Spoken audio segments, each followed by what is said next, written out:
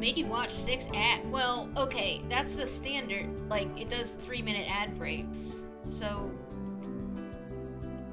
the stream starts with an ad break that I can't control that. Also, hi. I can't control that. But since it's a 3-minute ad break, it typically would do 6. But hi. Oh my gosh, I almost said good morning. It is not morning.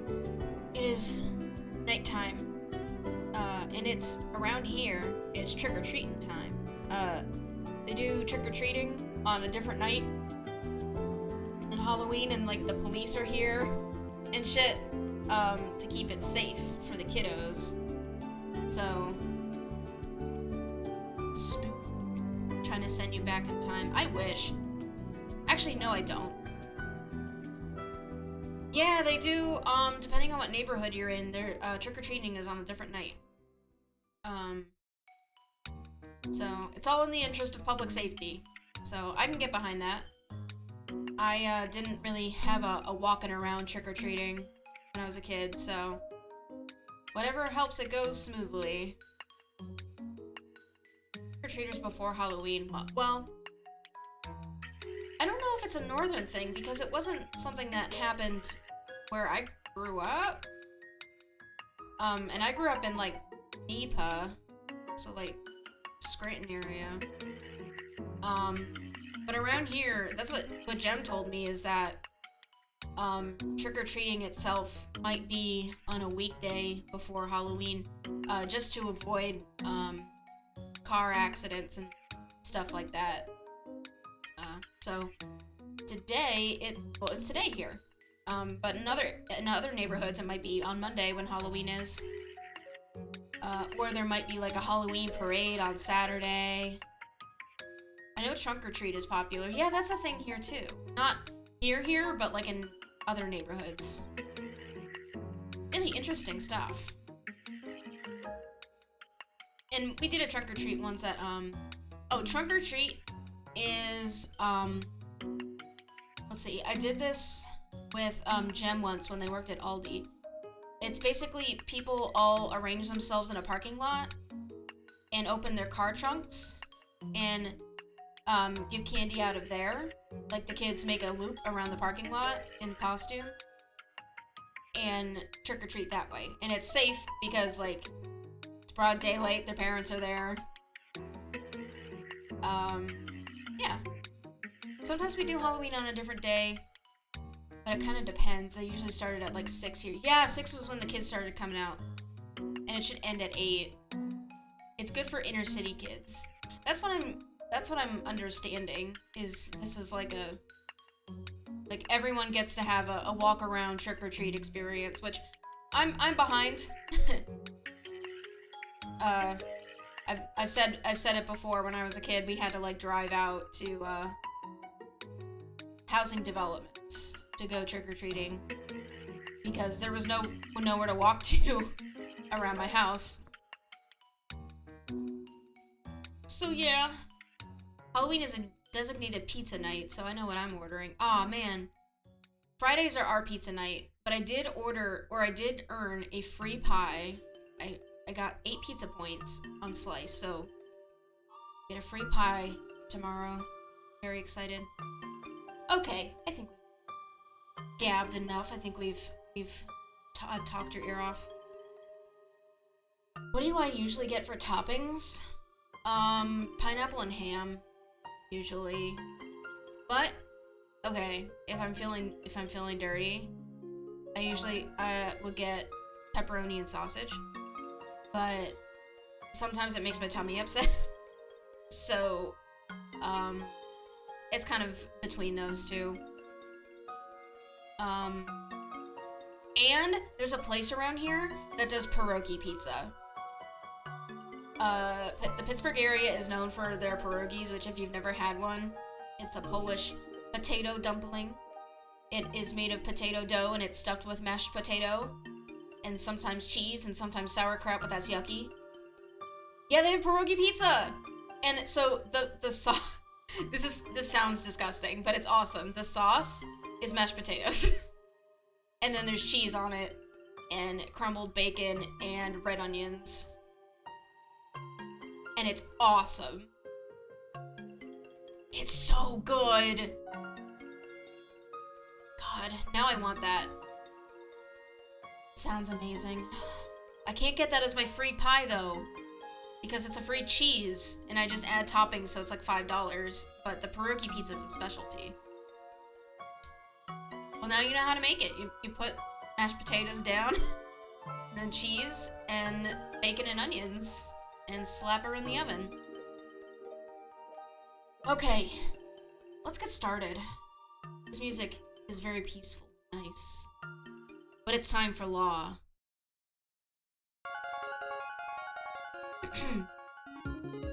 If you're new, welcome. If you're not new, welcome back. My name is Kat. I'm a VTuber, variety streamer, and a little fella in your computer. I use she, her, they, them pronouns. You can use them interchangeably if you'd like. This is an 18+ stream, so if you're under the age of 18, you can't be here. Go trick-or-treating. But if you are 18 or older, you can trick-or-treat too. I'm not gonna tell you what to do.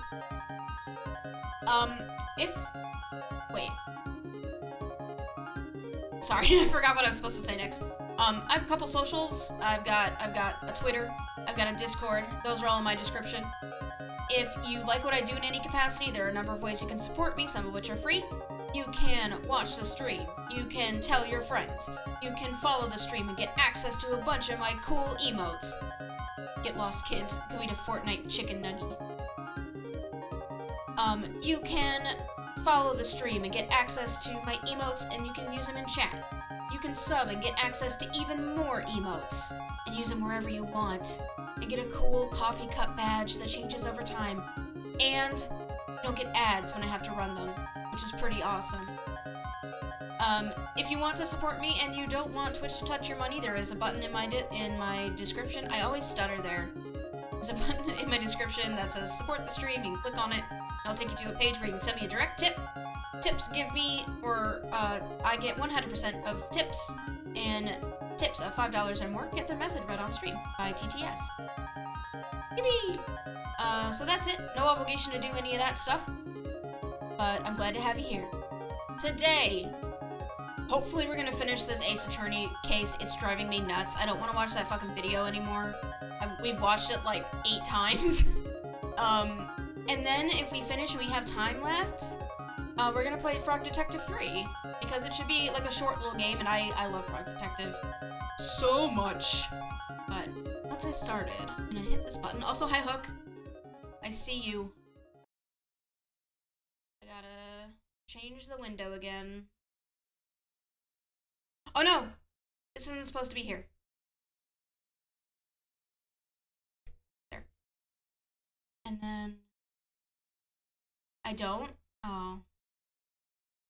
Okay. Who said that? You won't have time left?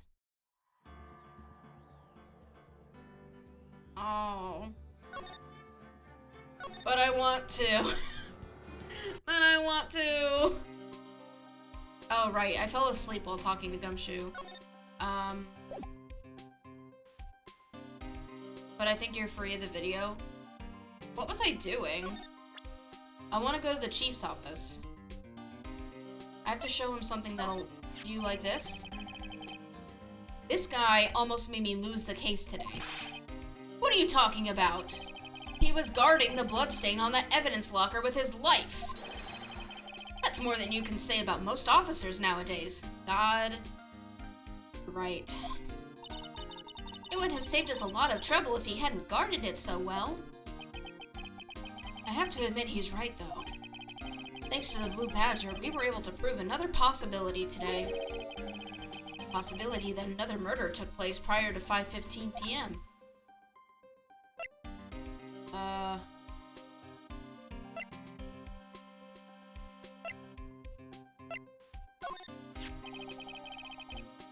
You're gonna have to find something to let Dick here give you his ID card. Even Gumshoe knows ACAB. That's the ID card record, isn't it? Yes.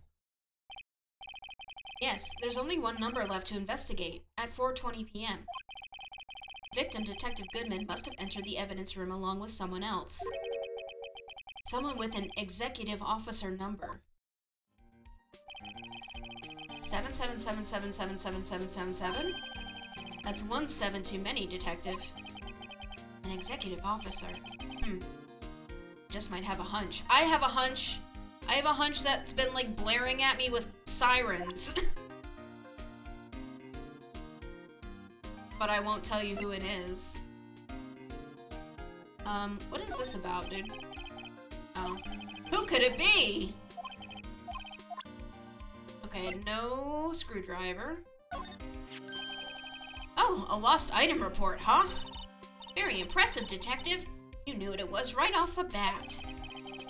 Well, I am a master of misplacement, you know. Master? That has such a cool ring to it. Don't say that ever again. The way I see it, if things are meant to be lost, and they're meant to be lost. There's a higher power at work here. Wow, a higher power. I shouldn't let Emma hold any evidence. Oh, you don't know anything about that. You don't know anything about the glove.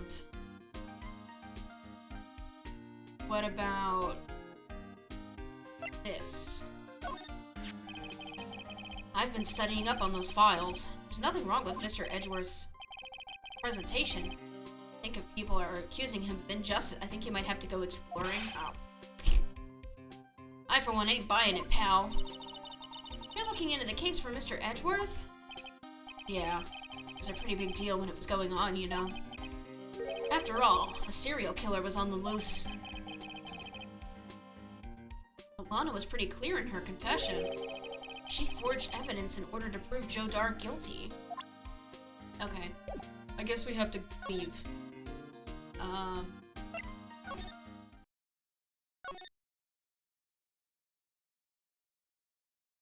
I didn't mean to smile like that. I was biting my lip.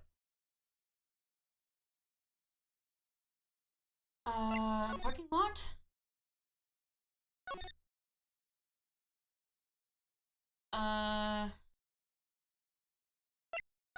Prosecution center? Oh wait, I can go here. I'm going to put on chapstick so I stop biting my lips now.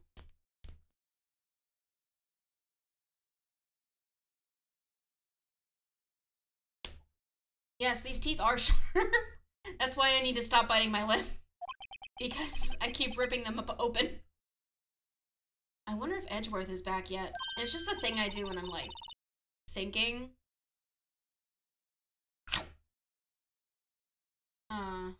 There he is. It looks like he's writing something. What are you doing here? Paper. Sure was quick to throw that paper on the floor. Tough day in court, huh? I had to live the past few years with rumors flying around. What's another allegation to me? Cheer up, Mr. Edgeworth. I'm rooting for you. That's Edgeworth for you. Always trying to hide his real feelings. Yay. So what do you want? Unlike you, I don't have all day. Or some people. Not me. There's no excuse for what I've done. 2 years ago, I used false evidence to obtain a guilty verdict. That's what it all breaks down to, and nothing I do can erase that fact. But you didn't know, did you? I mean, that the evidence was falsified. The police department and the prosecutor's office share a bond of trust. If that bond is broken, we stand to lose everything. The police department's error is my error, my responsibility as the prosecutor in charge. The fact remains that the same no matter what excuses I might have. Mr. Edgeworth, I take pride in my work. So tell me why. Why has it all come to this?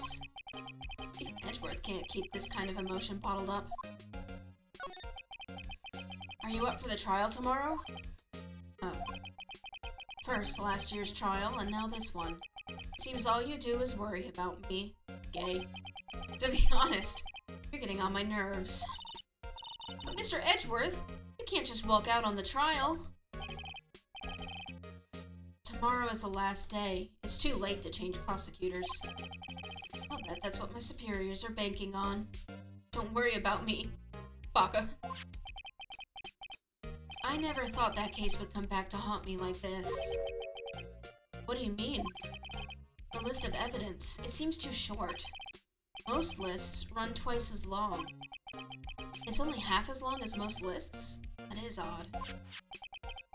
After Neil Marshall was murdered, I became prosecutor for that case. May not have been part of the investigation, but I knew what I had to do. Use the evidence I was given to prove the suspect guilty. That was really the only thing on my mind at the time. Say, we just saw a picture taken around that time. That picture? Something seems strange about it. Yeah, look at this picture. Look at this photograph.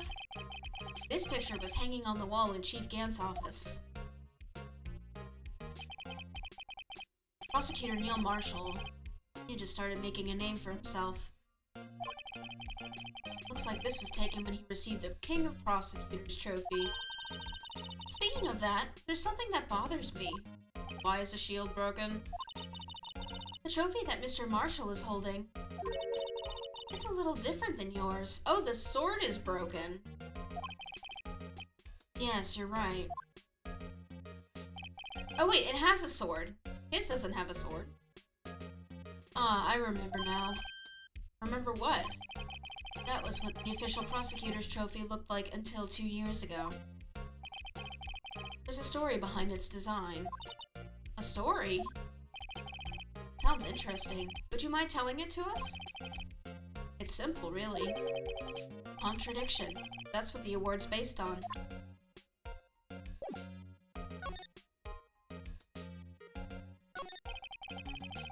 Could you tell us again what happened that day? The day Detective Goodman was murdered? You were participating in a ceremony over at the station, right? I've never cared for ceremonies, but I had to attend that one.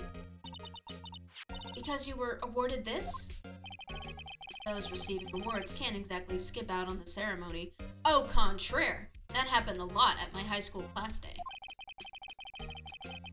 I and somebody else won the Class Complainer Award, and the other guy didn't show up. Not that I'm complaining about that. I finished up at the office in the morning, then drove over to the police department. You finished up at the office? Yes. Just odds and ends, clerical stuff. Ow! Why? -2. I really did win that award. I was campaigned for. I wasn't very happy about it. But then, what was I supposed to do? If I said anything, it would just solidify the case a little bit more, wouldn't it? God, they gave me that trophy in front of everyone's parents. So I complained. Yeah. Uh-huh. I didn't plan on returning to the office that day. That is, until I was asked to take something back. Take something back? This. Oh yeah, Chief Gant asked you to hold on to that, didn't he? Yes, it was a piece of evidence in a case that was closed half a year ago. He asked me to bring it back to the prosecutor's office. That's the story we heard yesterday. So you came back here to the prosecutor's office because the chief asked you to? That's right.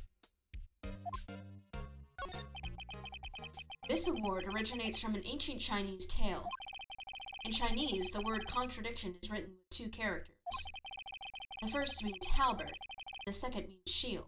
Have you heard this story? Me? Oh, sure. Everyone knows that. Why don't you tell it, though? For Emma's sake. Very well.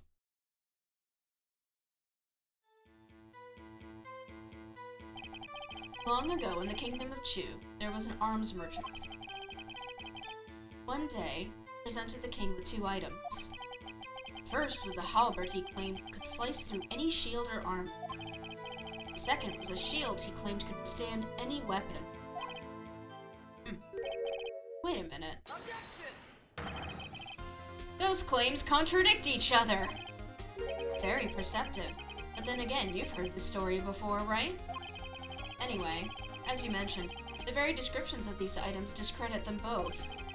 When the king pointed this out, the merchant was left speechless. Thus, the Chinese word for contradiction was born. Wow. I bet that makes more sense in Japanese where they use kanji. Oh, I see. So the chipped shield and the broken knife symbolize... Precisely so. They symbolize merchant's items. The ancient tale ends with the merchant at a loss for words. It's in our nature to pursue matters to their conclusion. Even if it results in something as ugly as this. Wow. Wow, thanks, Mr. Edgeworth. I learned something today. That's funny. If that's so, then why were you only given a shield? Oh, I didn't realize I was holding the mouse button down. I was like, why is everything going automatically? We'll have to ask Chief Gant. 2 years ago, he had the halberd part of the award abolished. Chief Gant.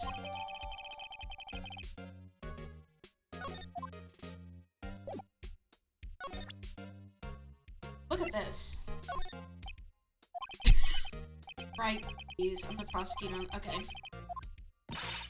Mr. Wright! Mr. Edgeworth just told you no in a very stylish manner. I want that piece of paper. Can I have it? This is a nice computer you got here. Can I have it? I wonder what he was writing before. Come on, Mr. Wright. Let's take a look. He is literally right in this room. Are you crazy? Edgeworth is sitting right there. Just distract him. I'll check it out. Hey, Edgeworth. Is that Detective Gumshoe out the window there? Oh no, he's falling to the ground! Hold on. First, let me see what this girl's doing crawling around my feet. He didn't even look. What? Letter of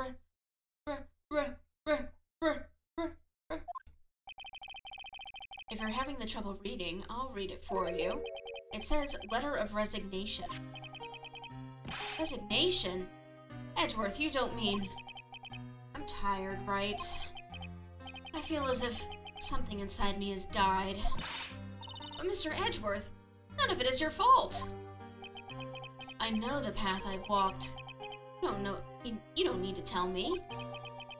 The path I've walked hasn't been a just one. I can't forgive myself for what I've done. And no one else should forgive me either. Uh-oh. I think he's serious. Mr. Wright, please, you have to do something. This letter of resignation. I wonder if I could use it for anything. Uh-oh. Edgeworth's discarded letter of resignation. He's serious. You did mean it. Okay, bye, Edgeworth. Feel better, okay? Oh.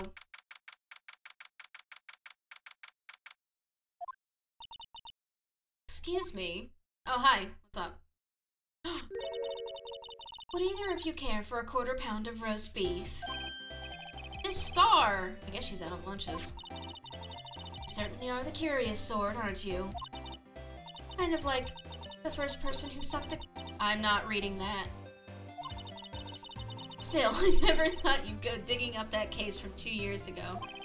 I don't need words I've said taken out of context. Everyone in this trial was involved in the SL9 incident. I'm not gonna say it! You guys are gonna trick me! You're gonna make me say it! I don't wanna say it! Not only that, but the murder occurred on the very day the evidence from that case was due for transferal. This can't be attributed to mere coincidence. I can't say that. There are kids outside. They might hear me. Your partner demands you. What do you like reading about culinary history?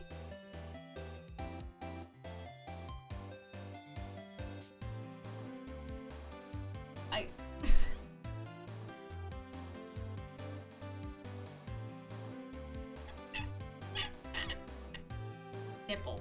There. I think I actually said it this morning. No, I said udders. There's a...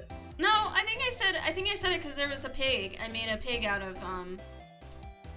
blocks in Voxelgram, and it was an adult. It was a lady. I mean, ladies aren't the only ones who have those. Telling which twitching... No! But will they know that whether they were female presenting or not? You don't know what that cow had going on. Aren't you forgetting something? You know, that little scene I happened to witness. The instant Lana stabbed Detective Goodman with a knife. No matter how much of the past you dig up, it won't change what I saw. Roast beef is meant to be savored when eaten. Roast beef is actually like a really, like, poopy cut of meat until, like, you have to cook it really long. Whatever. Mistar's hatred toward Lana, it all dates back to 2 years ago. She needs the pastrami. It's best with Yorkshire puddings. I've only had Yorkshire pudding once. And I was like 9. I don't remember a lot of it. I know how it works. Like, you put beef fat in a muffin tin and you put some batter on it. The steam makes, like, it basically lifts the thing and, like, shoots it out of the muffin tin. Joe Dark. That's a name I'll not soon forget. She needs the Sonic the lunch meat. We trailed him for half a year. Oh, the pressure. Still, I don't think I was ever more alive than I was then. Those days were steamier than a bowl of hot gravy. Also good with roast beef. Poor old Jake Marshall, though, must have been going through hell. You mean because of his brother's death? We're close, those two. After Neil died, something took over Jake. Became obsessed. Seeing Jake like that made her all the more desperate.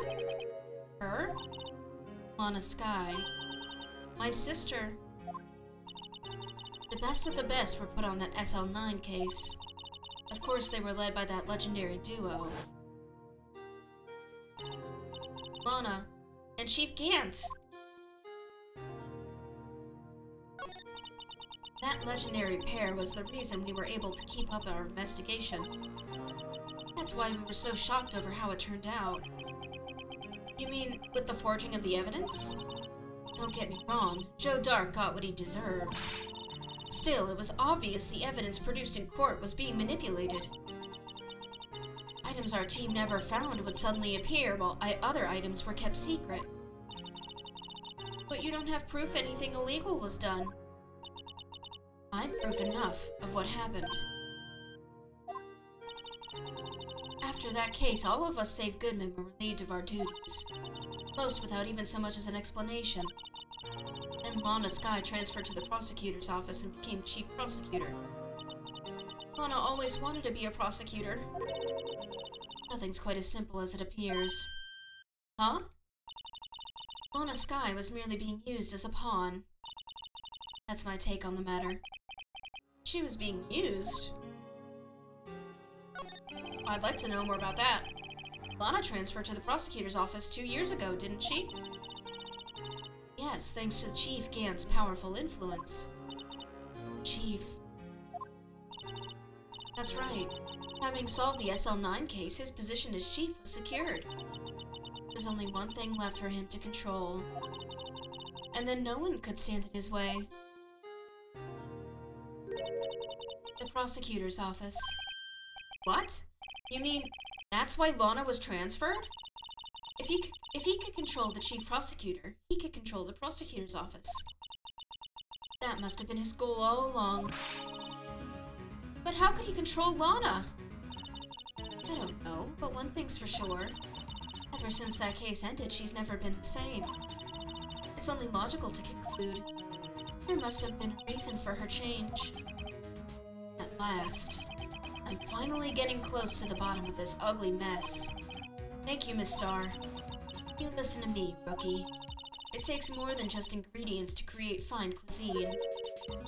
I hope you turn out to be a better chef than I've been. Damon Gant and Lana Skye. Gant led the investigation, Lana second in command. Best. They solved all kinds of cases together, didn't they? Damon Gant's magnetism in particular was almost unreal. His magnetism? By that, I mean his ability to attract evidence. He produced the most incredible evidence in the cases he'd handled. Incredible evidence? You mean incredible? As in, not you can't cred them. You can't believe them. They have no cred. Oh yes, there were rumors about him even back then. No one dared confront him, though. I take it she's talking about forged evidence. Back then, everyone looked up to Lana. All the detectives wanted to be like her. Really? Oh yes, myself included. I was a fool, really. She hated anything crooked, and always watched out for the other detectives. That's why she was so concerned for Jake. Mr. Marshall. When Jake's brother was murdered, she felt as if she had lost her own brother. If it wasn't for her, I don't think Jake would have ever recovered from his shock. That's what makes it all the more infuriating. A star. That's why I'll never be able to forgive her. Why did she have to turn so cold after that? Okay, time to go.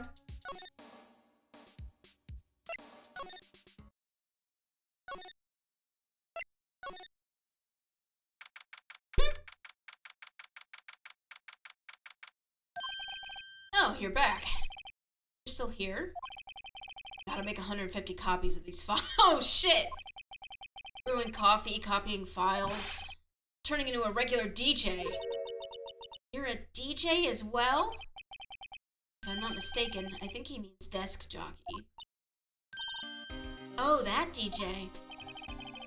Gotta admire your persistency, but my answer's still no. I'm so glad Dick recovered from his fall so quickly. He's falling to the ground! Oh no! I'm not letting you in the chief's office, period. It'd be my neck on the line. That office is the last crime scene in the SL9 incident. I have to take a look in there. There's gotta be something we can do to make the detective change his mind. Here you go. Look at this, Gumshoe. He really means it. What's this crumpled up piece of paper? No way! Mr. Edgeworth can't be serious! Is he ever not serious? I can't believe they pushed him this far. Mr. Edgeworth really feels responsible. When I first met him, I thought he was as cold as ice too. But I know different now. He trusted us detectives to provide him with sound evidence. But we betrayed him. Detective? That's it. I've made up my mind. But... Here, take my ID card. We can't do that. If someone found out, they wouldn't let you off the hook without another lost item report. Look at me. It's no secret I'm already out of the loop. After all, I'm friends with Mr. Edgeworth. He'll put it all on the line for Edgeworth. I love him. Depending on how this case turns out, I may already be as good as terminated. What? So at least let me do this, for Mr. Edgeworth's sake. Alright, detective, thank you. Okay, bye, time to go.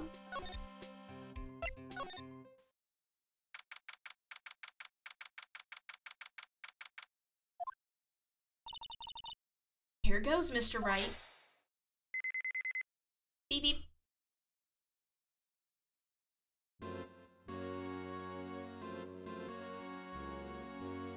Very austere in here. We're in!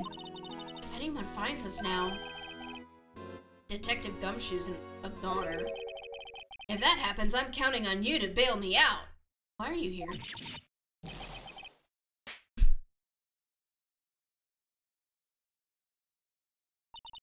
Sorry, I thought you were a ghost.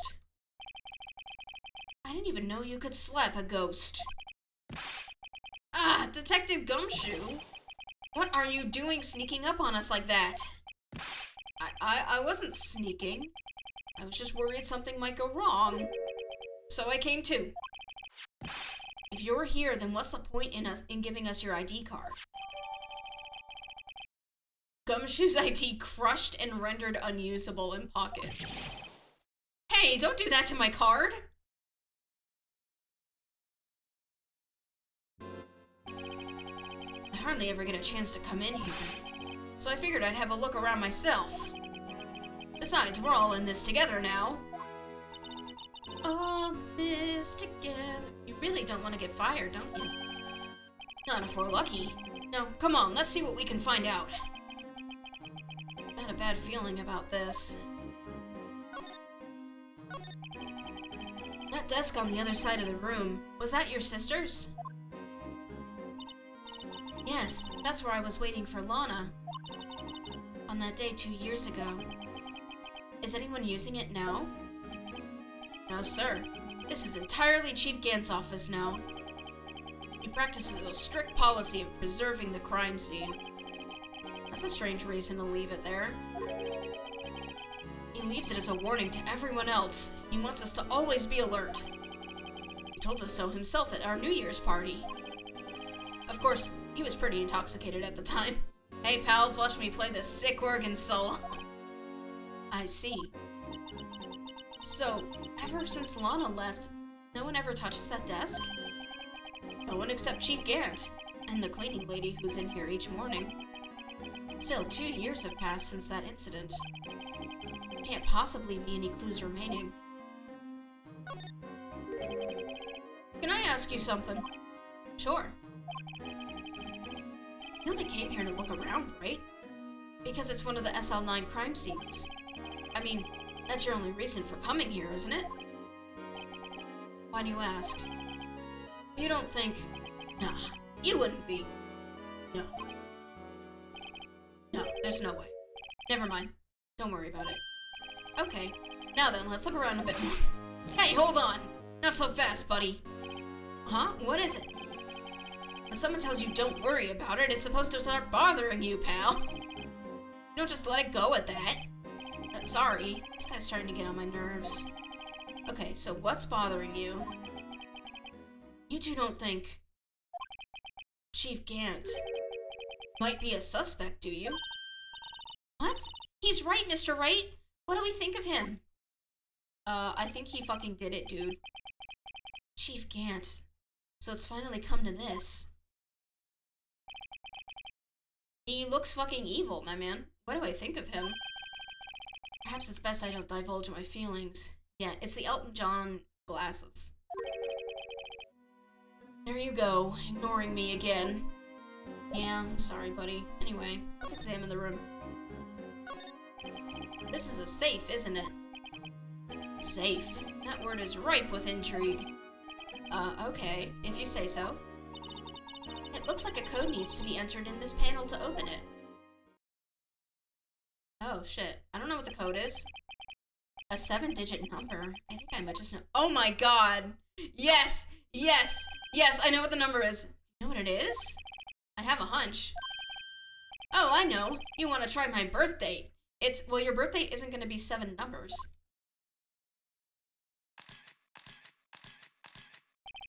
I have a better idea. There's nothing.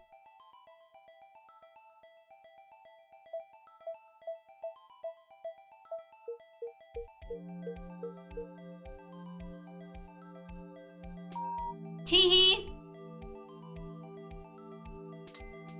That's a shitty code, dude. Bingo. What number did you enter? Whose birthday was that, pal? 7777777. Final ID card number on that record. Hi, Joe. What? The number of the mysterious executive officer who entered the room that day. Right up there with the password. You mean 7777777? That ID number? I think you're 1 7 shy this time. This can only mean one thing. That's Chief Gant's ID number. Say, anyone care to look inside? Yes. What's in the safe? What's in the safe? What's in the safe? Is there any money in there? How much does he have stashed away? Look, it's a... It's the rest of the cup. It's the rest of the jar. A shard from a broken cup. This somehow looks familiar. Where have I seen this before? There's something else in here too. A handprint. What's this? It looks like a piece of leather cloth. Ew. This is a handprint, isn't it? Hey! I saw someone wearing a shirt like that once. You think the chief made up the design? Anyone care to get randomly tased and have vital evidence removed from their possession? Not today. Not today, Zerg. I don't think so. Oh. Ow! Well, it was just a thought. Stealing your evidence. No! Is that it? Is that all that was in the safe? Apparently so.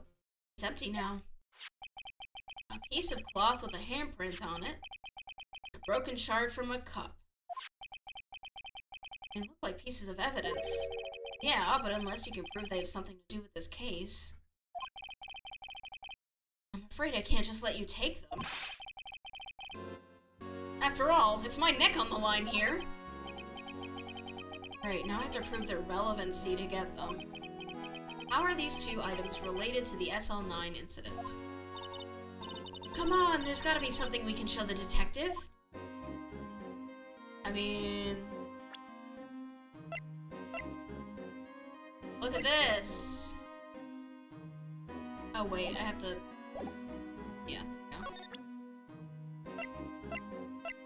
Oops. Look at this! Detective Gumshoe, could you have another look at this jar? I remember when the three of us put that back together. Ah, those were the days. It's kind of early to be nostalgic. Wasn't this jar a piece of evidence from that case? That's right. On one of the shards had an SL9 incident sticker on it. Doesn't this ring any bells? You know, that fragment we just found? You mean this one that was in the safe? Yes, that one that was in the safe.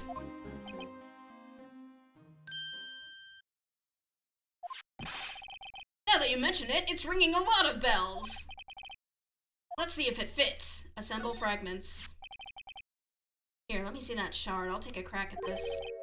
Go ahead, pal. Show us what a rookie can do. It's literally, there's one space left. Mr. Wright, here's some glue. I can piece this together again. I'll prove Chief Gant was knowingly hiding evidence. Here goes.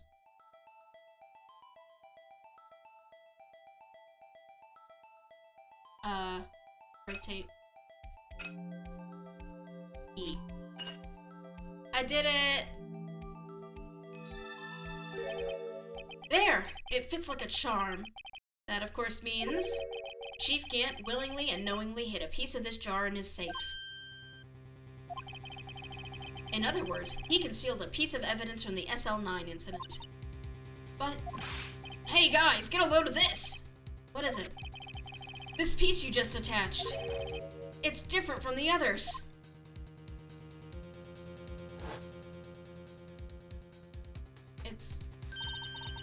There's a reddish line on it. A reddish line? That's blood. Nobody noticed that shit had blood on it this entire time? I don't get it. Why would Chief Gant hide this in his safe? I don't know, buddy. What do I do for the leather?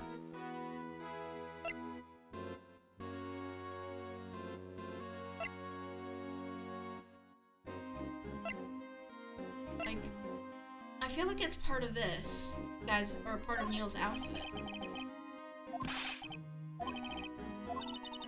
You're some negative detective. We do want you to share your information, though. Oh, who am I fooling? I never had anything useful to share to begin with. Arg. Got to stay positive.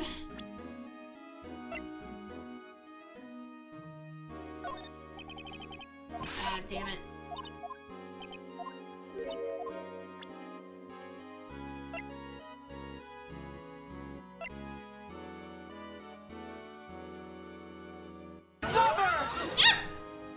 Bubber! Here he comes. There he is! We loved him. We missed him.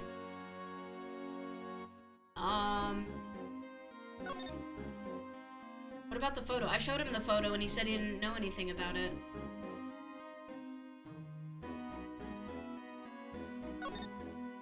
Unless you mean a different photo.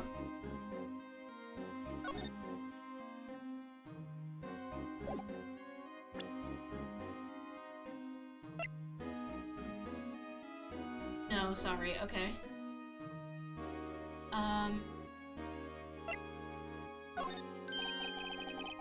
Hey, I just bought some of that stuff. Now I can go around detecting blood traces too. Wow! Is that a new type? I've never seen that bottle before. That looks like soap. Add 3 inches to your base height. Base height? Hey, let me see that. Blooming tall. New and improved growth formula. You mean this can't detect any blood traces? Well, it's not quite the same thing as luminol. So that's why the lady at the counter had that smirk on her face. Sorry, man.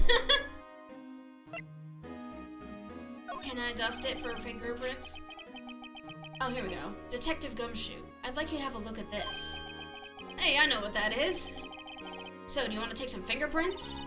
That's a great idea, Detective. Alright, go to town. Sheesh. Can I do it? What are you doing? Why are you just sticking out your hand like that? Oh, Jesus Christ. Go ahead, take my fingerprints. It's not your fingerprints we want to take. Huh? Come on, this isn't the time for jokes. We're talking about that cloth we found in the safe. Oh! I knew that. The one with the handprint on it, right? Sheesh, where's your sense of humor? Okay. Okay, Mr. Wright, let's check for prints. Sprinkle the powder on the cloth. Then, once they've been absorbed into the prints, blow the rest away. What are you, my mom? I don't have to be told a million times. No, but I do need to be told how to run the VHS or the VCR 5,000 times. Alright, let's get this over with.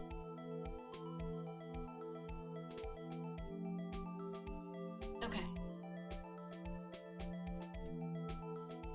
And this time we're gonna do it right.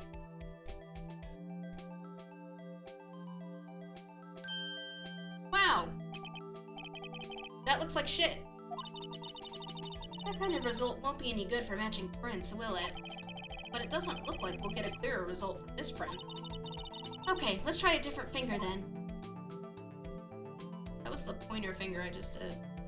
Let's try the thumb.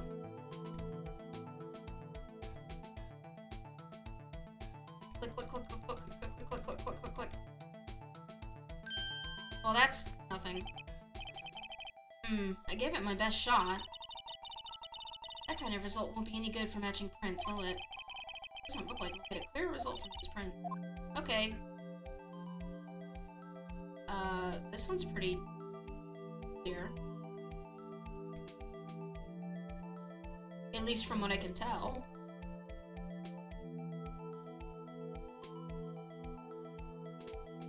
Yeah, that's pretty good.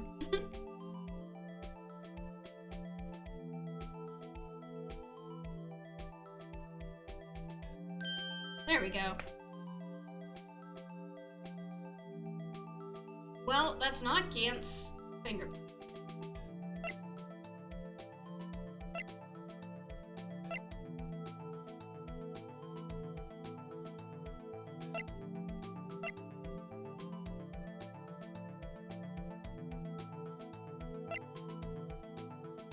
That's Emma's fingerprint. Oh no.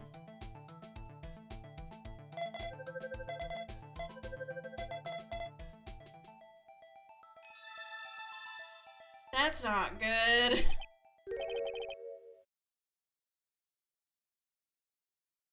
No, how can this be? What are Emma's fingerprints doing here? Hey, you found a match? Whose fingerprints were they? Huh? Oh, it seems the prints are too old. They aren't clear enough to get a match. Oh, it's too bad. I thought they'd be Dark's prints. Psst. Hey you, over here. What's going on here? What are the kids' prints doing inside the chief's safe? Don't ask me. Let's just get back this information. Let's just keep this information from Emma for now. Here, maybe you should hold on to this.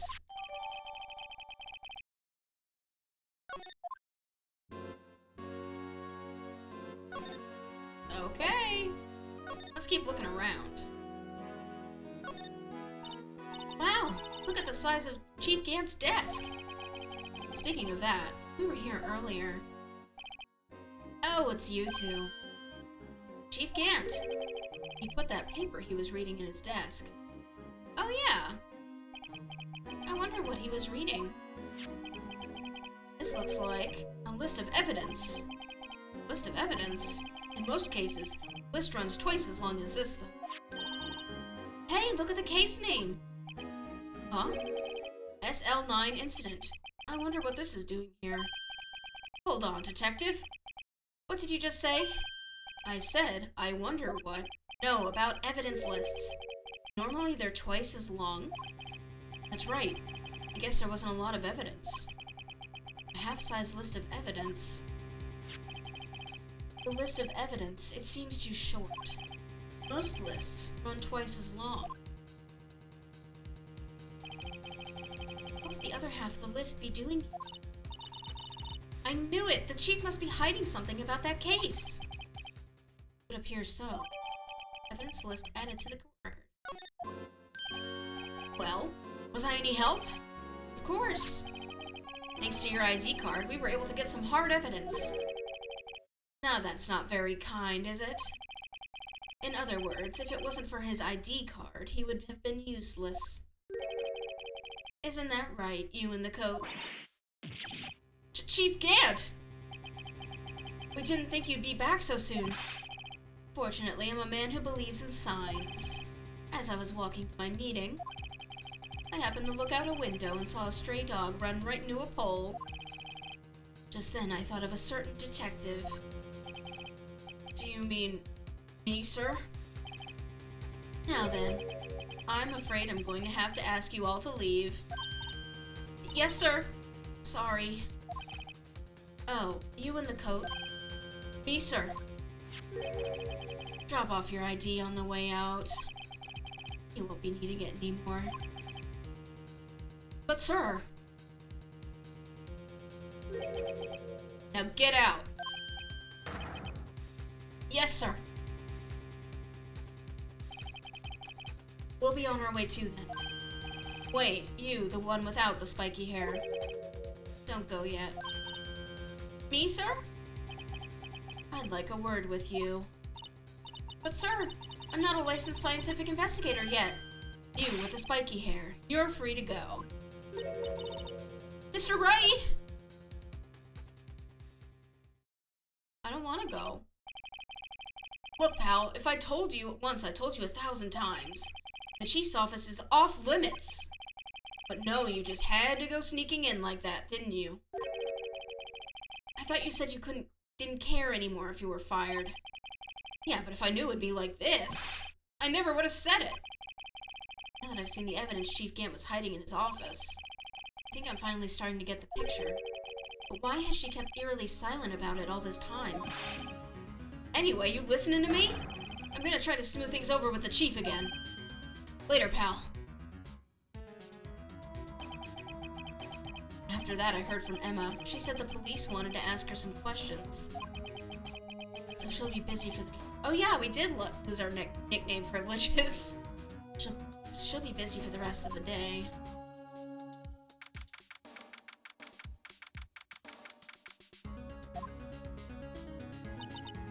I see. So the chief asked Emma to come in for questioning. It's no use thinking about it. Tomorrow's the final day in court. I'm committed to doing everything I can to defend you, which is why I'm here. But I've already told you all I can. What you've told me over these past couple of days is absolutely nothing. Not a single useful thing. Really? I believe I did mention something quite important. Something I told you right at the beginning. I said that I was the one who stabbed Detective Goodman. You know, I think I finally figured it out. I know who it is that's lurking behind your words. Mia did a good job mentoring you. I'm rather jealous. Gay. It seems Edgeworth was right. Edgeworth? Once you're convinced, you know something. No one can persuade you otherwise. Thick-headed is the term he used, I believe. Now's my chance to get her to tell me the rest of the story. I have to admit I was more than a little perplexed at first. You insisted you did it, yet there was no incriminating evidence. That's when it hit me. It's not that you're unwilling to tell the truth. It's that you're incapable of doing so because of a certain individual. What an intriguing notion. A certain individual, you say? So you think I'm protecting this person? Protecting? No. I think afraid of is more like. If I'm not mistaken, the person in question may have persuaded you to silence. For argument's sake, Mr. Wright, who, may I ask, is this person you're speaking of? The one I'm supposedly so frightened of? What is this person's name? This guy.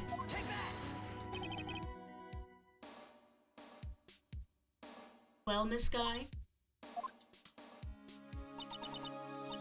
Mr. Wright, you are addressing the Chief Prosecutor. Do not forget your place. I take it she's still not ready to spill the beans. My apologies. Could you please tell me a bit more about what you think you know? We were partners until 2 years ago. I respected him as a detective. Assuming he's respectable, tell me something. Why would he try to hide his crimes? His crimes? Both you and Edgeworth will be brought before a board of inquiry for what you did. Specifically, hiding and forging evidence. Of course, these are serious offenses. Why is it, though, that Chief Gant's name was never mentioned? Chief Gant? Edgeworth didn't know the truth behind the forgery. The only party who could have possibly tampered with the evidence was me. I had access because I was second in command of that investigation. Yes, you, but also one other, Damon Gant. If you intend to accuse Chief Gant, you'll need more than just words. Show me proof that Chief Gant falsified evidence in that case. Okay. Where's my jar? Here it is. Here you go. I just found this in a safe in the Chief's office. This jar piece and this piece of cloth. Do you know what these are? They're pieces of evidence from the SL9 incident. The person concealing evidence was none other than Chief Gant himself. Now tell me more. Why are you taking all the blame for him? Touché, Mr. Wright. It's as you surmised, I cannot disobey the Chief's orders. Even if it means being found guilty for murder. Why not? Come now, Mr. Wright. You can't possibly expect me to be able to tell you that. 3 days ago, I had no choice but to cooperate. In the murder of Detective Goodman. Or perhaps I should say, follow orders. Yes, that's more accurate than cooperate. Although I can't tell you the details, I can say that I was given an order that day. I need you to dispose of Bruce Goodman's body. You'll find it inside the trunk of Miles Edgeworth's car.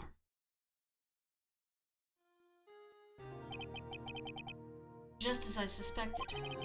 Despite what everyone believes, you were not the one who murdered Detective Goodman. Correct. I was trying to take the body out of Edgeworth's car. The trunk's lock was broken, and I discovered that murder weapon while inspecting the body. The murder weapon? You mean Edgeworth's knife? No. When I found the body, this was the knife stuck inside it. The knife from the SL9 incident. Serial killer Joe Dark's knife. I couldn't just leave that knife in him. Okay, but where's the tailbone? I think that's gonna just happen right now. So I took it out and stabbed him with another knife. That would be Edgeworth's knife. That's right. Even though he was already dead, my hands were shaking at the thought of stabbing him. That's why I ended up cutting my hand. And that is the reason for the bandage on your right hand.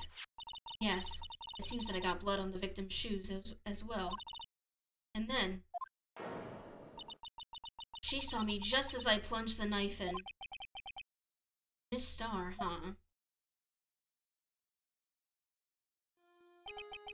Why did you need to hide Dark's knife so badly? It took a lot of work to finally close the Dark case 2 years ago. It was over with. I didn't ever want it to be opened again.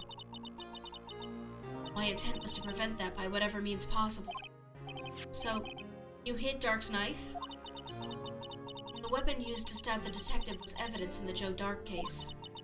If word got out, which it would, the reporters would have a field day with that. So you wrapped the knife in your scarf and hid it, in Edgeworth's exhaust pipe. Right, then I called my sister to tell her what happened and to ask her to hide the knife that was inside my muffler. You asked Emma?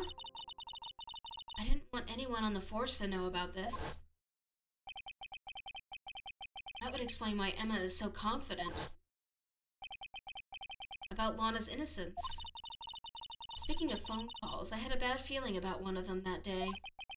A bad feeling? The truth is, after I received those orders from Chief Gant, the first thing I did was make a phone call. A phone call to Patrolman Jake Marshall. To Marshall? Why on earth would you call him? The lead investigator for the SL9 incident had been murdered. I wanted that fact to be kept hidden, and I needed help. He was the only other person I could trust. Or at least, I thought I could trust him at the time. However, it seems that after I spoke to him, he went on an escapade of his own. Oh, you mean, not wanting the case to die, he decided to take things into his own hands. He disguised himself as Detective Goodman and tried to steal the evidence. He had already stolen the ID card, but it seems he still hasn't made his mind to break into the evidence room.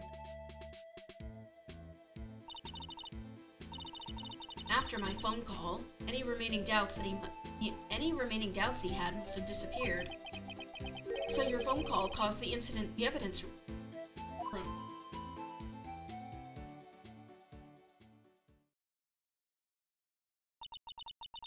I'm afraid that's all I can tell you. But Lana, you've earned my respect, Mr. Wright, both as a defense attorney and an investigator. Now please, don't pursue this any further in court tomorrow. Tomorrow's trial. There's only one way to drive off Lana's demons. I've got to get to the bottom of everything. Ow! Don't worry, I'm about to hydrate, I promise. We're probably gonna get to a to be continued, and then I'm gonna get up and get some water. Detective Goodman's real murderer.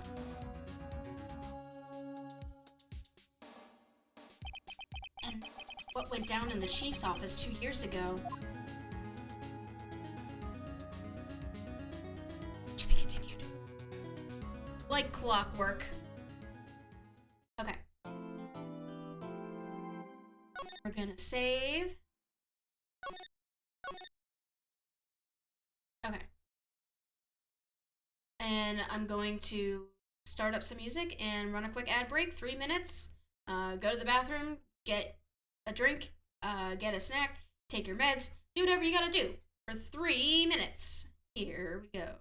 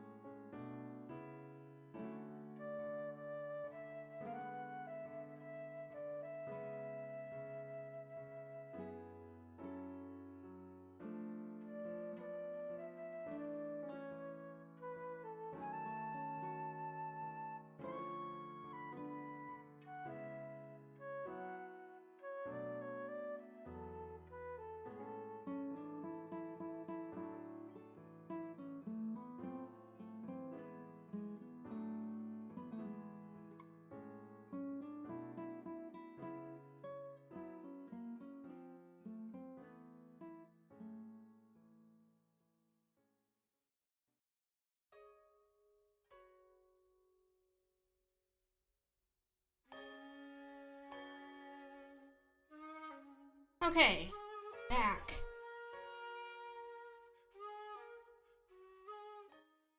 Let's get back to it.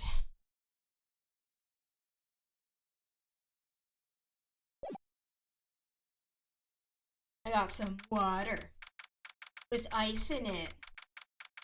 Does I deserve it? This is the defendant lobby, all right. But there's no defendant. I've been trying to reach Lana all morning. Where could she be? Where's Emma, for that matter? It almost seems as if something's been happening behind the scenes. Edgeworth. Knowing you, you've already figured it out. Who the owner of the 7777777 card was, or ID number that is? Well, I have a pretty strong hunch. Looks like I'm not the only one who's figured it out. Hi, Edgeworth. You know, the only reason this trial didn't reach a verdict yesterday is because there was still room for doubt regarding this ID record.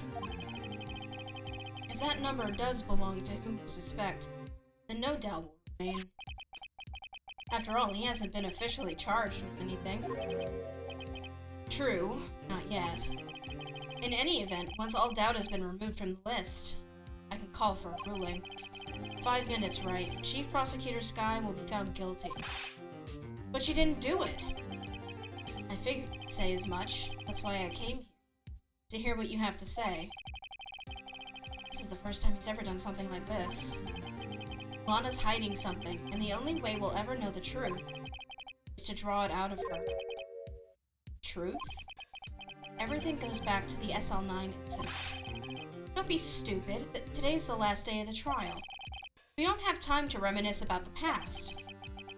That depends on you. If she's found guilty, you'll lose your only chance to find out what really happened. I'll think about it. See you in court, Wright? This is it. If I'm ever going to find out what Chief Gant has on her, it's now. Yay!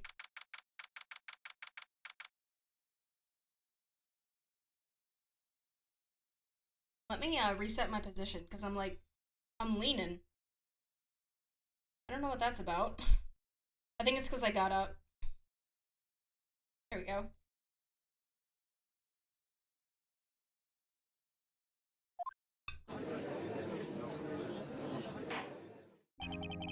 Court is now in session for the trial of Miss Lana Skye. The defense is ready, Your Honor. The prosecution is ready, Your Honor. Normally, this is when the prosecution puts forth its opening statement. But before that, the police chief has a proposal to make. Oh, good! Chief Gant!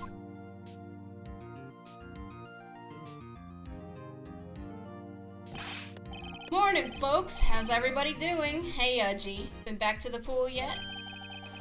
No, I've been drowning enough as it is in my work. Oh, that's a good one. Don't think I can top that. If you don't mind me asking, Chief, exactly what is this proposal of yours?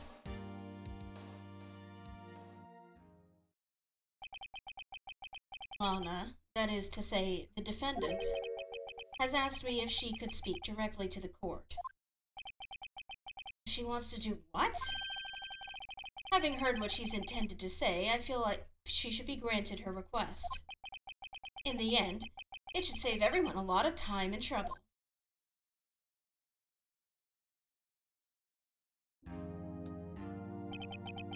What's this all about, defendant? I'd just like to make one simple request, and I'll be finished. Well then, what's your request? Your Honor, I'd like you to put an immediate end to this trial. Huh? I confess to all charges against me. On February 21st of this year, I murdered Detective Bruce Goodman in the underground parking lot of the prosecutor's office. No, Lana!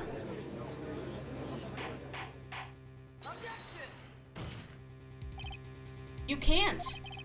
Your Honor, the defendant's claim does not change the defense's plea. In that case, Mr. Wright, I no longer require your services. But Lana! Your Honor, I hereby forfeit my right to an attorney.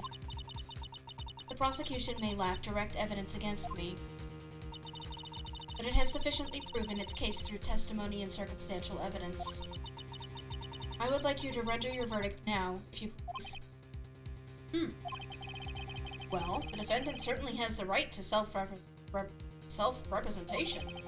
Her request is legally valid, although this is an unprecedented situation. Indeed, it appears there's no further need to continue this trial, even if Mr. Wright may feel otherwise. This can't be happening. It appears the time for the verdict has arrived. This court finds the defendant... Objection! Edgeworth! One moment, Your Honor. Mr. Edgeworth, the prosecution has not yet proven the defendant guilty beyond reasonable doubt. Any ruling at this stage would certainly be premature. Come now, Worthy. I understand this is a difficult time for you. But why don't you just be a good little boy and keep your mouth shut,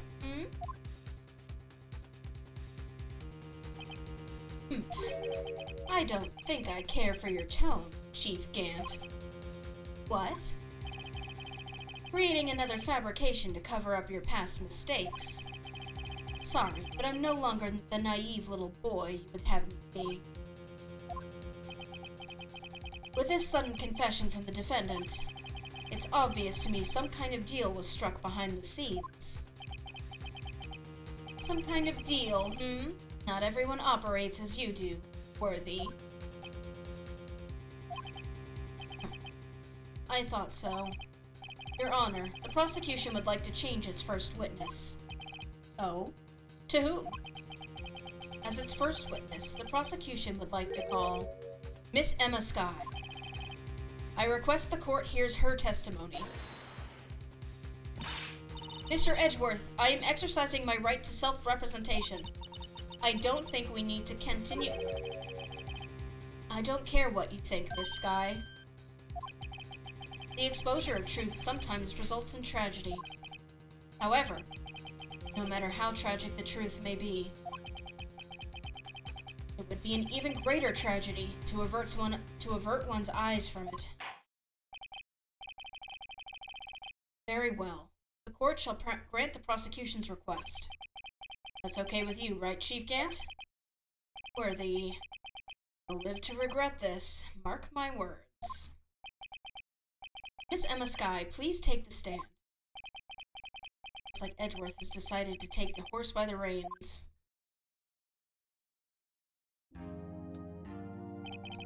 Now then, witness, please state your name and occupation. My name is Emma Skye. My occupation? I'm Lana's little sister, and I want to be a scientific investigator.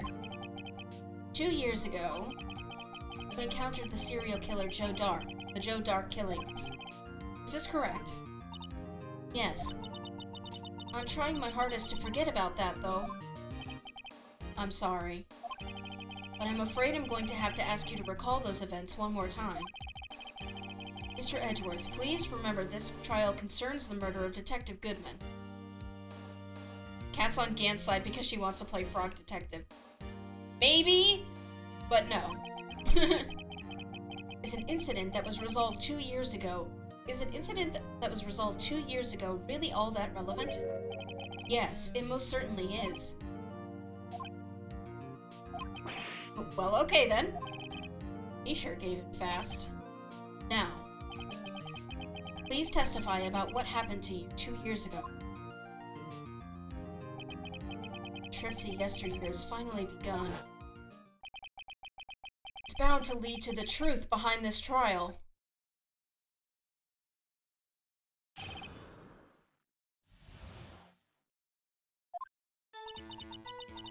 I was waiting in my sister's office that day. A man came running in and took me hostage. Neil Marshall rescued me, but I'll never forget what I saw in that instant. The man raised up his knife and stabbed Mr. Marshall in the chest. Oh, that's not true. It's a good thing you weren't harmed. I passed out. I don't remember much. That's understandable. However, please tell me, Mr. Edgeworth, what does this testimony have to do with Detective Goodman's murder? That will soon become apparent, Your Honor. You've got to admire him for his courage, considering he has no evidence. Very well. The defense may begin its cross-examination. And you know what that means. Haha, it's time to save.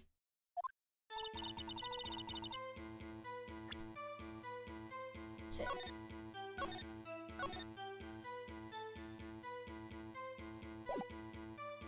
I wish I could make the text go faster, but there's no option for that.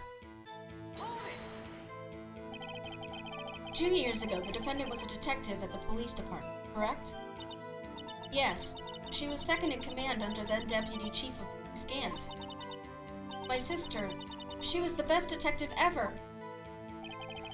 Yes, I remember. Deputy Chief Gant and Miss Skye used to be quite the pair. I believe they shared the same office. That's right. I'd always sit at my sister's desk and dream about playing that organ. I wanted to play it that day, too. The police department and the prosecutor's office held a ceremony that day. Lana promised to take me to dinner after she finished her work. A man came running in and took me hostage. A man? Yes, Joe Dark. He was a serial killer. Joe Dark was brought in for questioning on that day of the day of that ceremony. We were desperate to get anything on him that would lead to an arrest. When he saw his chance, he fled the room, Wright. Upon fleeing to the room, Dark proceeded to take the elevator. He must have been in a panic because the elevator was going up. Then he ran into Skye in Gant's office. There was a lot of noise coming from outside, so I opened up the door to have a look. That's when I saw him.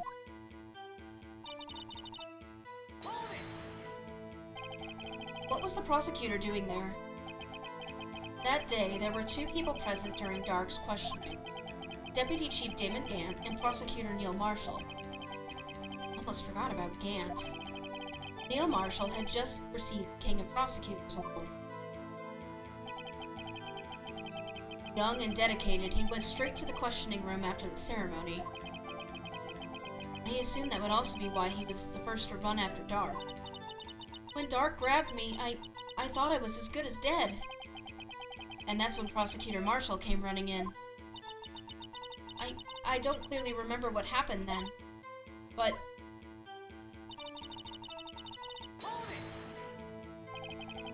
Can you tell us about that? Mr. Marshall jumped on Dark. Just then, the lights went out. The lights? It was just about this time of year. There was a terrible storm going on, and lightning struck nearby. So the electricity went out. Wait a minute. If it was pitch dark in that room, you shouldn't have been able to see anything, right? Right, but just then lightning flashed again outside. That sudden flash left an unforgettable image of the scene in my mind. I see. I told the detective about what I saw then. Detective? Yes, Detective Goodman. He was in charge of the case. Detective Bruce Goodman. Victim. Hear more. So you spoke with Detective Goodman about this 2 years ago? Yes, that's what's so scary about this trial. And you told Detective Goodman about what you saw? Yes, but at the time, the words just wouldn't come out. That's why I drew a picture. A picture? Yes, I think she mentioned that before. Well, Mr. Wright, have you heard enough? Ask about the picture. This picture the witness drew, I believe it has a very important meaning. But the list of evidence I was given 2 years ago didn't contain a picture. Witness, would you mind if we added this statement to your testimony? Yes, Your Honor.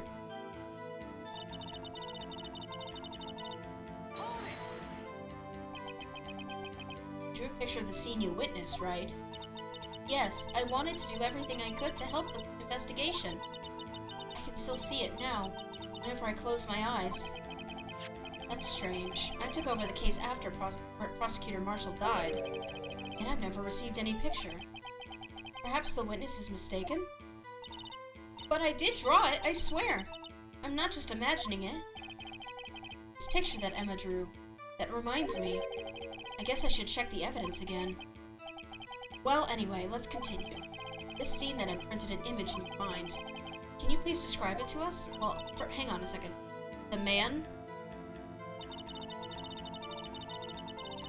Okay, hang on. It wasn't lost. Don't worry. I've got a list of evidence. Oh, I can't read it. What the fuck? I want to read it, though.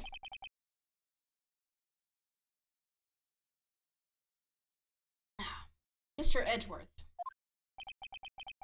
This little girl put all her heart into drawing that picture. And yet you would insist on denying its existence? Huh? Hey, I'm not the bad guy. All I'm saying is that as the prosecutor for that case, I wasn't handed such a picture. That may well be. But that doesn't mean it doesn't exist. Behold! This is the evidence list for the SL9 incident. Please turn it over, Your Honor. Turn it over? Turn it... What's this? Oh shit, there was something on the back of it. I didn't even look. Yes, what is that? That's not a bad picture. Hey, that's it! That's the picture I drew. Indeed. Two men appear to be wrestling here. What's the meaning of this? What are you doing with that list? Me? Only the prosecutor in charge should have access to that list. Huh? These lists, they're different from each other. What? It would appear, Mr. Edgeworth, the evidence list you were handed 2 years ago was incomplete. These two lists fit together to form one.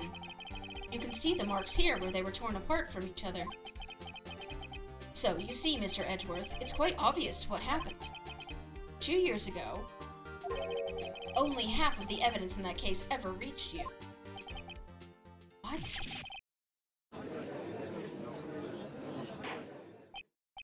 Order. Order! But, Miss Skye, why did you draw your picture on the back of such an important list? Because that's what Detective Goodman handed me in the questioning room, Your Honor. Wait a minute. If this list was torn in half, then that means... Your Honor! Are you alright, Mr. Wright? Your eyes are bulging from your head. If the evidence list was torn in half, then there might be more of the drawing on the back of Mr. Edgeworth's list. And he never looked at it? Yes, that's quite conceivable. Mr. Edgeworth? It's possible. Let's see.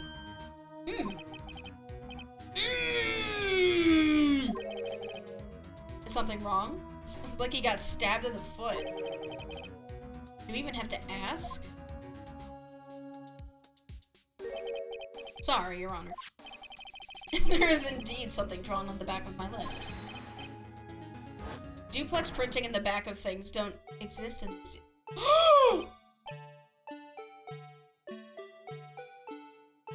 Are you fucking serious?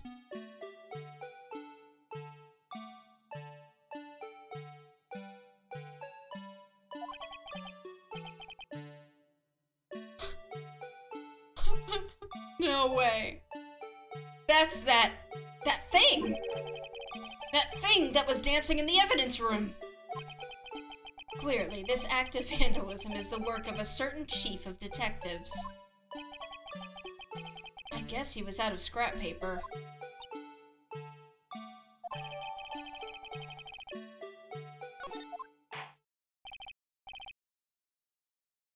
Very well, witness. Oh, very well. Witness, Will you please testify about this picture you drew 2 years ago? Huh? Oh, yes, sir, Your Honor. What's wrong with Emma? She seemed to be thinking about something when she was looking at the picture.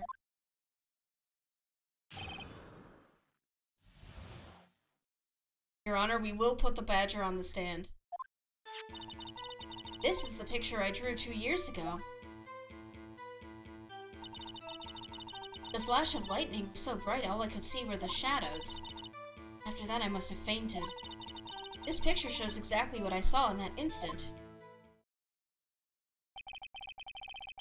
To think a flash of lightning could burn such an image in your mind. Thanks to that, though, she was able to show us exactly what she saw. Well, I don't see any contradictions here. This clearly shows Joe Dark about to murder Prosecutor Neil Marshall. The defense may now begin its cross-examination.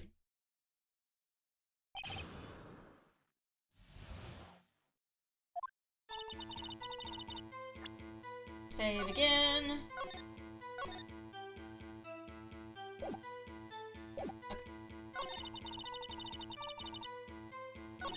You gotta press the step.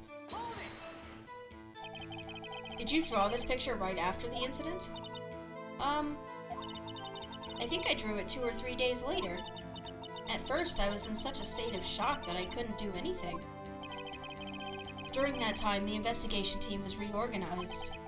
Detective Goodman was placed in charge, under the direction of Damon Gant and Lana Skye. 2 or 3 days later, the memory should have still been fresh in her mind. Excuse me, witness. But can you please tell us why this picture is painted all black? Because of the lighting? Flash of lighting was so bright, all I could see were shadows. So at the time, you didn't even know it was Mr. Marshall who would come to your rescue? No, I couldn't see him clearly. The lightning was so bright, and I was knocked to the floor. You were knocked to the floor? Dark had a tight grip on me, but when Mr. Marshall jumped on him, I was knocked away. I turned around, and that's when the lightning flashed.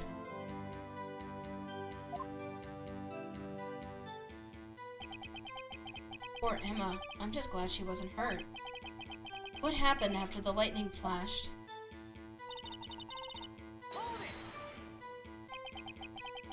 You mean you didn't see the actual murder take place? No. I'm sorry. The flash of lightning only drove off the darkness for a split second. Not only that, but the trauma of the situation understandably caused the witness to faint. Do you really need to torture this girl any further? Yes. What? Hey, I'm not the bad guy here. Anyway, this picture...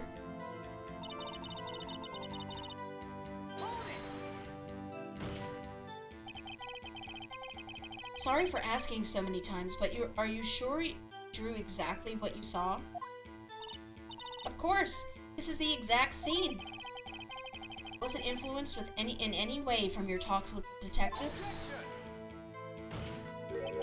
Are you insinuating we somehow manipulated her memory, Mr. Wright? I absolutely fucking am. The police do this shit all the time. No, of course not. And better watch out or he might find some way to cut my salary. I drew this picture before I heard anything from the detectives, so I don't think anyone's story would have influenced me. Mr. Wright, is there something that's bothering you about this picture? Huh? Oh, well... That's strange. She claims this is exactly the scene that was imprinted in her mind. And yet... there's clearly a contradiction here. Is there?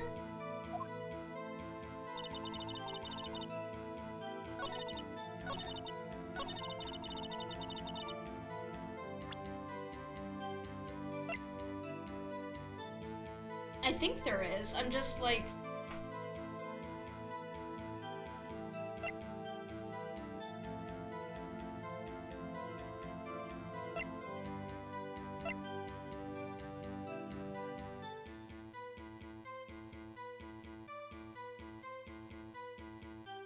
Yeah, he was stabbed in the back.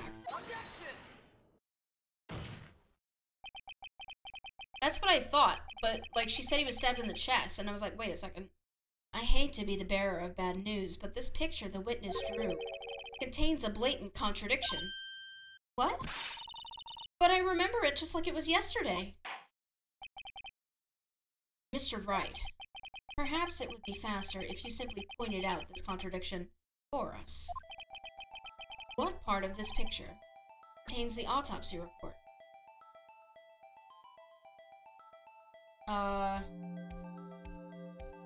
Wait, this knife is already broken. Contradiction, of course, lies here. Take a look at the knife the man is holding. If you look closely, you can see its tip is broken. Even I don't have to look closely to see that, Mr. Wright. But Mr. Wright, look at the evidence. See the murder weapon? Its tip is broken too. If I recall, the tip of the knife was found broken off in the victim's body. It was the conclusive piece of evidence that proved Joe Dark was the murderer. I'm afraid it's not so simple, Emma. And where, pray tell, could you possibly see a problem? It's obvious, really. The victim suffered a single stab wound to the back. If the victim was only stabbed once, then the murder weapon should not yet be broken. Oh, shit. Ah, what's the meaning of this? Perhaps the knife was broken beforehand. Sorry, but I'm afraid that's not possible. The tip of the knife was found inside the victim's body. If it was broken beforehand, it couldn't possibly wind up there. That's right. But what does this mean? The tip of the knife was undeniably discovered within the victim's body. The only possible explanation is that the witness's memory is mistaken. That's why I asked her so many times if she was sure she remembered correctly. I believe you were annoyed at the time, but she remembered correctly. But there's no other way to explain this inconsistency. Not so fast, Mr. Edgeworth. There is another explanation. Have you forgotten already? About a little something called falsified evidence? Treading on thin ice, right? All I'm saying is that this broken knife tip might be the piece of evidence that was forged. You can't deny the possibility. No. Order! Order! Order! Are you saying the investigation really was corrupted? Your Honor, please allow me to once again go over the events that took place the day of the murder. The police department and the prosecutor's office were holding a ceremony that day. After receiving the King of Prosecutors Award at the ceremony, Neil Marshall questioned Joe Dark along with Damon Gant. During his questioning, Joe Dark fled the room. Prosecutor Marshall chased after him and was killed by Dark. It is my belief that somewhere in this story, there is a lie.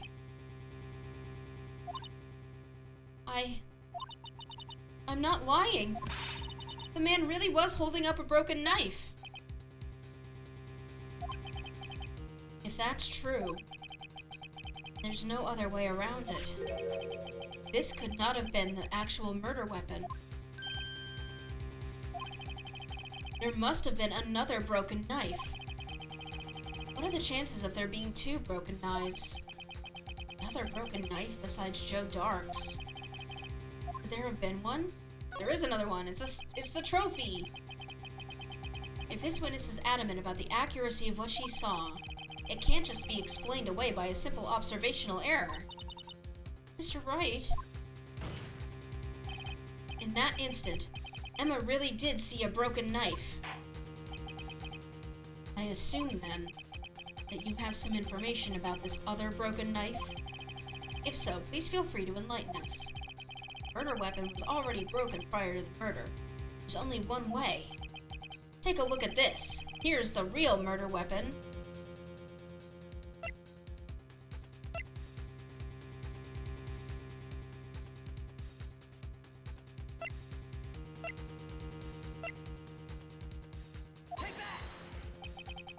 If anything's broken here, it's you. Huh? I'm sure this must all be very amusing to you, Mr. Wright. Oh, come on! But what?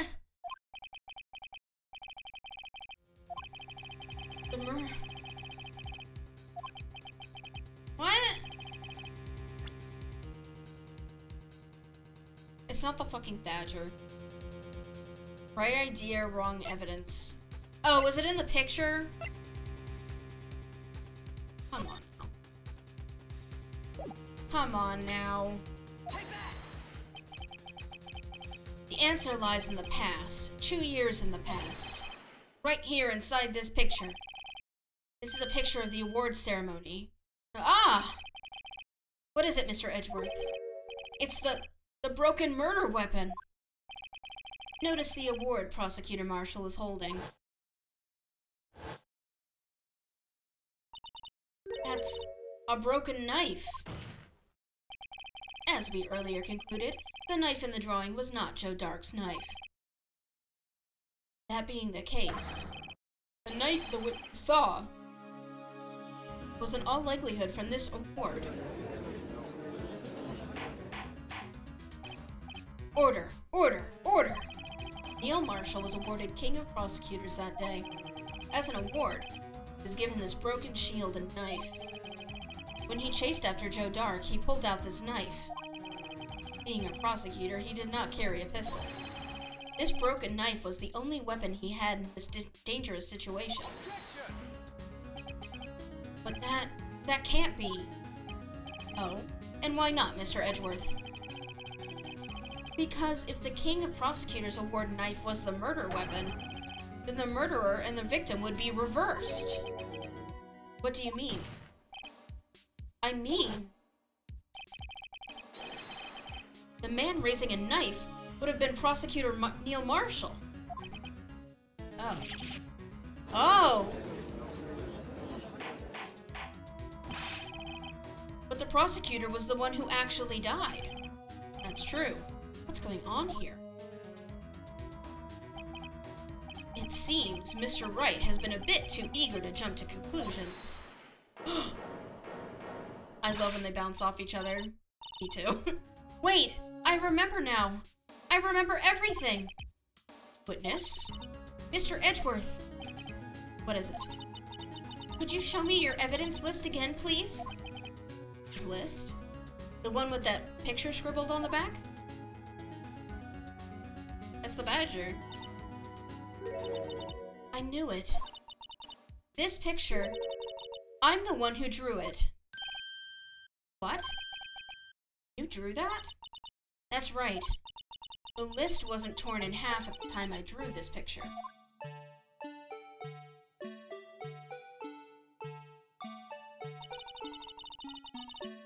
All this time I've been trying so hard to forget. Can we turn it, please? Can we rotate it? Ugh. I must have blocked this part away deep inside me. I mean, I don't blame her.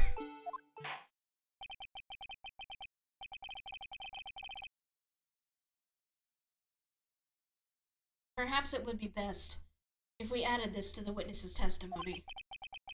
Would you please tell us what you've recalled, Miss Skye? Yes, Your Honor. First the knife mix-up, and now the blue badger? Should be interesting.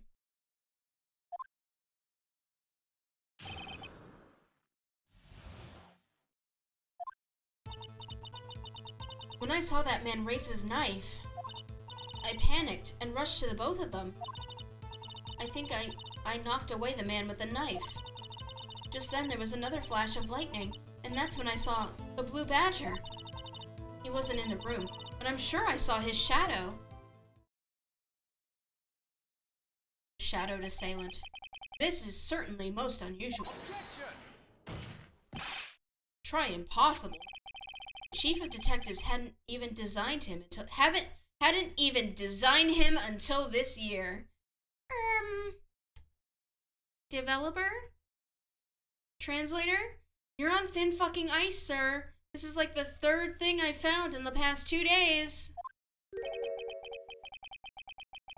That would mean he didn't even exist 2 years ago. Nerd. Come on now. This used to be like the kind of job I wanted, too. Wait, shit. Fuck, what did he say? Cat, you have no idea the depths of funny typos in this game. Oh, God. Stop, please. Don't pursue this any further. Lana. What's the meaning of this? Please remain seated in the defendant's chair. But you can't do this. I've already confessed to the crime. Why can't you just leave it at that? Chief Prosecutor Sky. We've already come this far. It's too late to turn back. Silence. The defense will now begin its cross-examination. Bailiff, please detain the defendant. It seems we're finally getting to the core of the matter.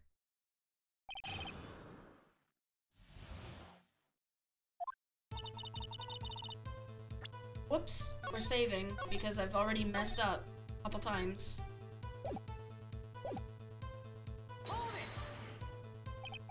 When you say that man, I assume you refer to Joe Dark? Yes, at least I think it was him. You think? All I could really see were shadows. The power outage that immediately preceded the incident is also documented in the prosecutor's office reports. So then you...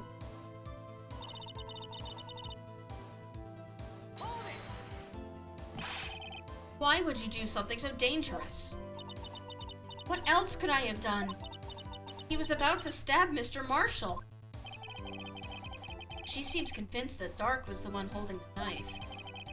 As we just theorized, Mr. Marshall was the one holding the knife. Well, I didn't know that at the time. When that Dark guy knocked me down, all I could think was, I've got to help that other person.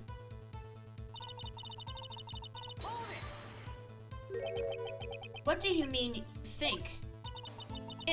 It all happened so fast, and I was in shock. I don't remember everything clearly. What I did, it's all kind of a blur. This guy was almost killed before she was witness to a murder about to take place. So much happening in a matter of seconds, a little disorientation is only natural. I saw the man about to stab the other person, who I thought was Mr. Marshall. I knew I had to stop the man with a knife. What you did was very brave, young girl. So then, what happened next?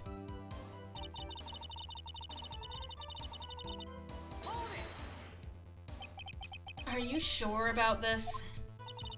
Of course, see? I even drew a picture of him here. But it was the chief of detectives who thought up this hideous beast. Okay, he's not hideous. He's kind of funny looking. I like him. I don't like the dancing one. And that was just this year. The Blue Badger didn't exist 2 years ago. This is all quite verifiable. Those are the eyes of a killer. I know it sounds strange. I was surprised too when I saw him at the police department. Ah! I had this nagging feeling that I'd seen him somewhere before. Now I finally remember. Cicero wants a sweet roll. Oh, brother. Just when you thought that thing had caused enough commotion. Tell us, where in the room did you see him dancing? He wasn't in the room, but I'm sure I saw his shadow. His shadow? So, you mean you didn't actually see his face, with his winning smile and all? That's right. But I still remember it. He had the three creepy horns. This is pointless. That thing couldn't have possibly existed 2 years ago. The witness must be mistaken. That may well be. But what's important is what caused her to think she saw what she did. Oh? And I suppose you have an explanation? I do, actually. I think it looks like the base. What is this blue badger, really? Blue badger hadn't even been dreamt up when Emma drew this picture. Yet she's certain she saw its shadow. Ladies and gentlemen, and other, it is the defense's belief that on the fateful day 2 years ago, there indeed was something that looked similar to the blue badger. Something that is now sitting in this very room. Mr. Wright? In this room? Very well, Mr. Wright. What is it that the witness saw in that instant? Oh shit. Oh, I was wrong. Okay. Well...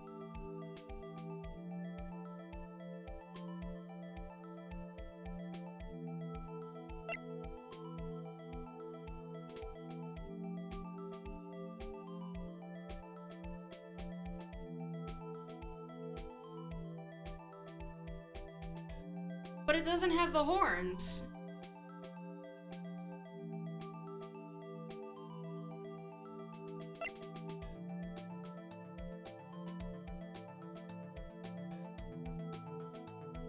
Like...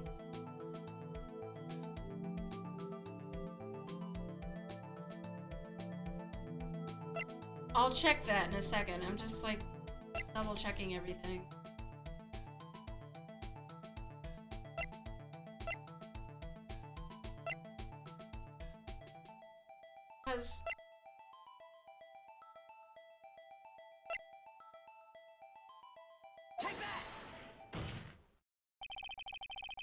Mysterious blue badger was in fact this. Look at Emma's picture.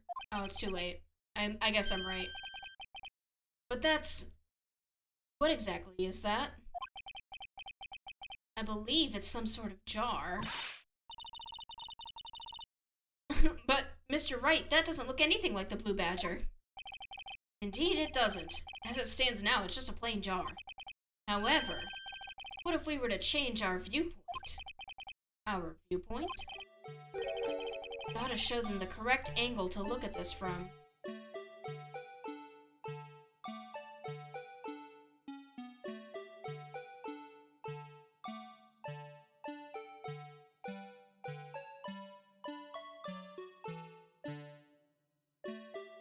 Why do I have to listen to this?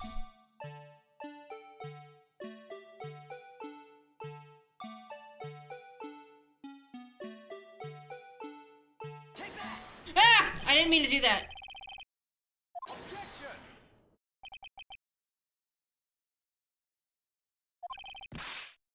That was an accident.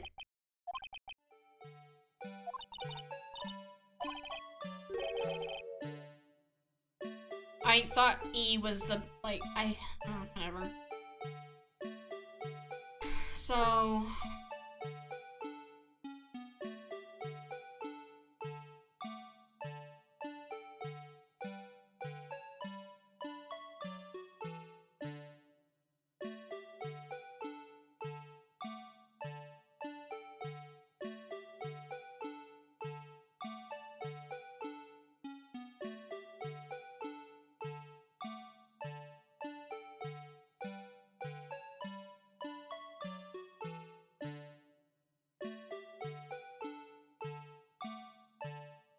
Yeah, that looks right?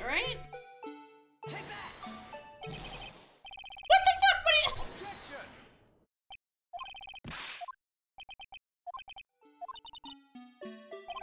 This... Oh my fucking god. Come on. Okay. This was finicky on the DS. I can't imagine... Something like this? Something like this finicky on the DS? Say it isn't so.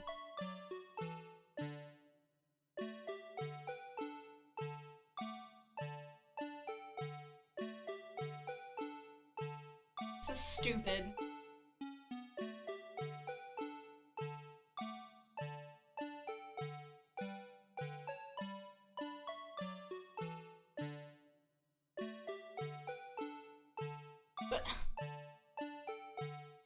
Bet you wish this was 999 now, huh? Absolutely.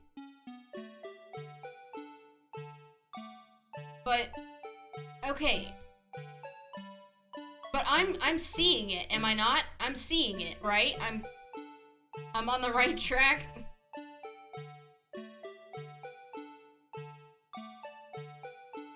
Does it have to be like symmetrical? I'm like using this grid back here.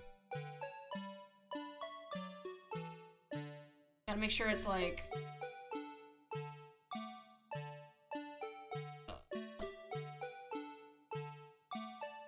it's very finicky. Oh. Take that. Ha ha ha!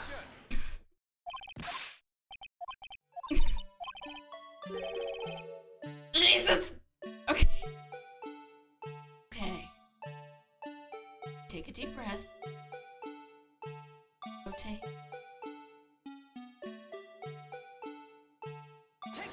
No, that was a mistake. Yeah. Okay.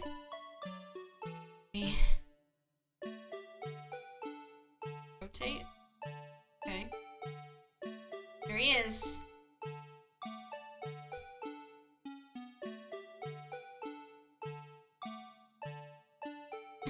Okay.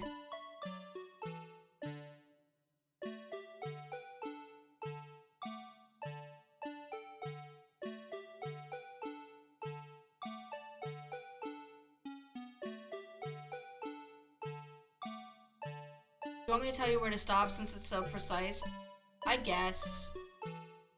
Because, like, we all know I have the right idea, right?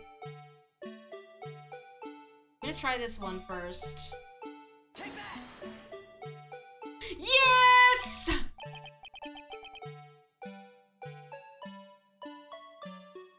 Well, is this a miracle or what? That's a stretch. No one can possibly deny this jar's resemblance to the Blue Badger.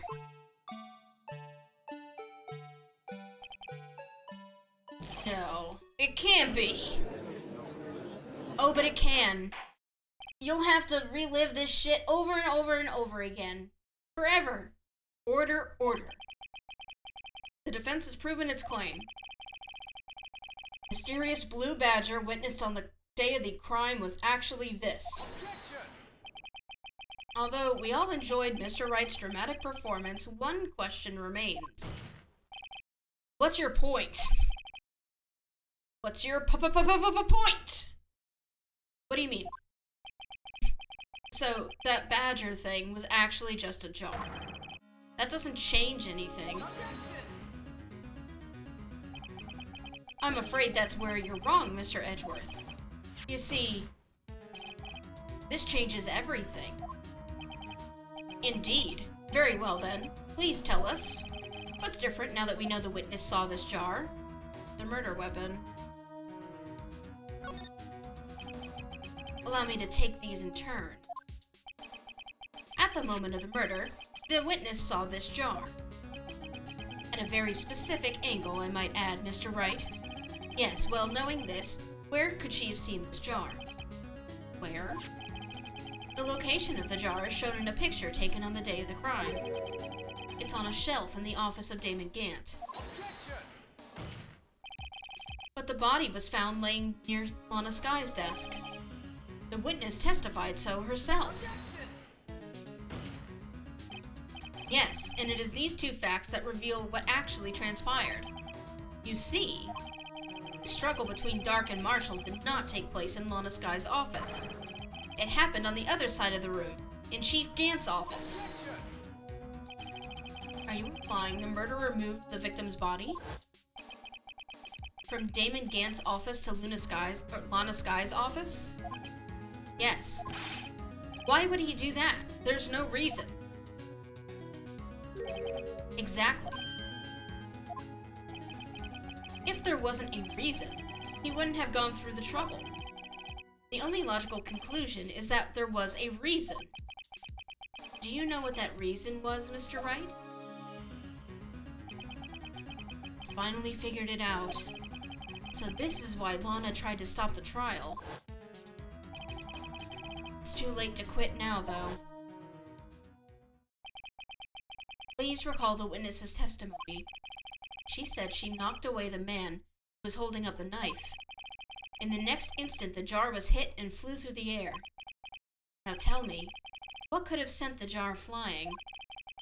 That would have to have been the impact the man made when he was knocked into the wall? Ladies and gentlemen, we got him.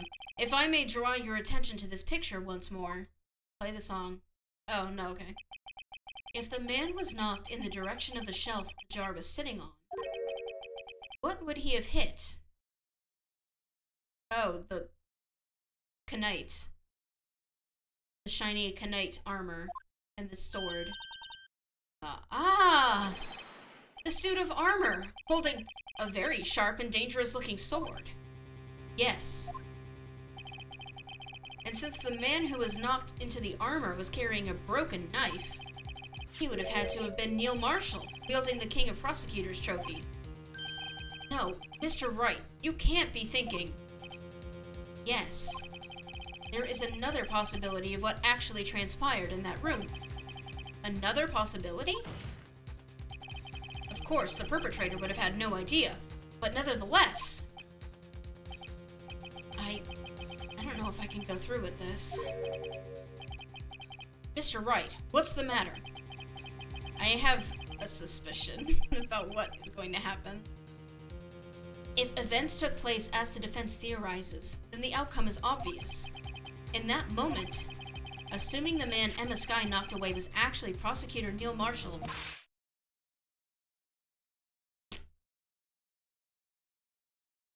wow.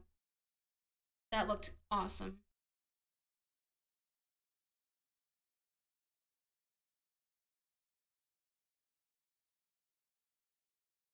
Yeah, I think you did it, my friend. You mean Mr. Marshall died because of me? No! No! God.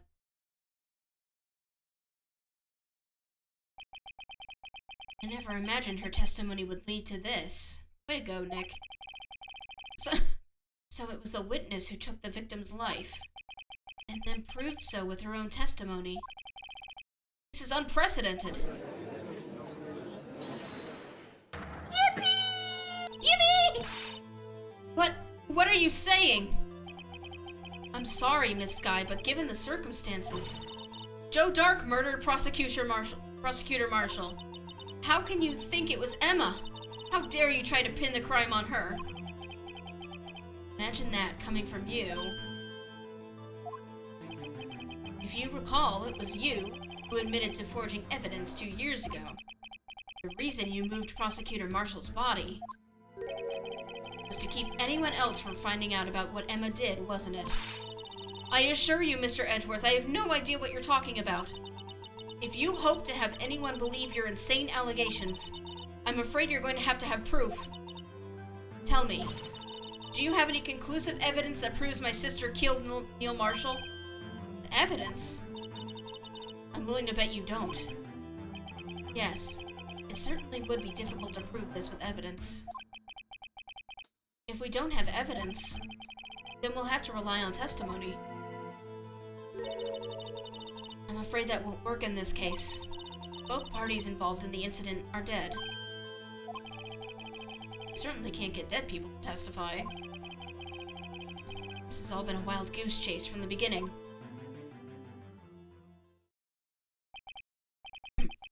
Touche, Miss Skye. Of course, that only leaves us with one possibility. You mean there's still another possibility? What do you mean, Mr. Edgeworth? I mean the possibility that the victim has left us a message. For better or worse, Mr. Marshall did not die instantly. He may have left behind the name of the person who took his life. In one manner or another. That's impossible. Well, Mr. Wright, this is the only possibility left to you. A message from the deceased. The Does such a message exist? Got to think back to the court record. The real murderer's name that the victim may have left behind. I think it is in the evidence. This message from the deceased is already in our possession. Mr. Wright, will you stop at nothing to prove my sister a murderer? Do not be mistaken, Miss Skye. Our purpose is not to accuse Emma of any crime. There's only one thing we seek. Truth. No matter how painful it may be. Now then, Mr. Wright, please show us the piece of evidence that conveys a message from the deceased. Okay.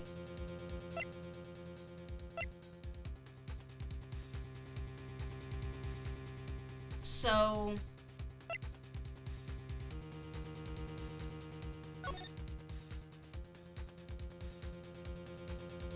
is this anything?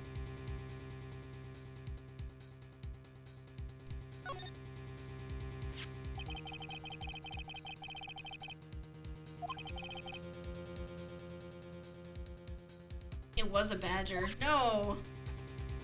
This... maybe it's like writing, I don't know.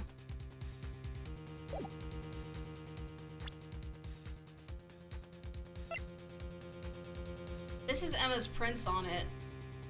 But I don't know why. Let me say the thing. This is the message left by the deceased. This is that blue badger from before, right?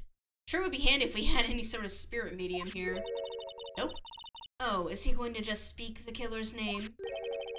If that thing could, I'm sure it would. It's like everyone's forgotten this is just a jar. A message was left here, on the surface of this jar. What do you mean? If you look closely, you can see a faint trail of blood on this jar. It looks like someone wiped all the blood away. But what if I luminol it? Yes, but notice. For some reason, the blood on some of the fragments was not wiped away. Yes, there's a line here, drawn in blood. So what you're saying is these dots were once lines. Hi, Emily, welcome. You made it, just in time. Prosecutor Marshall did not die instantly.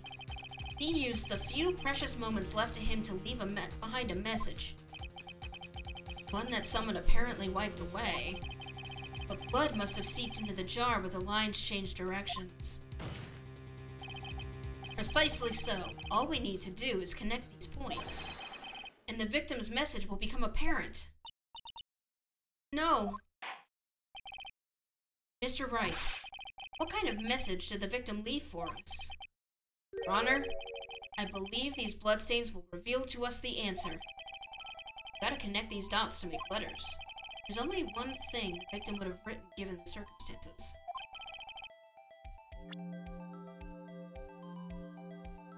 Well...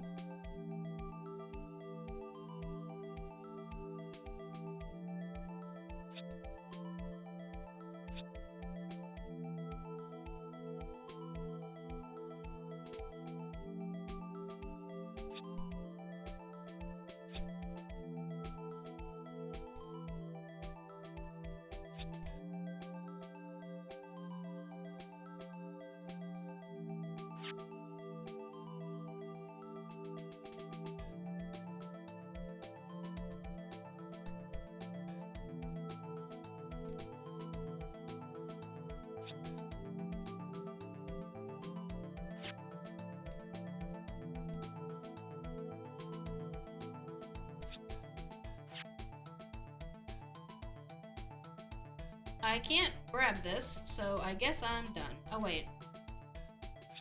Go. It says Emma. I thought it was gonna say Lana, and like we'd all be like, whoa! It's a defense attorney's duty to prove their client's innocence. That's why all I've been thinking about is saving Lana. After all my efforts, I never thought it would turn out like this. Emma. So this is the final message Prosecutor Marshall left behind.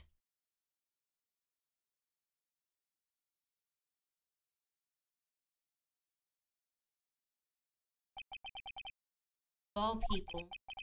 She may not have meant it, but in the end, the one who took the victim's life was Emma Skye.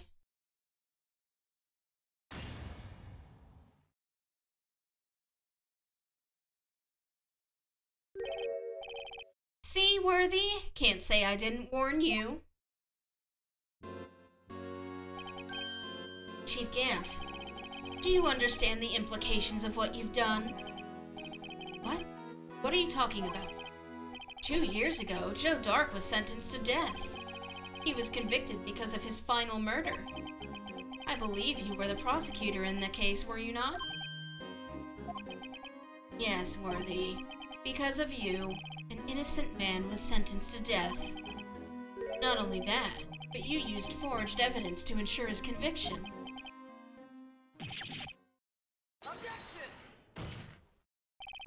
But Joe Dark really was a serial murderer. That's undeniable. I'm afraid that's not important. Didn't you know? We aren't defenders of justice. What? We're merely keepers of the law. Ugh. Sentencing a man to death is no light matter. Even if there wasn't any cover-up or evidence forgery, ultimately the responsibility falls on the prosecutor in charge. Kant knows exactly how slimy he is. Despite what anyone may say, the fact cannot be denied. What's going on at the prosecutor's office? They might have sent an innocent man to his death. How can he just stand there like it wasn't his fault? Order! Order! Order! Order! Gavel's pounding fell on deaf ears. Unable to settle the crowd, the judge declared a recess. Where this trial is headed, no one knows. To be continued. Ba, ba, ba, ba. Ow! Okay. It's time for another hydration break, everybody. So I'm gonna save. Hi up, Loppy! That's a cool bee. Okay. We're gonna go to break. Watcher. Yes, yes, I have my water. See, I drank some. Let's go to a BRB. And turn on our music.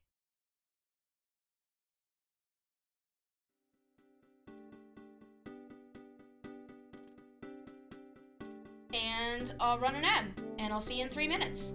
Go get up, get stretched, go to the bathroom, anything you need. I'll see you in 3.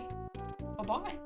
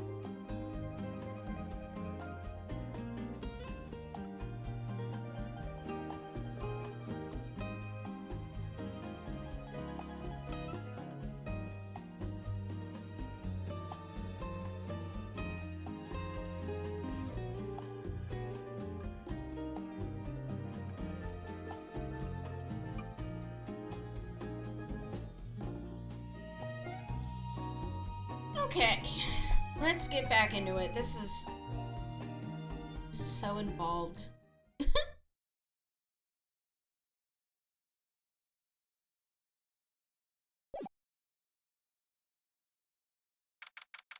I just want it to end. I mean, I'm having fun. I don't mean it like that. It's just like the twists, the turns. Sorry, Edgeworth. I didn't mean to get you in trouble. Don't worry about it. This is my problem, not yours. Hope I'm not interrupting anything, pals. Oh, yes I am. I'll come back later. Aw, poor guy. Wait, Detective Gumshoe, what is it? You've got a lot of nerve, pal, making a detective run all around while on duty. To top it off, you call me here. I've seen happier people at funerals.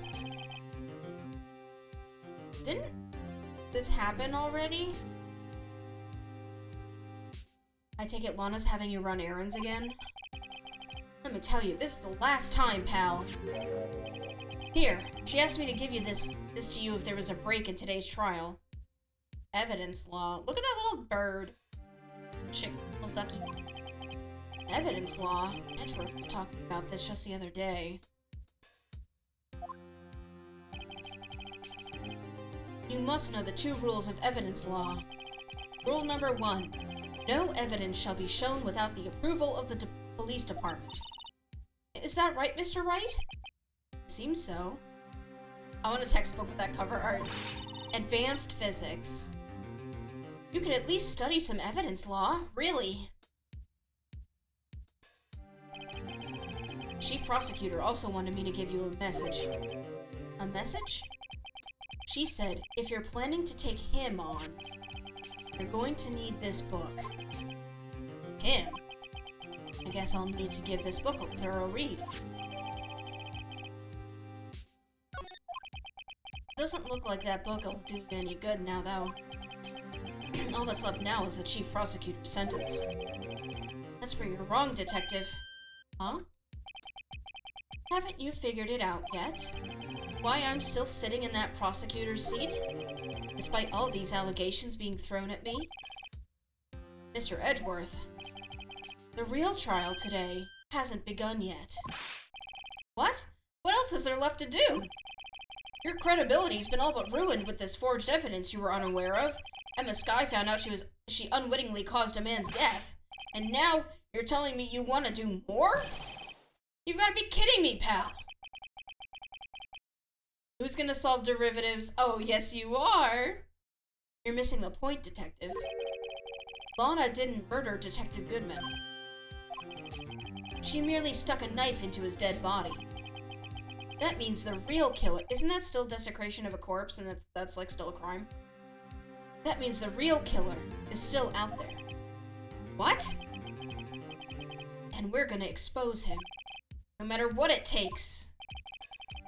This case has hurt too many people. It's time to bring it to an end. Yes, it is still a crime. That's what I thought. You can't just be stabbing bodies.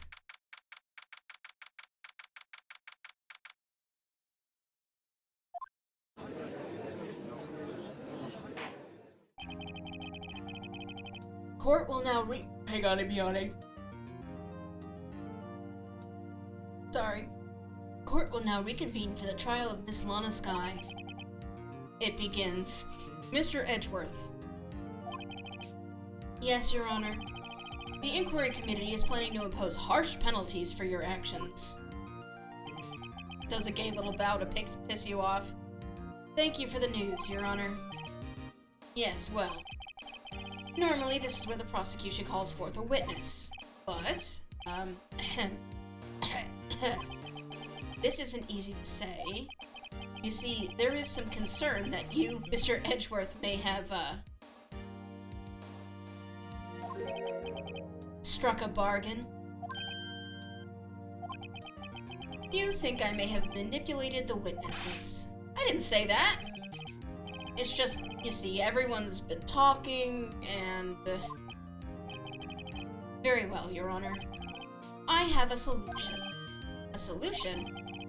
That being the case, the prosecution will allow the defense to call forth all further witnesses. What? But there's no precedent for what you're proposing. Undeniably, this is an unusual arrangement, but a very effective one. It would prove that I haven't struck any deals with the witnesses.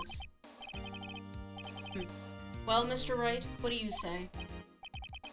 Unbelievable. Edgeworth has found a way to continue the trial. Very well. The defense accepts the prosecution's proposal. Then it's settled. The defense may now call forth the next witness. Mr. Wright. You do realize this is your last chance. If you call the wrong witness, this trial is as good as over. His proposal? They're getting married! Love wins! You love to see it. The defense call. Oh, this is an actual choice I have to make. Time's finally come to bring out the real murderer. Meekins! No, it's this guy. Damon Gant. The defense calls Damon Gant to the stand. Damon Gant? What does he have to do with anything? As the defendant's partner 2 years ago, Mr. Gant has first-hand knowledge of the crime. I feel we should hear what he has to say about it. As luck would have it, he should still be in the courthouse. You mean we can't call the Blue Badger to the stand? I mean, we can. He was not going to say anything. He would also be the least likely to have been manipulated by me in any way. Wouldn't you agree, Your Honor?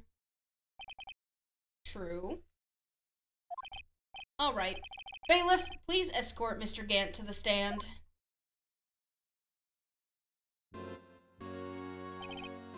Witness, please state your name and occupation. True. What is this? Some kind of practical joke? I was just on my way to lunch. Your name and occupation, sir. Worthy, are you sure you want to do this? Your name and occupation. So, you want to play hardball, eh? Please, Mr. Gant. Fine. My name is Damon Gant. I'm the acting chief of police. Now then, Chief Gant, the court requests you to hear your testimony. Oh, righto. What's with the grim face? First, let's clear up this SL9 incident. Oh, you mean that time when Lana's sister murdered that prosecutor? Personally, I think it's been made pretty clear already. There are still some things unaccounted for. Oh? Like what? Like the role you played in all of this. Son, either you're very brave, or very foolish. You are aware, of course, that a police chief has all kinds of weapons at his disposal? Weapons? He's both. Sure, take my testimony, for example. I don't have to give it if I don't want to. What? Is that true? I'm afraid so. The chief of police has the right to refuse to testify. That's normal. That's a normal thing. That is, like, that's... Okay. What? How convenient. Of course, such an action carries with it certain risks. Don't worry, I'm not here to hinder your trial. Just remember, if this turns out to be a big waste of time, don't say I didn't warn you. Wow, I'm sure that's great for police corruption. Smile. Very well. The witness may now begin his testimony.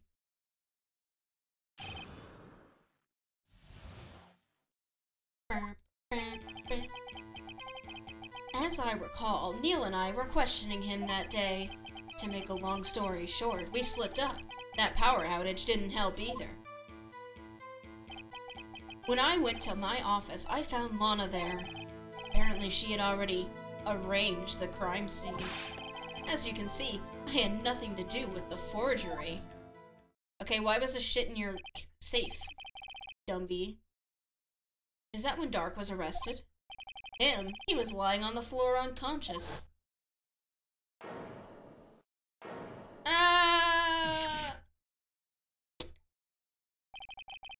When Emma sent Neil flying, it seems Dark bumped his head. I see. Everything seems pretty clear-cut. If the police chief has the right to refuse to testify, then I'd better hit him hard and fast. Time to save! Time to save, time to save, time to save. Save!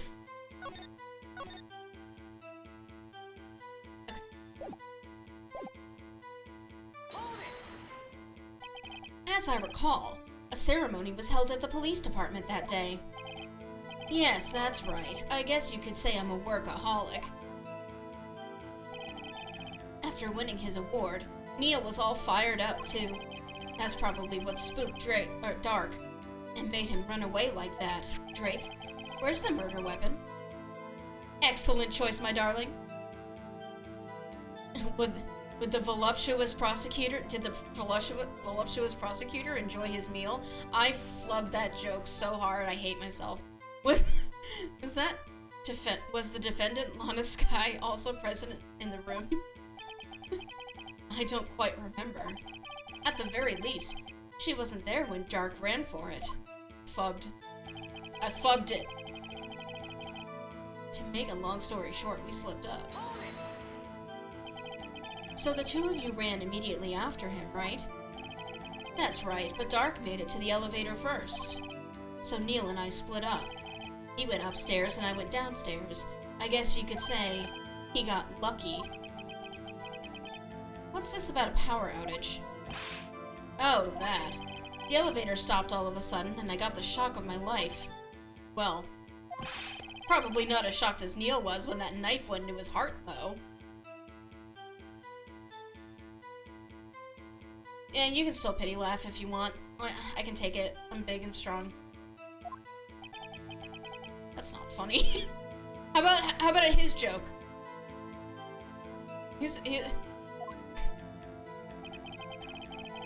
When I went to my office, I found Lana there. Apparently, she had already... Oh, wait, shit. I need to press this. Could you tell us what you saw? It was a shocking sight. Neil and that serial killer were lying in a heap on the floor, all tangled together. Dark was also just lying collapsed on the floor. Yes, apparently he hit his head and was knocked out. Next to them were those two poor girls, Lana and Emma. Lana was cradling Emma in her arms. Looking back at it now, she must have already known what her sister had done.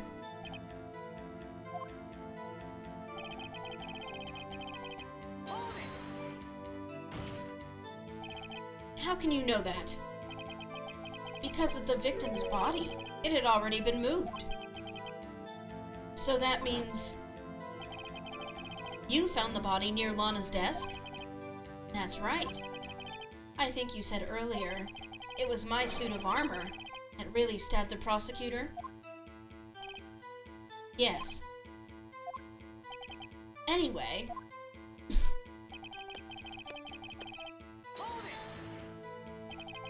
So you're saying that the forgery had already taken place by the time you arrived at your office? That's exactly what I'm saying. I can understand how Lana must have felt. But moving a body and hiding evidence are inexcusable no matter what the circumstances. Is that how it really went down? Staring at the witness won't do you any good, Mr. Wright. If you're going to stare at anything, stare at my butt. No. You'd be better off staring at the court record. Worthy. Always the smooth talker. Which piece of evidence ties Gant to the forgery?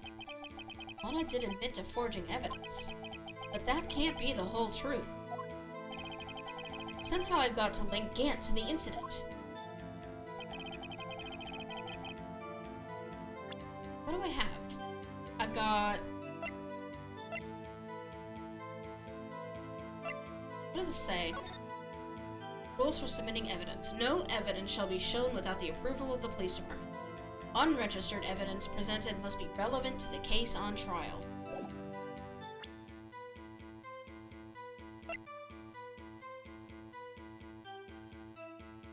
Yeah, I'd have to figure out how this is relevant. This has Emma's prints on it, and it was in his safe.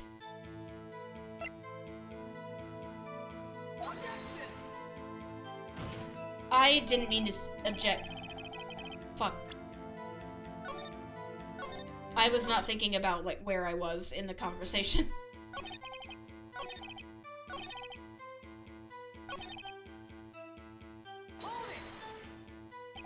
Oops. Blah blah blah blah blah blah blah blah blah blah blah blah.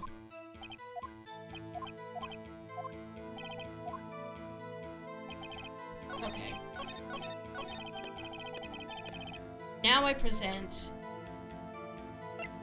the jar. There we go. You claim you had nothing to do with the forgery, but I'm afraid that this is a claim you can't back up. Explain yourself. Several pieces of evidence were found in your office. Take this jar, for example. That's that blue badger you showed us earlier. A piece of this jar was discovered in your safe. Not only that, but the evidence list I presented earlier was actually found inside your desk. It was found where? You see, Chief Gant, these articles of evidence uncovered in your office are both concrete proof that you also played a part in this illegal investigation. Chief Gant, what's the meaning of this? Oh, here's a defense attorney who may even rival Worthy. So you admit to it then, that you were involved in the forgery? Who, me? Or do you mean you? Me? Why would I have anything to do with that? Well, you were the one who snuck into my office when you found this evidence. Prosecutors aren't the only ones capable of forging evidence, you know. Defense attorneys can do so too. Isn't that right, Righto? However, Detective Gumshoe was present during the investigation. Worthy, my boy. Not even detectives are exempt from the law. Rest assured, Dick will receive his due punishment. What? If Detective Gumshoe's salary drops any further, he'll end up paying to work. Yes, well, in light of the detective's presence, please give us your testimony regarding these pieces of evidence found in your office and their relation to the forgery that took place at the crime scene. My. Kids these days no longer know how to put two and two together.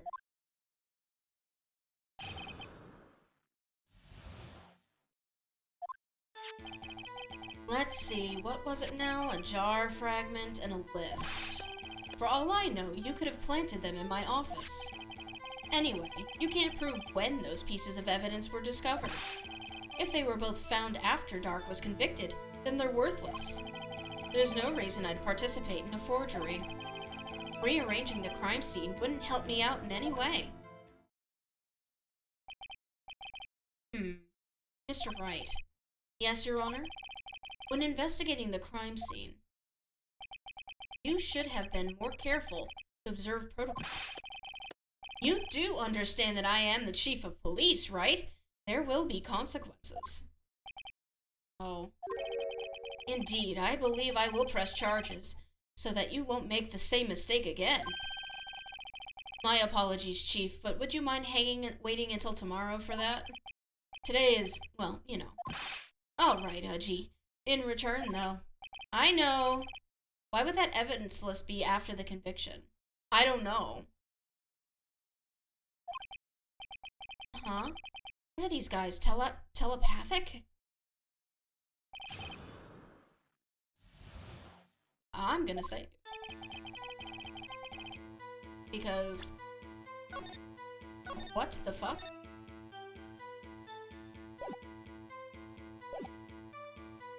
For all I know, you could have planted them at the office.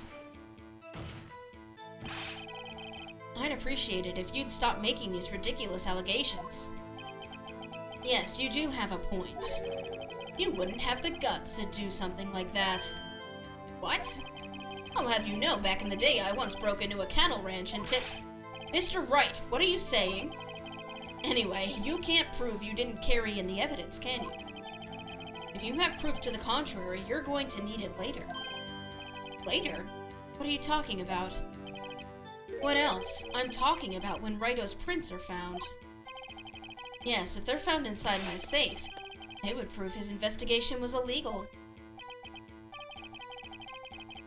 I've never faced anyone as slimy as this guy. Anyway, you can't prove when those pieces of evidence were discovered. What do you mean by that? This is all purely hypothetical, of course. But suppose I did place those items in my safe. Such an act wouldn't necessarily constitute forgery. If concealing evidence is found at a crime scene isn't forgery, I'm not through speaking yet, righto.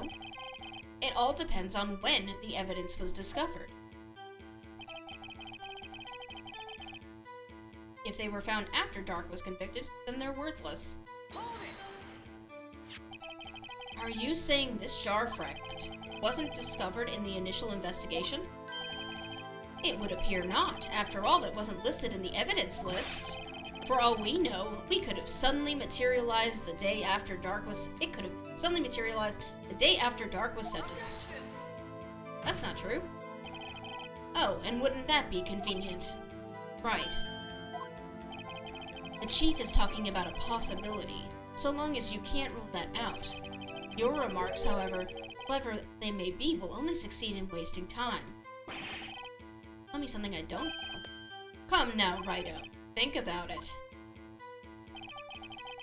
There's no reason I'd participate in forgery. How can you look me in the eye and say that? Because I'm innocent. Well, shit, you got me there.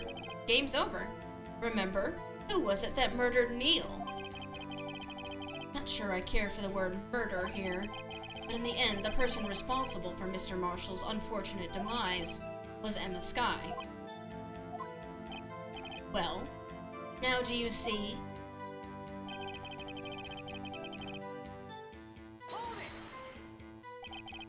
Really, Chief Gant? At the very least, there is one very large benefit you've reaped from all of this. Oh, I wasn't aware. What is this benefit? That would, of course, be the position you have, Chief of Police. Oh. The resolution of the SL9 incident secured your promotion to Chief. That in itself is sufficient motive. Ho, ho, ho! Oh, that's a good one. Huh? Do you really think I'm that incompetent? What do you mean? Even without that case, I was already in line to become the next chief. The resolution of SL9 merely sped up the inevitable a little. Is that true, Edgeworth? Yes, he was going to be made chief anyway. Be careful when pointing that finger, or you might wind up being the one pointed at. So that means there's only one possible motivation for you to commit forgery. If you didn't do it for yourself, then you did it for someone else. Don't be silly, Worthy. You know me better than that. There are only 3 people I look out for. Me, myself, and I. There, it's out in the open now. Udgy, would you mind if I changed my testimony a little? By all means, please do. I wouldn't be anyone's accomplice if there was nothing in it for me. Nothing in it for you? Sorry, but the only person I care about is yours truly. That girl, Anna's little sister, was it? If you think I felt sorry for her, you'd better think again. You're right. You don't feel sorry for anyone. Be tough on crime and tough on people.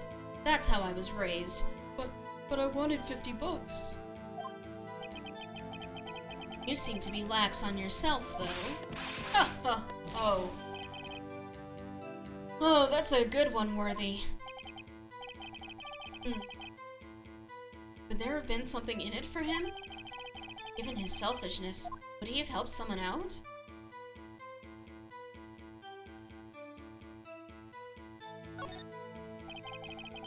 True, you might not help out anyone for their sake, but if it would benefit you, you might decide to assist someone.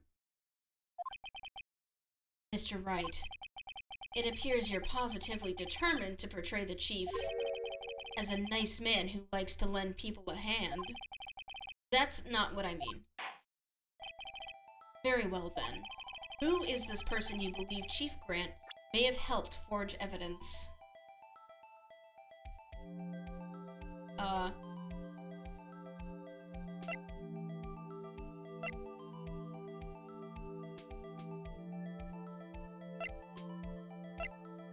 Yeah, it's Meekins! Chief Prosecutor Lana Skye, the defendant. I believe it's quite obvious in light of the circumstances. Emma Skye fell victim to an unfortunate series of events. Who would want to help her more than her own sister, Lana? And as for Chief Gant, he would also have a reason to help Lana if she asked him to. That reason, of course, is self-profit. Self-profit? What do you mean? After the SL9 incident was resolved, Lana Skye was appointed Chief Prosecutor at the Prosecutor's Office. The person who arranged this job change was you, Chief Gant. But how would he profit from all of this? He would be able to use the Chief Prosecutor as his puppet. Essentially, he would acquire unchecked authority over all investigations. Do you mean to tell me that despite the Chief's formidable appearance, he plays with puppets? What? Oh, wait. You must mean puppet as in someone forced to do his bidding. Never mind. Admit it, Chief. You assisted Lana Skye in forging evidence. Your motive, to appoint her as Chief Prosecutor so you could control her. Right-ho, my boy. You must have quite an imagination. Let me ask you something. What? Do you have any proof of this? That I controlled Lana? For example, is Lana testifying that I've done such a thing? Lana, she's keeping quiet to protect Emma. There's no way she'd testify against Gant. I'm afraid without any proof, this all amounts to nothing more than mere conjecture. Unless... that is also what happened in this incident. This incident? Which one would that be? Of course I'm talking about the murder of Detective Bruce Goodman. The Chief Prosecutor has been acting strange throughout this entire trial. Almost as if someone has been controlling her.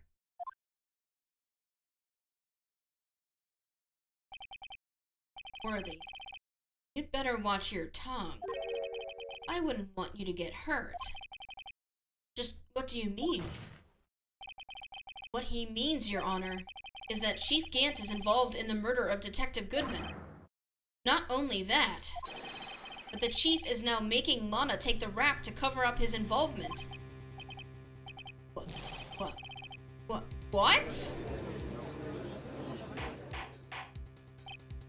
Order! I said order!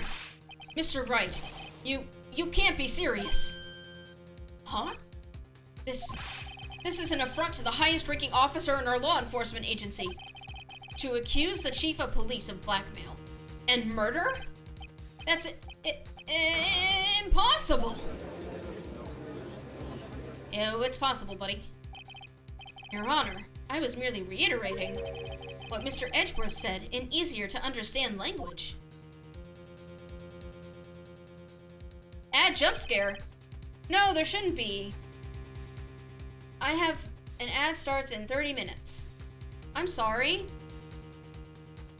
I didn't do it. It's too late, Mr. Wright. There's no turning back for us now. Looks like he's the one who decided to go through with this. Can you prove this, Mr. Wright? That the chief, a high-ranking officer of the law, is involved in this murder? Good question. Regardless of his rank or title, Chief Gant is just a man. Question is he a criminal? I believe the evidence will tell. Good question. I see. Alright, oh Jesus. It's like a gun is being leveled with my head. Let's see what Mr. Wright has got. And it better be good. Show us this evidence that ties Chief Gant to the murder of Detective Goodman. This shit. This is the ID card list. Yes, the one that shows who entered the evidence room on the day of the crime. On the day of the crime, there was one ID on the list that we couldn't determine the owner of yesterday. 7777777. Sorry, but there's no way you can prove that's my card number. It's your number. What? How do you know that? The safe in Chief Gant's office requires a code to open.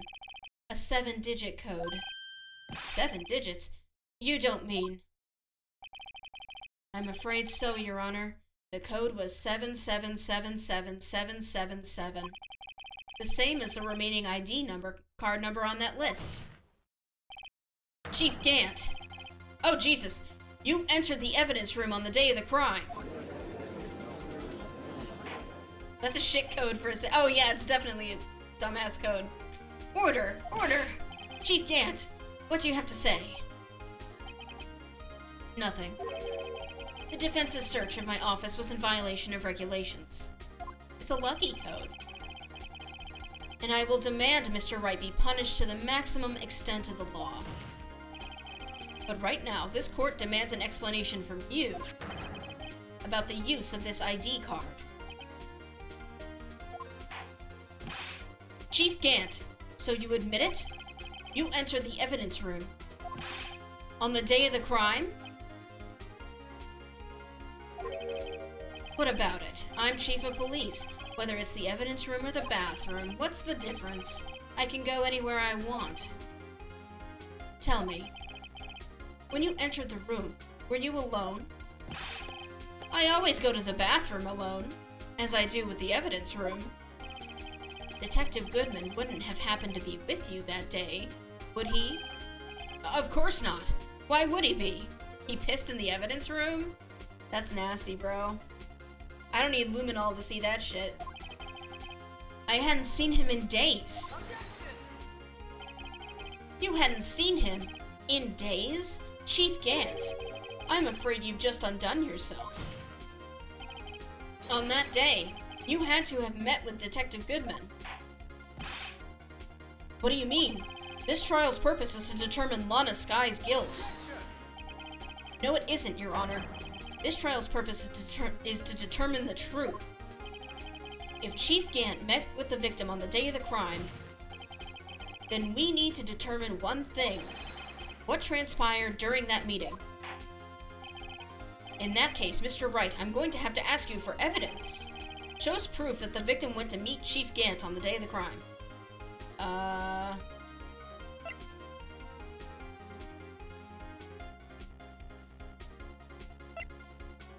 don't know, actually.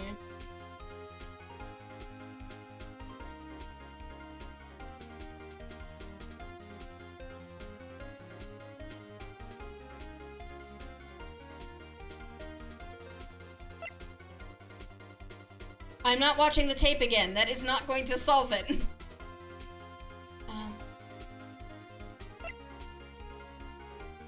Oh. Detective Goodman lost his ID card on the day of the crime. Or to be more accurate, Jake, Marshall stole it. Or accurate, comma, Jake Marshall stole it. So, Detective Goodman filled out a lost item report. Hang on. Sorry. He would have had to give that report to the chief of police. Yet you are in possession of the report, which means you can't be sure if he filed it. He filed it. How do I know, you ask? Because he needed to enter the evidence room that day. He needed to. Yes, to transfer the evidence out. Oh.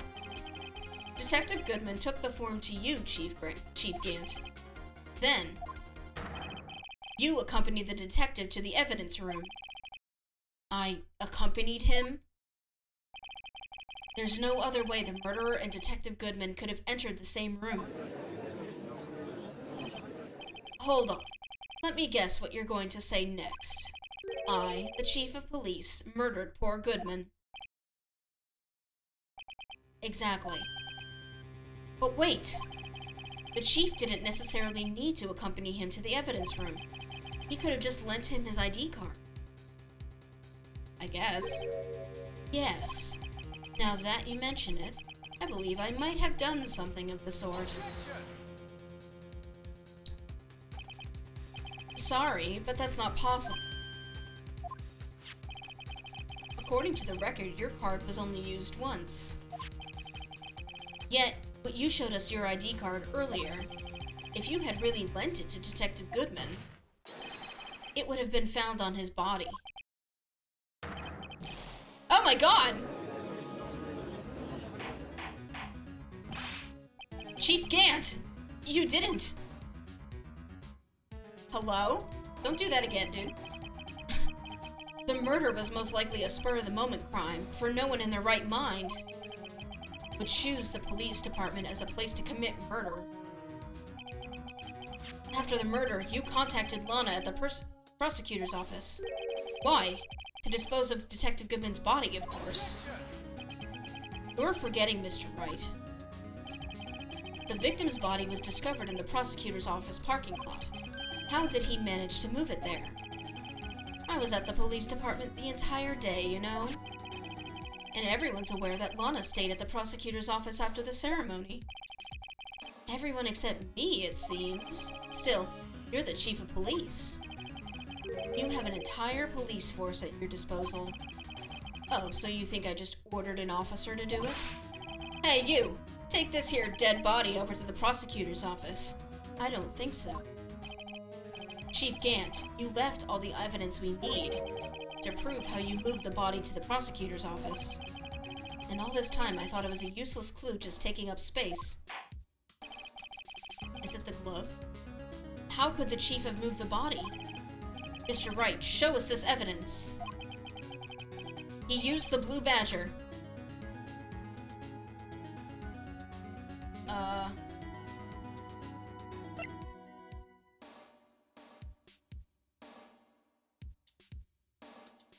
The screwdriver?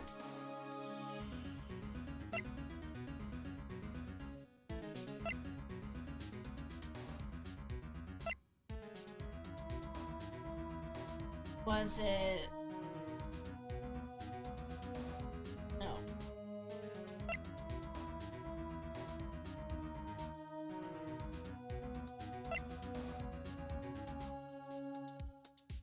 I'm kind of curious about the screwdriver. Why is it here?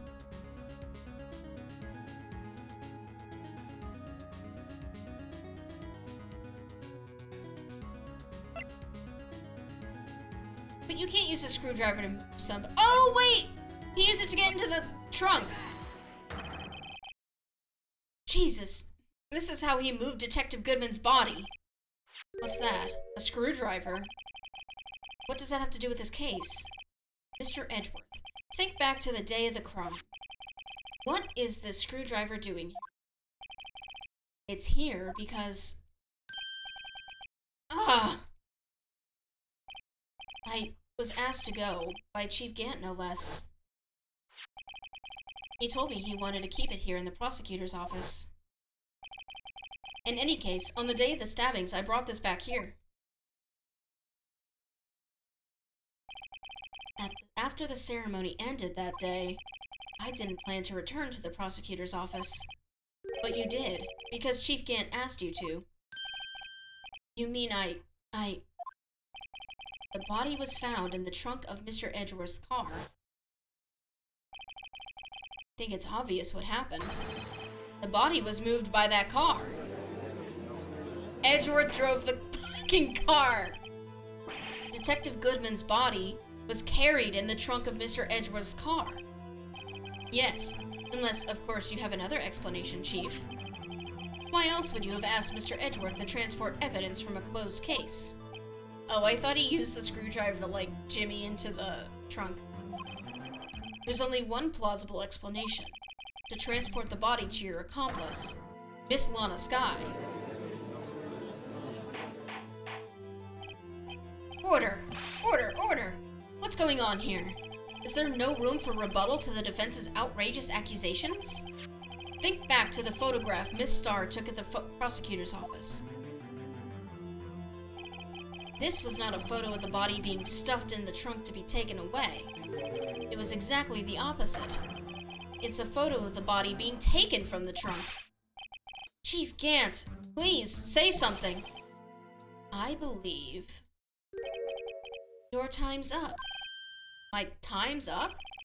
Sorry, righto, but I'm having lunch with the District Attorney General after this.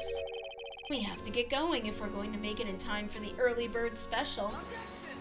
That's what old people eat. But the cross-examination isn't finished yet. Remember what I told you earlier? A police chief has all kinds of weapons at his disposal. I guess he is an old people. He looks like a very young old people. Weapons? Like the right to refuse to testify. I'm invoking that right now. What? That is not a right to be casually invoked. There are certain risks to be considered. So you're going to just run away after all of this? Run away? Don't make me laugh, Worthy. I stabbed old Goodman. That's what you're saying, right? But if you had any conclusive evidence, you would have presented it by now. Well, do you think I had Lana dispose of the body? If so, then show your proof and get it over with. I'll say it again, Mr. Wright. Damon Gant is the current chief of police. This court will not tolerate any accusations against him without concrete proof. Well, Mr. Wright? Your Honor, do you have any concrete proof? Proof that Chief Grant murdered Detective Goodman and made Miss Skye dispose of his body? Do I have any concrete proof?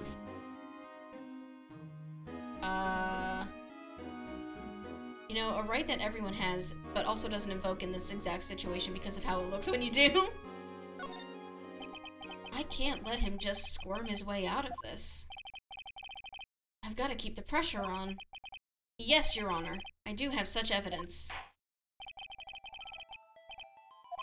Just remember, better prove Chief Gant murdered Detective Goodman beyond a shadow of doubt. What is it? No.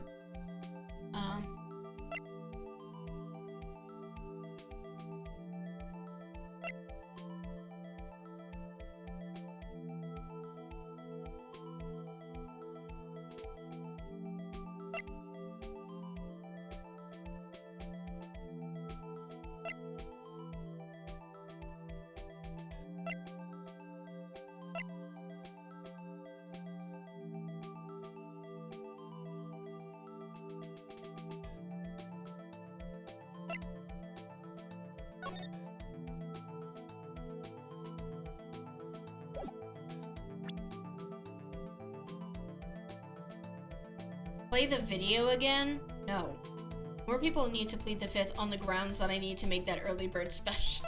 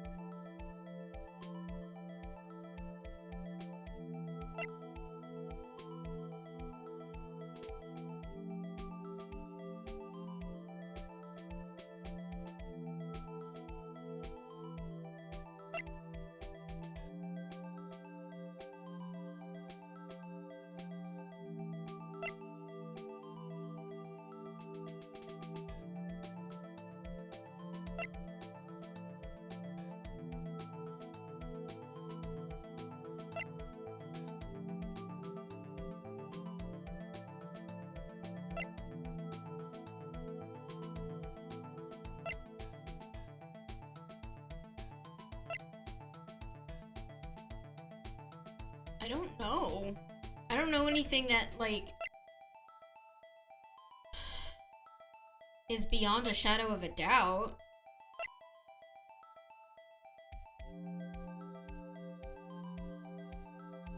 Sorry to be the bearer of bad news, but I'm afraid you're... Aw, oh, shit. I don't have anything? Okay, here's a videotape. So, what exactly is this evidence? It's proof as to whether or not it's enough to demonstrate the chief's guilt. I'll let you be the judge. But I am the judge. Oh, right. Well, what do you think, Your Honor? What I think, Mr. Wright, is I'm going to be late for lunch. Guess it wasn't enough. Please, Your Honor, give me just a little longer to consider. I'll say it again, Mr. Wright. Damn again is the...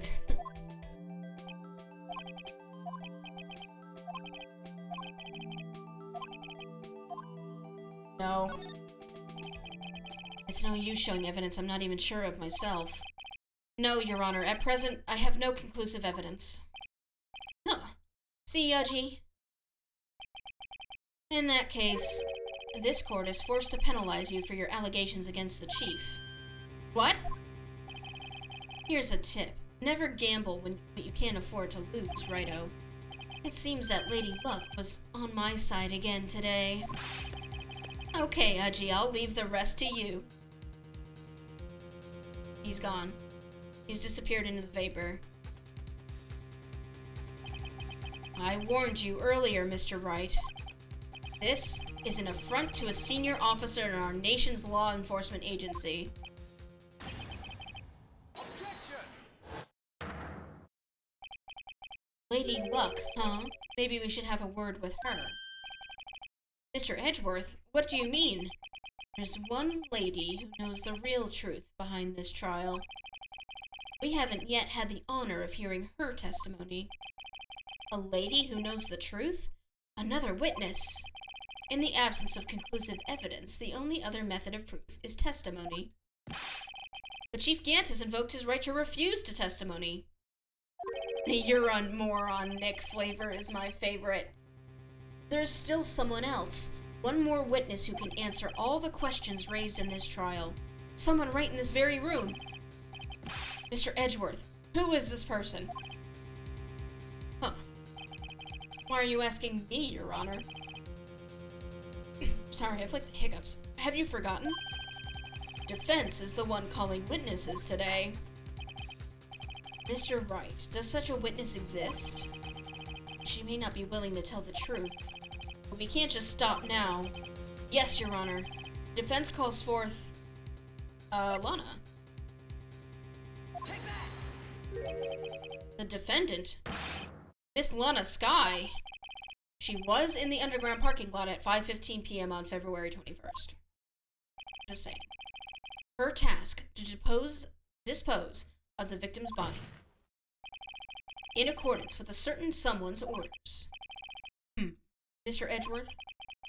The prosecution has no objections, Your Honor. Very well. The court will now take its final recess for the day. In 15 minutes, we will reconvene to hear the defendant's testimony. This court is now in Hold on! Huh? Hi. Chief Gant, I thought you were going to eat. Listen good, Lana. He's talking to Lana. I don't think you need me to tell you this, but if you accept Mr. Wright's claims, there will be terrible consequences. That's right. Your sister will be found guilty for Neil Marshall's murder. Ah, this isn't good. Of course, you'd never support such outrageous claims anyway, right? Just something to think about. Alright then. I've got a lunch date to meet. Bye. Okay. If there aren't any further objections, this court is now in recess. Bang.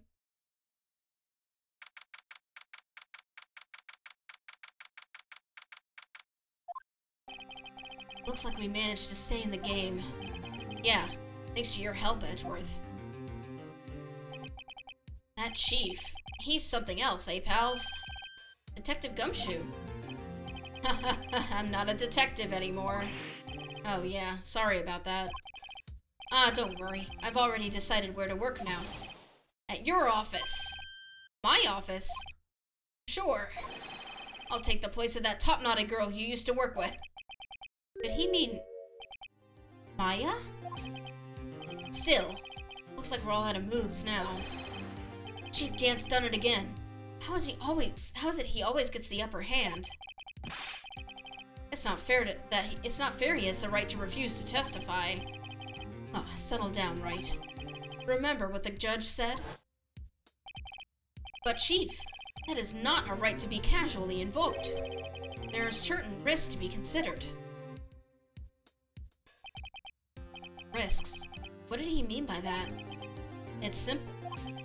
If the Chief refuses to testify, the opposite also holds true. You mean he forfeits his right to say anything too? Emma! Emma, are you okay? Yeah, when I came to, I was in the medical office. I've been listening to the trial from the gallery. So she heard everything that's been going on. Emma, I'm sorry for what I said before. Imagine Dick with me as Boobus? No! Bad! No!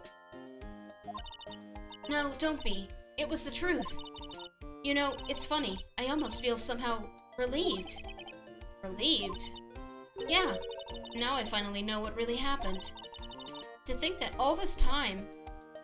Say it again. Stop it! Stop it! You're bullying me! To think that all this time, my sister was being blackmailed by that terrible man! And she did it all just to protect me. Is that a better or worse image than Sans M. Frank keychain? It's pretty bad. Ever since her appointment as chief prosecutor, everyone who knew her said she changed. Perhaps it was easier that way for her.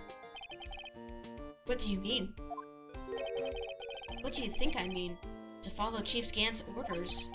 She must have shut herself up deep inside to force herself to do anything and everything the Chief told her to do.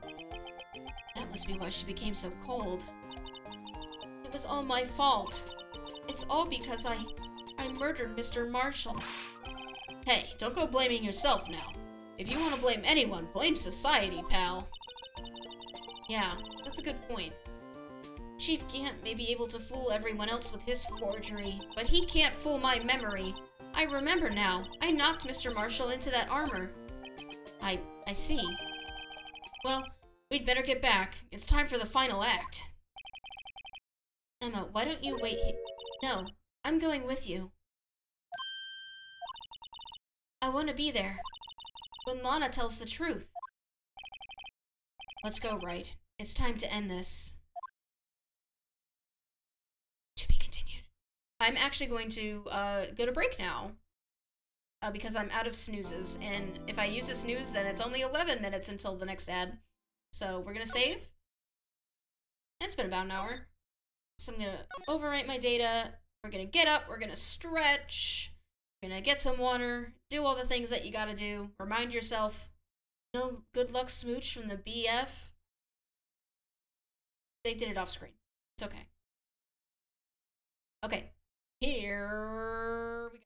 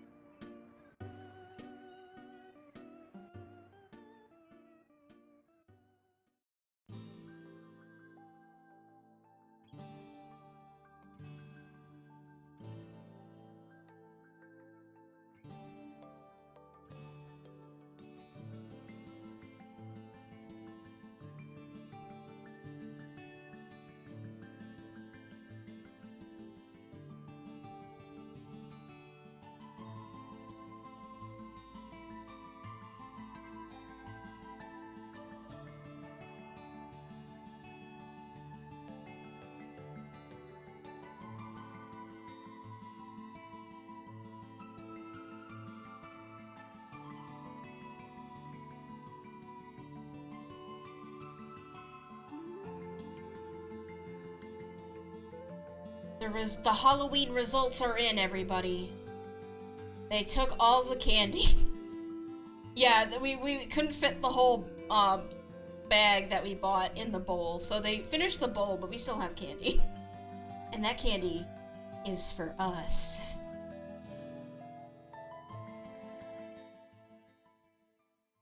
It's okay, baby, you were playing Skyrim. I get it. Skyrim's important. Also, Trial Ladder 2. Jesus Christ.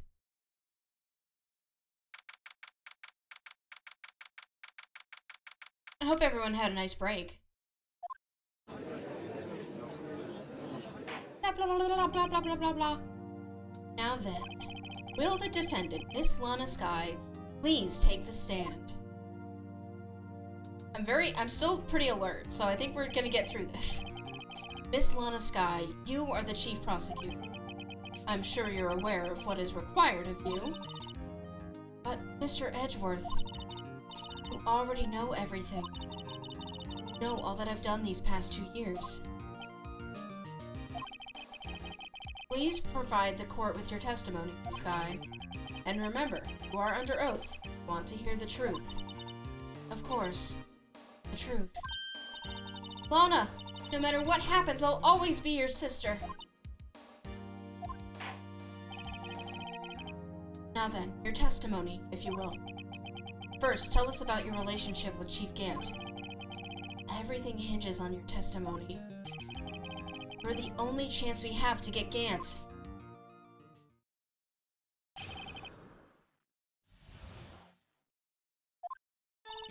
I worked alongside Gant for years. There's no truth to this blackmail theory. I fabricated the evidence 2 years ago, all by myself. All by your alone self? When I found Prosecutor Marshall's body, I rearranged the crime scene. My only motivation was to get Dark convicted. It had nothing to do with Emma. You sure about this testimony? Your Honor, I'm confessing to a capital offense. Of course I'm sure. But Lana!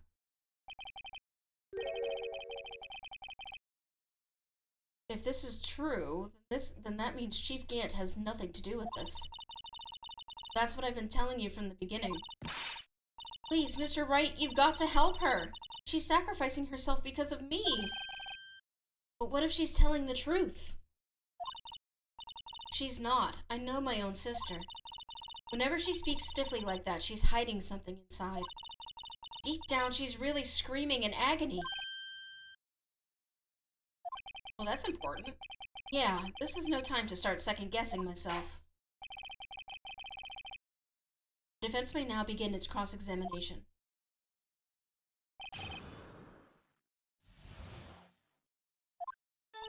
Just gonna pop in here.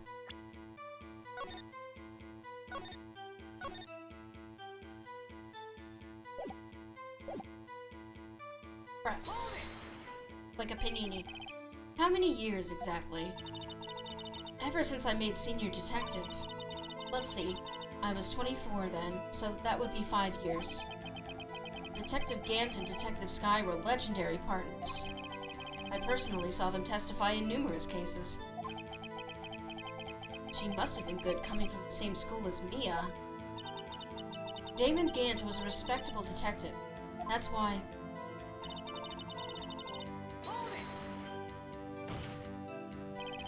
But think about it, Miss Skye. You didn't murder Detective Goodman. You told me as much yesterday in jail. You still don't get it, do you, Mr. Wright? Any testimony you cannot present in court is as useless as idle gossip.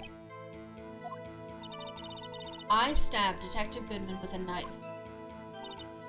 And...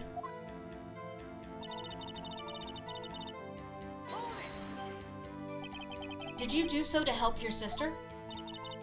Joe Dark was a serial killer. My sister almost became his last victim that day. I didn't want that incident to ruin her life. But what she did was a justifiable self-defense. She wouldn't have been charged with anything. That's not the point. She was traumatized that day, all because of that creep. That's why I couldn't forgive him. Lana, so that's why you fabricated the evidence 2 years ago.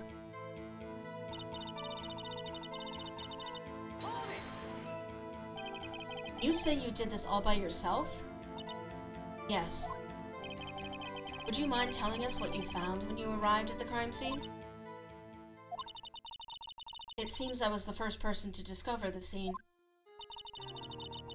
The broken prosecutor award knife was stuck in the victim's body. No, it wasn't. What?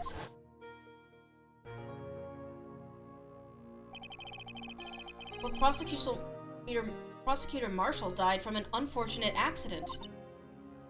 Oh, shit. That's only a situation you dreamed was possible. The reality is, it wasn't my sister who took the prosecutor's life. Fantasize all you want, Mr. Wright, but I'll never change this statement. You mean, Prosecutor Marshall wound up being killed by Dark? Something like that. If that is so, what happened to the other murder weapon? Dark was carrying a switchblade knife.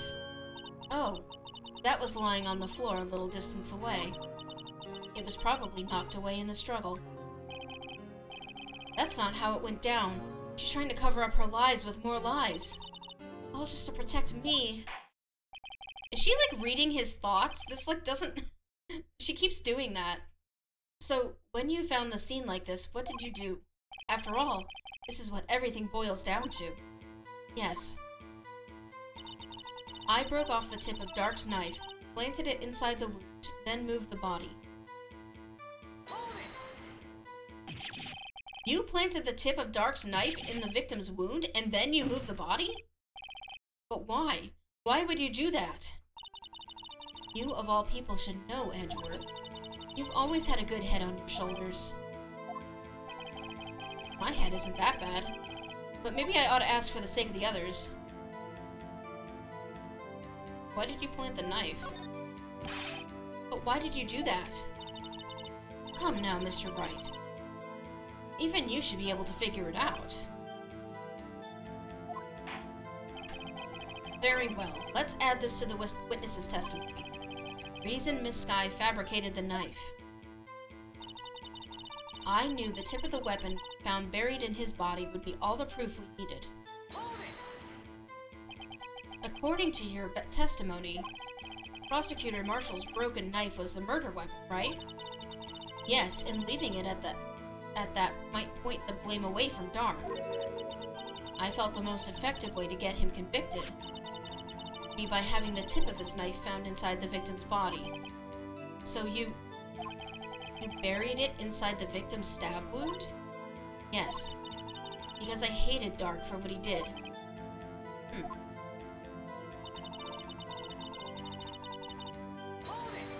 That doesn't seem right. So you rearranged the crime scene? What? Oh. What? Are you sure you didn't do this to keep Emma from looking like the murderer? How many times do I have to tell you, Mr. Wright? Emma didn't do it. Period. Are you so desperate to hide that fact? You're willing to risk the death sentence? She's lying. She did it so I wouldn't be blamed for what happened. In any case, as a prosecutor, what I've done is unpardonable. There's nothing I can do to make up for my actions. Mr. Wright, my sister's lying! Looks like she's determined to protect you to the end. She insists she's fabricated the evidence by herself. There's no way she could have done it alone.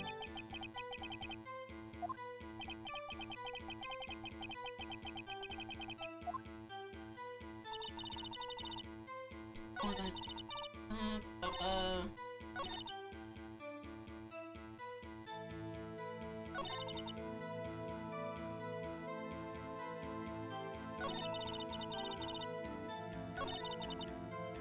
But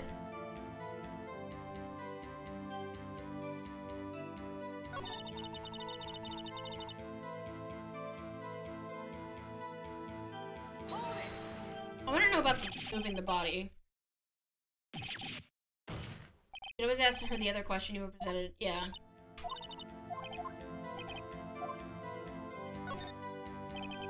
When you showed up on the scene, where exactly was the victim's body?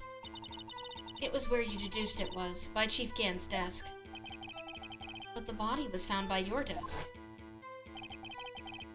Why did you move it there? The reason for that is simple.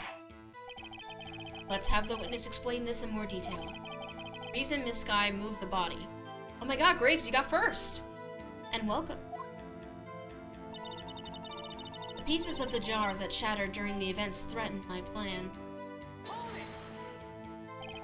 Pieces of the jar? You mean... Yes, that wretched jar you showed us earlier. In order to show that Dark committed the crime. You were the first person here, Graves. I felt it would be more expedient to move the body.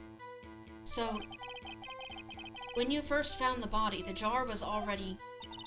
Of course, it had been shattered to pieces. If you looked at the crime scene, it would be clear right away what happened.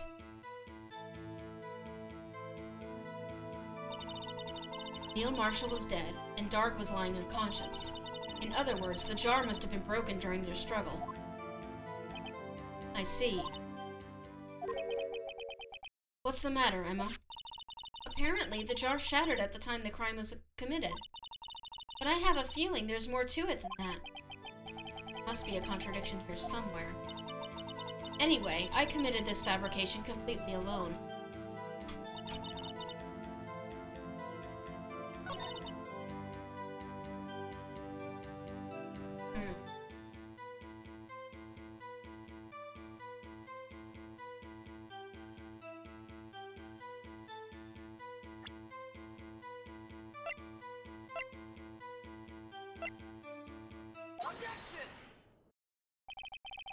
Miss Sky, I understand how you feel. You committed that crime 2 years ago to protect your sister. You mean the forgery at the scene where Neil Marshall was murdered?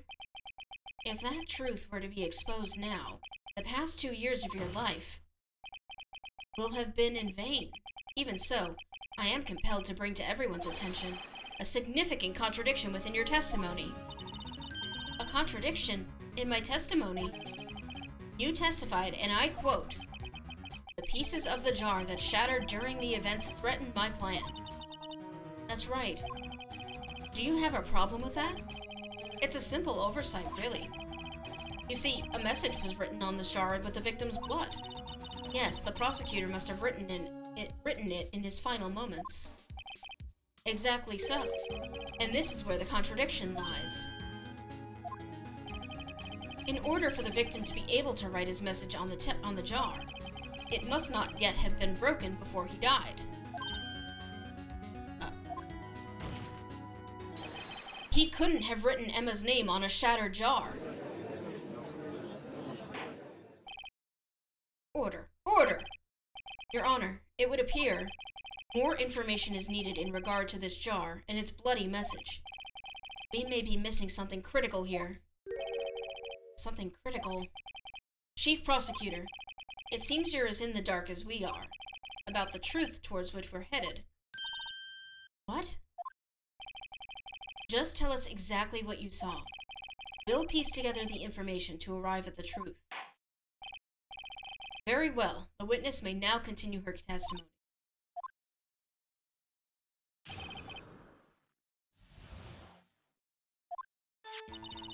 I immediately noticed the blood traces on the jar, but it was dark in the room and I didn't have time to check it out. To be safe, I wiped away the blood. The fragments were large, so I'm sure I got them all. All I could think about was wiping them clean before they were discovered. You mean you were the one who wiped away the message in blood? I wasn't chief prosecutor at the time. She didn't think Dark was the real murderer. That's why she tried to erase the real evidence. Very well. The defense may now begin its cross-examination. Okay. As is tradition. Save.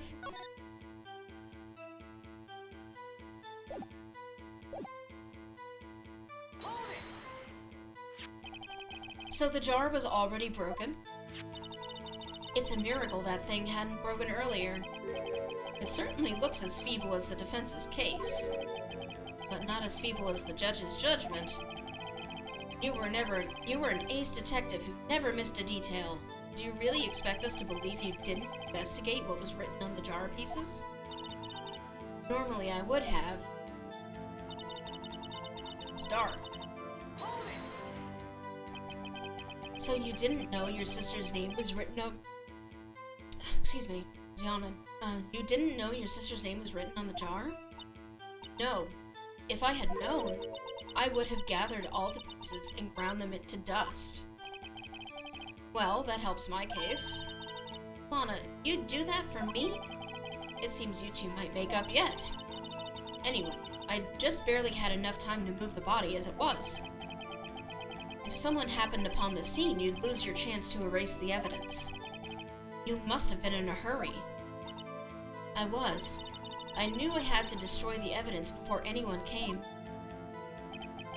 This is rather shocking.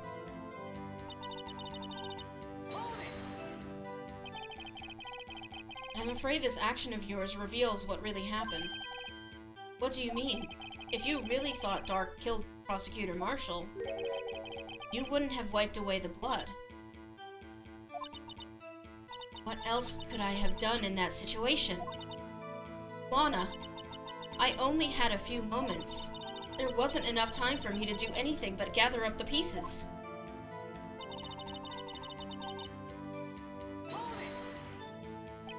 But how could you see the power out? It should have been pitch black in that office. A detective is always prepared, Mr. Wright. Even now, I always carry a pocket light and a camera with me. Even I carry a bottle of emergency luminol wherever I go. I never miss anything. I got every last piece. All I could think about was wiping them clean before they were discovered.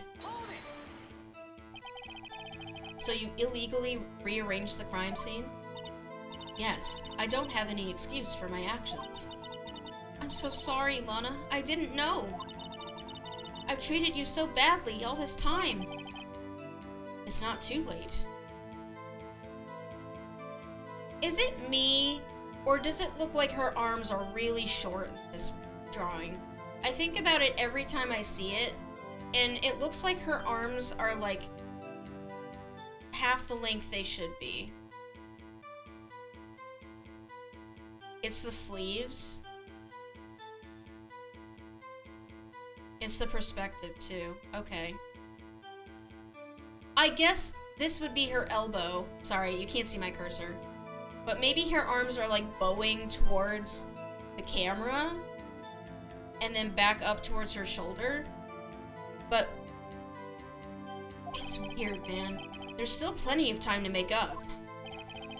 After we've gotten to the bottom of this incident, no doubt, this day will leave a permanent stain on the history of the prosecutor's office. More contradictions have surfaced in her testimony. Your sister's really putting up a fight. She must really care about you. The hand is her right arm. Oh! That would make sense.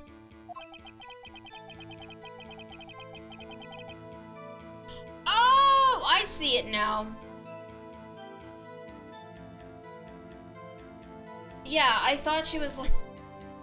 that... It's because of... Yeah, I see it now. I see it. I was like, what did they do to her? I finally figured out the contradictions in her testimony. There's one final possibility that might turn everything around.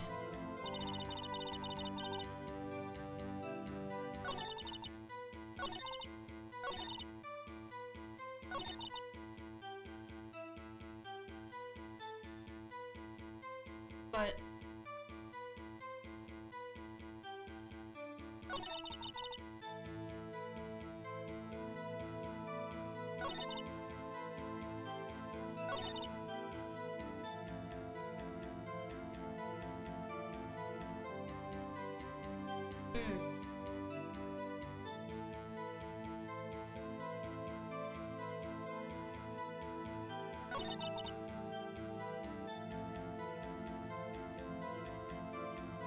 Well, did she wipe all the blood away? No.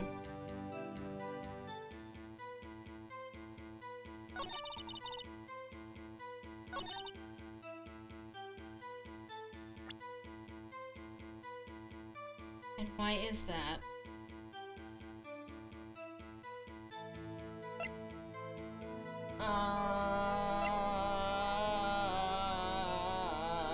I don't know. Because the one piece was in the safe already? I don't know. Well, the music stopped, so I think I got it. Miss Sky, I believe this jar conceals a truth even you were unaware of. What? We found the final piece of this jar in Chief Gant's safe. In the Chief's safe? But how? I knew it. She really didn't know. There's something even more disturbing about that final piece. There was still blood on it. But the witness just testified that she gathered every last piece and wiped the blood off them. Yes, which leaves us with only one explanation. She's fucking lying. On the night Prosecutor Marshall was murdered, you were not the first one to show up on the scene. Chief Gant got there before you. Okay, that could also be true. But couldn't the defendant have simply missed a piece? I'm afraid that's unlikely. The pieces are too big for anyone to miss, let alone an ace detective. That may well be, but everyone makes mistakes. Even I once wasted an entire day looking for my dentures. They were in my mouth all along. Ha! Can you believe that? Have you forgotten, Your Honor? When this witness arrived at the scene, the jar was already broken. Oh, that. There's no way a name could have been written on a shattered jar. Another person discovered the scene prior to the witness. Hope you're not implying this person was Chief Gant. At the time, he was looking for Dark downstairs. Besides, even if he was there first, why would he break the jar? The question is, if he did arrive there first, why did he hide that fact for 2 years? Definitely believe it from this judge. Well, Your Honor, can you answer us that? Yeah, no.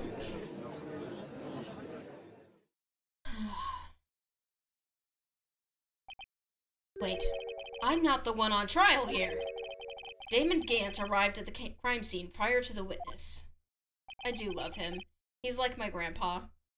He proceeded to break the jar and purposefully hid one of the broken pieces. Question: what is this action called? Being a big dummy. Fabrication of evidence. But why would Chief Gant do that? In light of what happened afterwards, isn't it clear? What happened afterwards? Discovering the scene, Lana Skye believed her sister Emma killed the victim. Determined to help her sister, she sought Gant's aid. Lending her his aid, Gant helped her create evidence that incriminated Dark, sparing Emma. And therein lies the reason. The reason why Miss Skye became the Chief's puppet. Oh, don't— ow! You hurt yourself! No! I did it on my own! Please, sis! Stop trying to protect the Chief! I can't watch you suffer anymore for my sake! No, you didn't! It wasn't you, Emma! You didn't kill anyone! Don't believe anything Mr. Wright says! Defense attorneys make up the most foul lies to defend their clients. Foul lies? Imagine that coming from my own client. I guess you do seem like the type who likes to twist the truth. What? Wait a minute. What if we're still smack dab in the middle of Gant's trap? Is something wrong, Mr. Wright? Lana, maybe Wright after all. What do you mean, Wright?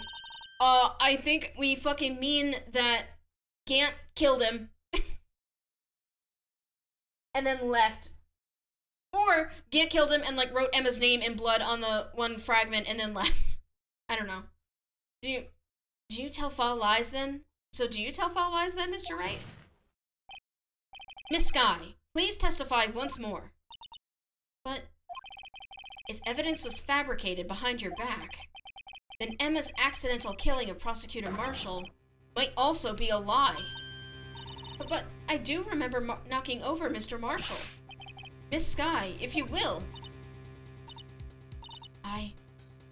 I can't. There's nothing to be afraid of anymore.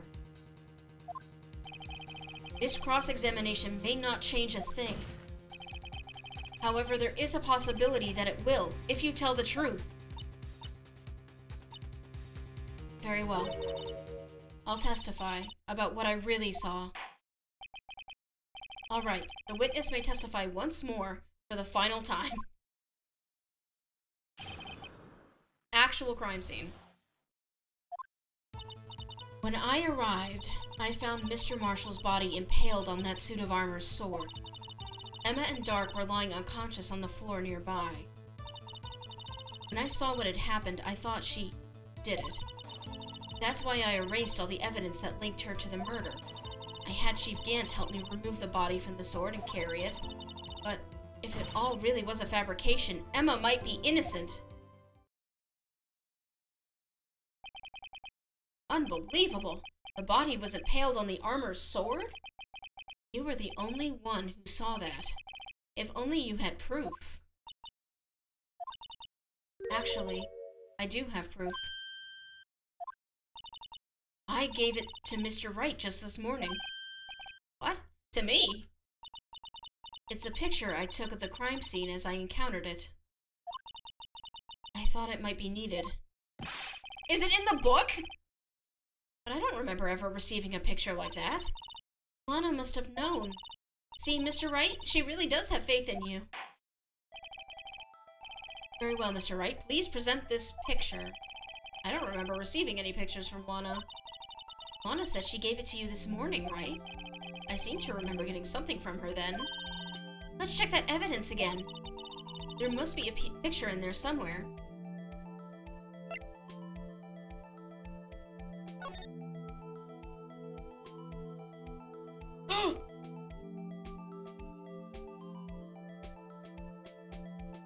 Let me open it. That's great and all. I'll bet they won't have. Wow, they have it square. Are you fucking serious?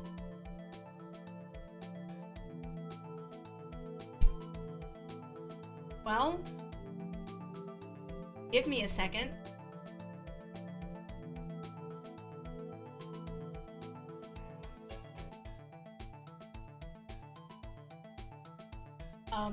Hang on, let me open up Steam.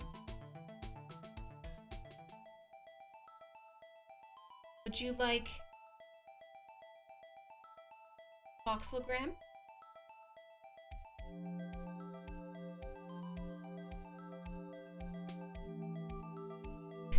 I can hear my spouse laughing at me from downstairs. I'm gonna keep this music on though, because I turned the music off in this game. Where is voxelogram? May I see it? That's the snipping tool. Why can't I? Where is it? Where is voxelogram? I know, I'm trying to find it. Like, the game is on. The game is on right now. I'll die. Please don't make me have to turn this game off.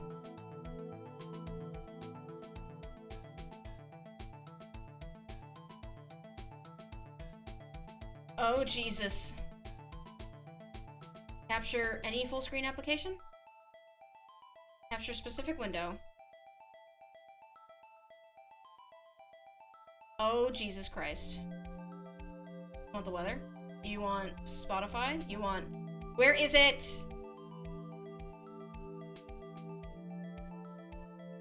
Here. I'm gonna fucking die. Game capture 3.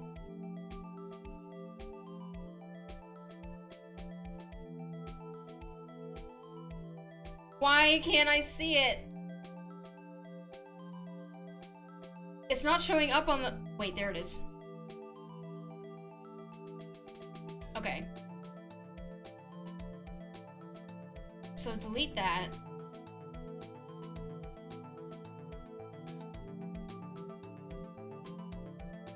No, but that's not the right one. It's not the right size. There it is. Okay. Alright. Here's a bowl. So, we have to remove the, we got 1, 2, 3, 4, 5, 6, 7, 8, 9. Wait, is that 9? 1, 2, oh, there we go. 6, 1, 2, 3, 4, 5, 6. 1, 2, 3, 4, 5, 6, 7, 8, 9, 11. You can kick this bull's ass. I'm so angry.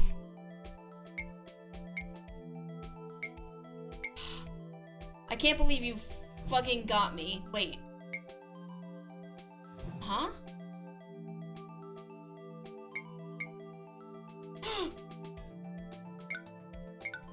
Piss. Okay, that wasn't so bad.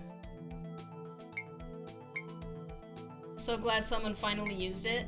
Just so you know, every time somebody uses that, I do make it harder to get, so that you can't be mean to me. 2, 3, 5, 6, 7, 9, 10, 11. This is 1. And then that's 3. But I like being mean. Yeah, I know you're saving up points too, maidens. So, hang on a second, actually. You haven't had the ball. You've all been sitting on this?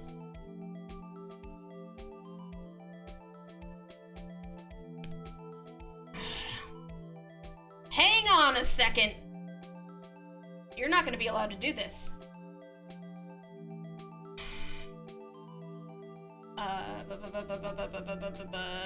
Channel points. Manage rewards. So what, it's at 25 right now?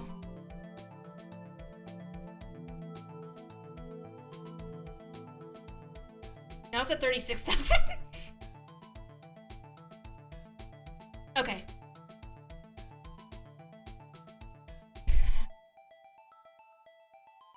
Gem, my beloved, the fact that you have that many points and you haven't used them on me does make me happy, and it also makes me very ill. Please don't do it.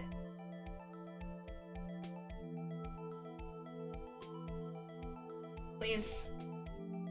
I actually kind of feel sick.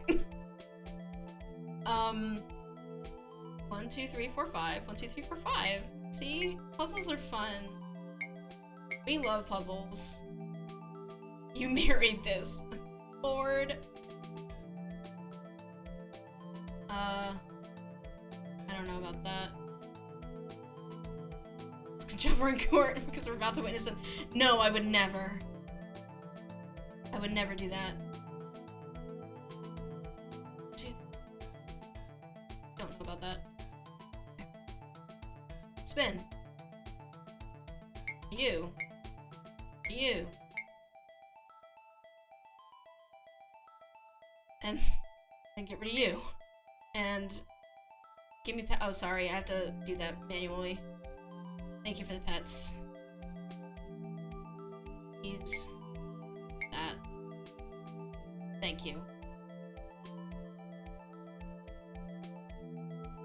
Oh, 5. 5.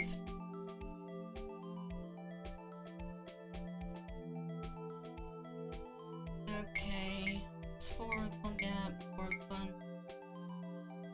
I don't regret I gave you this idea though, just that it happened at 4 AM.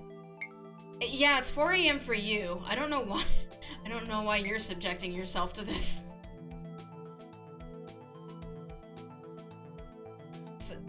It's dedication, I guess. That's 3, so you can't be 2. There. Okay, you're 2. You're 2. You're 1. He never sleeps. Okay.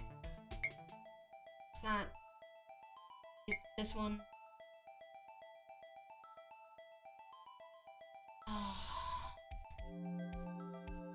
Okay. Wait, do I need to change the ticker? I don't think I'm gonna, because, like, this is gonna be fast. This is just gonna be very confusing to people who were not aware that I was forced to do this at gunpoint. That is 7. Okay, okay, okay, wait. Okay. I don't know about this. But yeah, that has to be, okay. 5. More of this shit. I didn't change the category when I switched from Genkin to Sudoku last night. So, yeah. Genkin? Why did I say that? Genshin. Genki done it. So. Well. It does kind of look like I'm looking at evidence, doesn't it?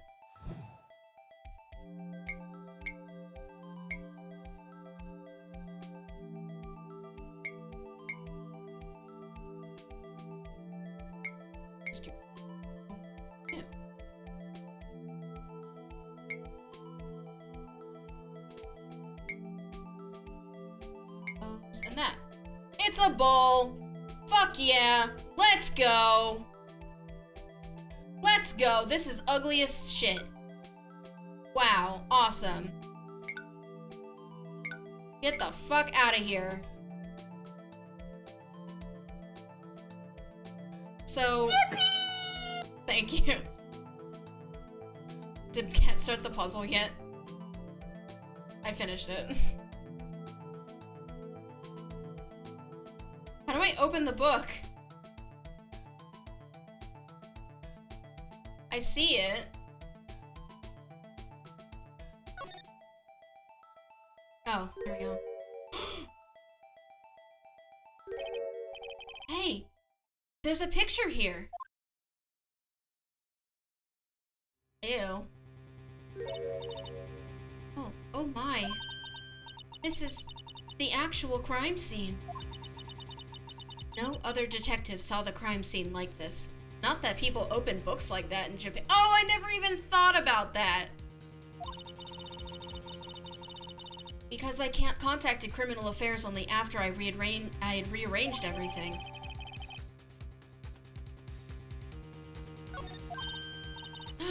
Mr. Wright!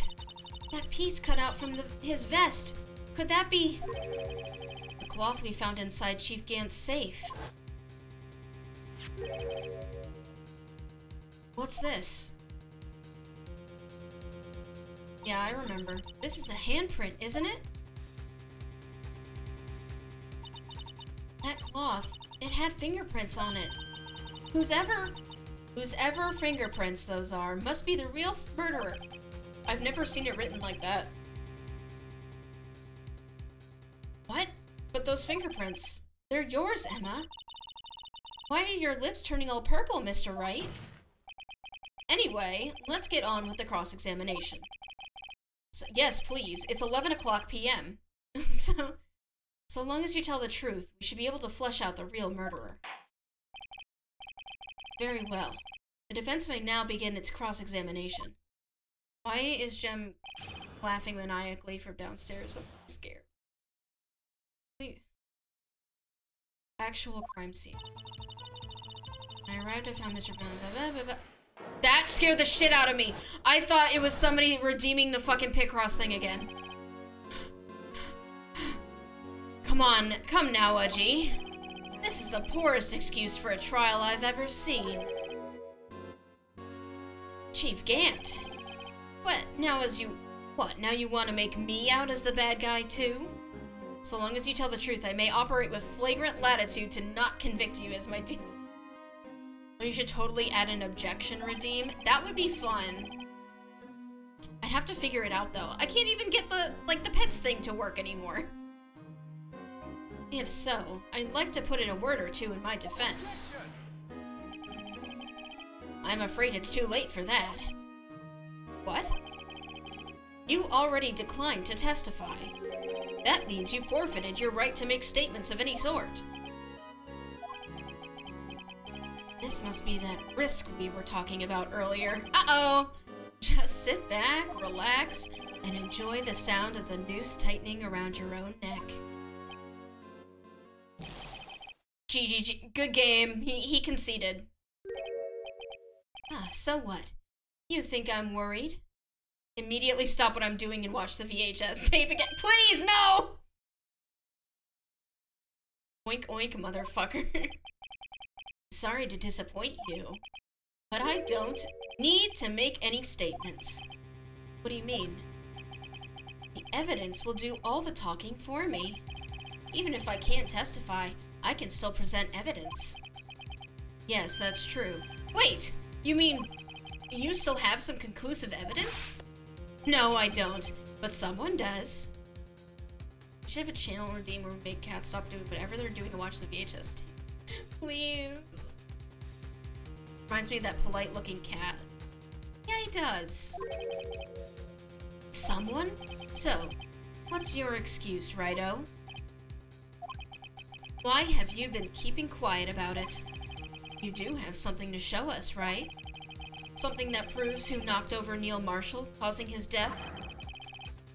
Conclusive evidence that leaves no room for doubt. Is this true, Mr. Wright?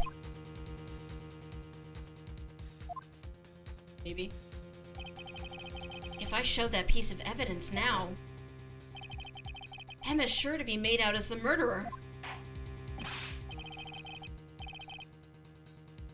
Mr. Wright, if you have any more evidence, present it now. And if you try to conceal anything, you will be the one appearing before the Board of Inquiries. If I were you, I'd save. Here I go!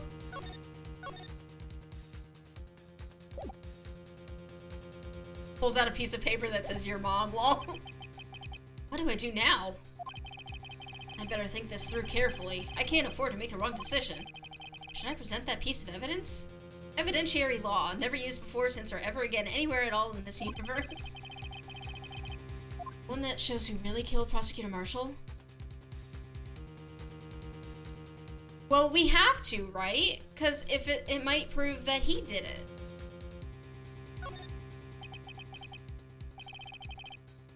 Yes, Your Honor. I do have further evidence. Oh, right. The time's finally come to show it to them. Those prints have gotta be the Chief's. Yeah. Now then, let's see this conclusive evidence. The evidence that shows who actually Here you go! It's a piece of leather cloth? Yes.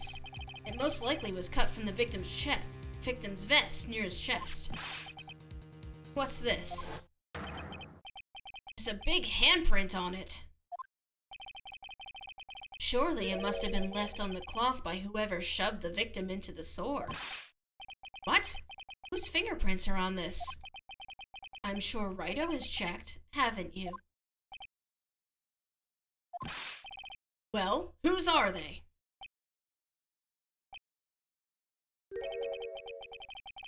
They're Miss Eva's guys. What? They're mine? So I really did do it. See, I told you it was conclusive. But this was found in your safe. That means it's possible you forged it. I don't know what you're talking about. I don't remember any cloth in my safe. Do you really expect me to believe that? But give it up, Mr. Wright. It's over. You shouldn't have presented that. By presenting that evidence, you tied Emma Skye to Neil Marshall's death. No. Wait, what? Did I do this wrong? It appears we have our killer. No!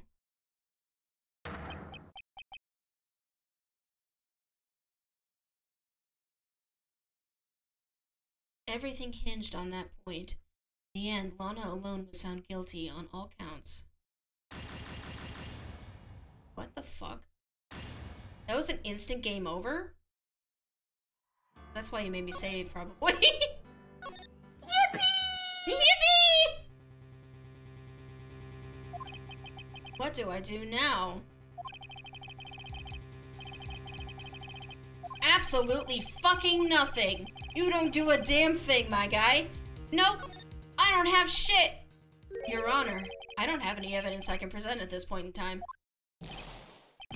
What? You lie! Do you know something? Chief Gant? You opened my safe! I know you took what was inside! The conclusive evidence! I don't know what you're talking about. And if you didn't, we'd have to redo a... Yep! Thank you for the recommendation. Mr. Wright, why don't you show them? We found it together. Oh, I see. It's because you know the truth, don't you? You know whose fingerprints are on it. That's why you won't present it. What are you talking about, Chief Gant? Can't you figure it out? Take a good look at this picture.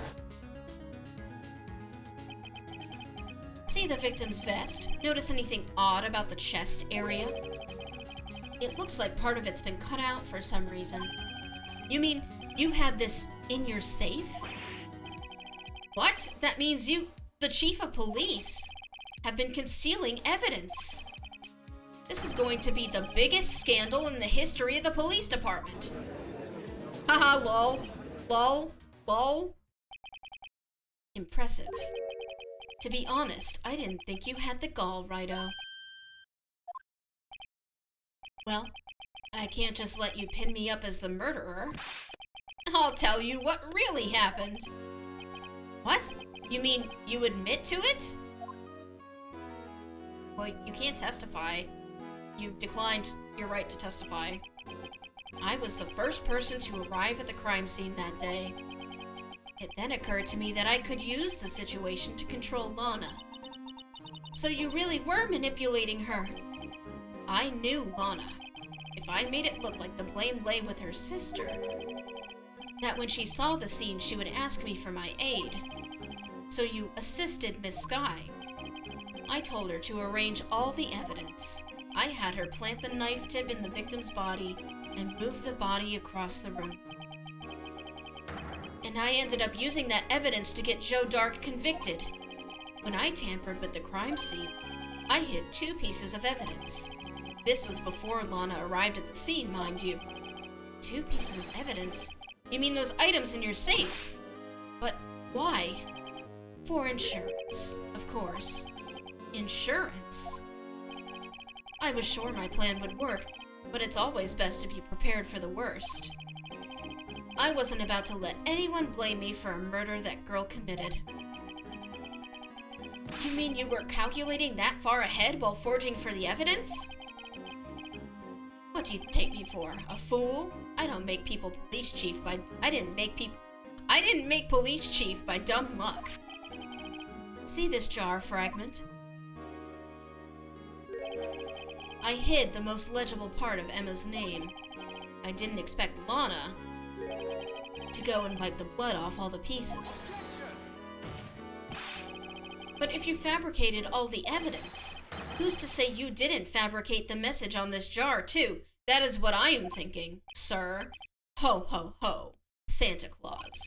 Some people don't know when to quit, do they?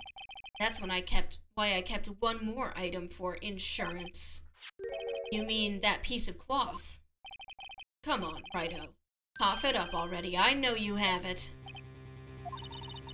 What are you waiting for, Mr. Wright? So you admit to it then, Chief Gant, that you were hiding the cloth you cut off the victim's vest in your safe. Yes, I admit it. I didn't want to have to do that, being chief and all, but it's a lot better than being portrayed as a murderer. Well, Mr. Wright, what do you have to say for yourself? Just a moment ago, you said you didn't have any evidence that you could present. Foolish move, Righto. You should have shown it then before it was too late.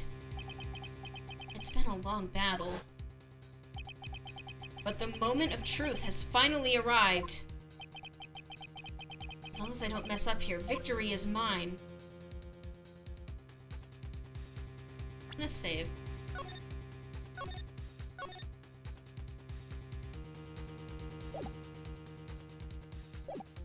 And say I don't have anything. I don't know. No, it's too late to show the evidence now. Besides, even if I did, it just exposed that poor girl's fingerprints. Right. Think hard over the circumstances. The circumstances? I'm talking about then and now. There's one major difference between the two. Weren't you waiting for that difference? So, Edgeworth figured out my plan. Ah, fuck!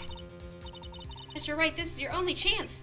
Your Honor, I do have evidence to present now. Alright then, let's see this conclusive evidence.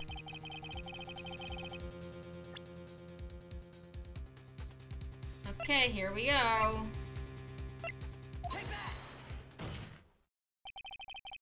Let me verify this once more. On the day of the crime, you personally cut out this piece of the victim's vest? Oh, yes. At last you finally brought it out into the open. There's a handprint on this piece of cloth. Your Honor, the prosecution requests that they be immediately sent to the lab for analysis. This handprint on the leather, there must have been a strong impact for it to be left so clearly. You mean, it could not have been forged. It must be authentic, conclusive evidence. And you were hiding it. Ho ho ho. You're as slow on the uptake as ever, Worthy. What? Think about it. Wright had all this time to present this evidence. Yet he was reluctant to do so. Why would that be? You mean you already know? You know whose fingerprints are on that? Mr. Wright, do you really know? Whoever the fingerprints belong to must be the real murderer. Whose fingerprints are they? Very well, I'll tell you. It should be okay now. Everything's proceeding as predicted. The person to whom these fingerprints belong to is...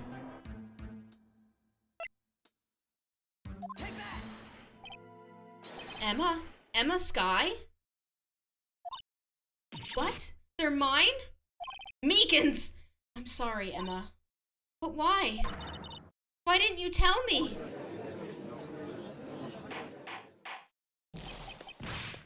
Oh, you're really something, Righto. You knew this girl did it all along, and you still tried to pin the murder on me. So it's true. Tragic, but true. This girl really did shove Prosecutor Marshall to his death. How could you? You monster! Miss Skye, you knew whose fingerprints those were all along, yet you acted like she really didn't. Miss Skye, it's not over yet. What? I said this trial isn't over yet. Ha, but I'm afraid it is over, boy. Not only this trial, but your career, too. You purposely concealed this conclusive evidence. So did you. That, my friend, is a serious offense. I'm looking forward to pressing charges after the defendant is convicted. I'll have your badge, boy. What's the matter? Cat got your tongue? Aren't you going to tell us how it feels? How it feels to be the one who single-handedly turned a poor little girl into a murderer? Before I do that, there's just one little thing I have to clear up. Oh, and what's that? Who really killed Prosecutor Neil Marshall? What? Chief Gant, you are absolutely right. This piece of cloth proves who the real murderer is. Who killed Neil Marshall, you ask? It was Emma Skye, wasn't it? I'm afraid that's not possible. You see, this piece of cloth contains a critical contradiction. What? A contradiction? What is this fool babbling about? I'm talking about a contradiction. One that proves who the real killer is. I'm afraid I don't follow. Mr. Wright, this piece of cloth, what could it possibly contradict? Chief Gant, your tyrannical reign ends here. Behold, a piece of evidence that contradicts this cloth. Oh, Jesus.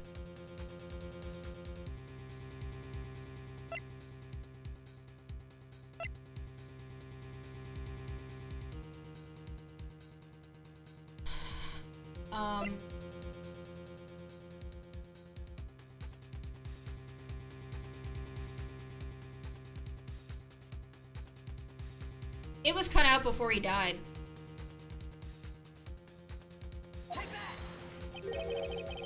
And what exactly is this supposed to be? This is the picture Miss Sky took. Take a good look at it. Begins.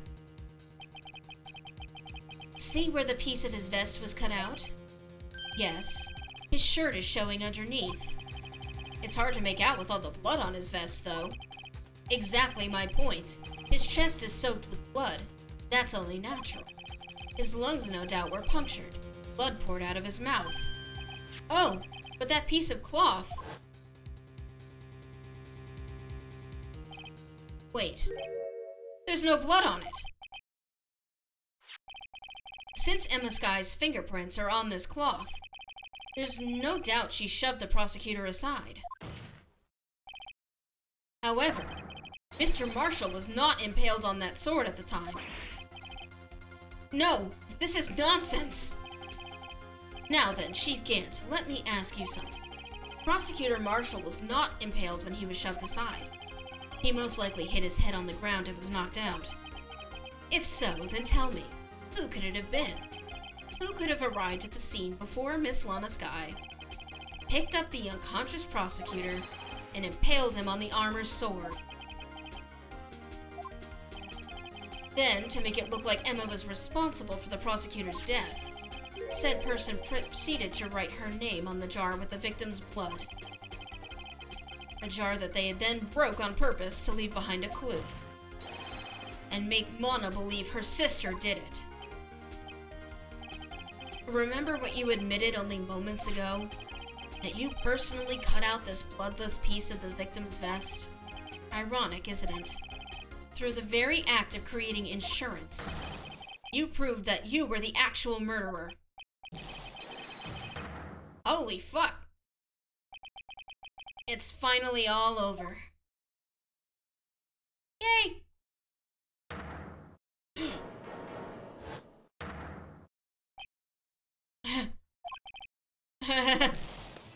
Oh, that was close, Righto. You almost had me. Sorry, but you'll have to do better than that. I refute your allegations. What do you mean you refute his allegations? You see, that piece of cloth is illegal evidence. Order! Order! What nonsense is this? Illegal evidence cannot be used to convict a suspect. Remember, Aji? Earlier, old Righto here concealed that piece of cloth. So then, what's your excuse, Righto? You do have some conclusive evidence, don't you? Your Honor, I don't have any evidence I can present at this point in time. Well, that's true. The defense did refuse to present evidence. At that moment, that piece of cloth ceased to be legal evidence. But that's not fair! Hoo hoo hoo hoo! Did you actually think you could best me in court? Looks like the last laugh's on you, son. Well shit, I don't know what to do now. I'm afraid Mr. Gant's claim is legally correct. The worst kind of correct. Well, Mr. Edgeworth? True.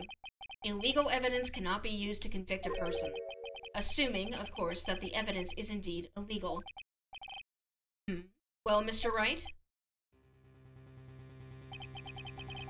Fiona! Fiona! Boo!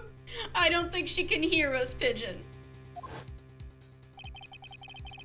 time for me to reveal my plan has finally arrived. What is your plan? I don't know what it is. Mr. Wright, do you admit to it? That you purposefully and illegally concealed this piece of cloth? I did not do that. I admit I refused to present it at one point. Aha! So the evidence is illegal! No. No, it isn't, Mr. Gant. Huh? Have you ever, like, been to a deposition where, like, stuff is, like, revealed at critical moments to make somebody look like a fucking idiot jack-off? Because that's what's happening now to you. It's not that I didn't present evidence then. It's that I couldn't. What do you mean you couldn't? There are certain procedures involved when presenting evidence. No, Udgy, don't listen to his lies. He's nothing but a coward. You can't really believe.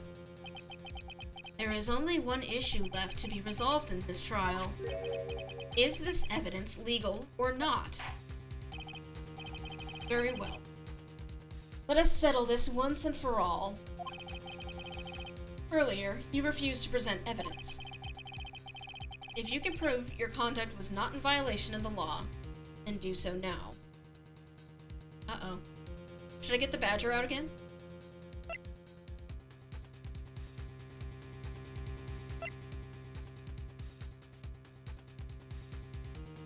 I'm gonna present this. Yes! This is my proof, Your Honor. Evidence law. What's this? I've done my homework too, Chief. Indeed, Emma Sky's fingerprints were on this piece of cloth. However, at that point in time, this was merely a piece of cloth, nothing more. What? You see, it's written right here in this book. The second rule of evidence law. Rule number 1. No evidence shall be shown without the approval of the police department. I found this piece of evidence myself, inside your safe. It goes without saying, I did not have approval from the police department. Rule number 2. Unregistered evidence presented to the case must be relevant to the case on trial. And, here is the crux of the matter. You see, at the time, it was impossible for me to prove the relevance between the cloth and the SL9 incident. What? What kind of nonsense is this? You want relevancy? Just take one look at this picture and... Sorry, but can you recall when was that picture presented? That was shown only a few moments ago. No. He's right.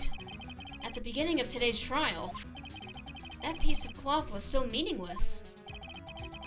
The person who gave it value as evidence was you, Damon Gant. You yourself confessed to a certain truth. Let me verify this once more. On the day of the crime, you personally cut out this piece of the victim's vest? Oh, yes. No! It was then that you approved this cloth as conclusive evidence. Yes, you, the chief of police, personally approved this cloth. The only person who could have cut this from the victim's vest is the one who stood before Prosecutor Marshall in his final moments. In other words, the real murderer. And there's only one person who that could be. Damon Gant. The killer was you. Oh god, he's gonna go supernova. Oh my god! Hello? Hee! Holy shit. Is he gonna die? I knew I should have gotten rid of him.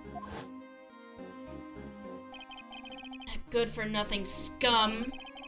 For 2 years, he's been snooping around the department trying to get something on me.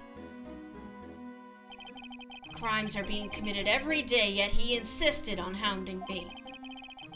Well, your crime wasn't exactly petty. He wanted to reinvestigate the case. He recruited Angel Starr, convinced Bruce Goodman, Detective Goodman? Yeah, that's right. If the evidence is transferred, I'll lose my only chance to find out the truth. Please, you've got to help me.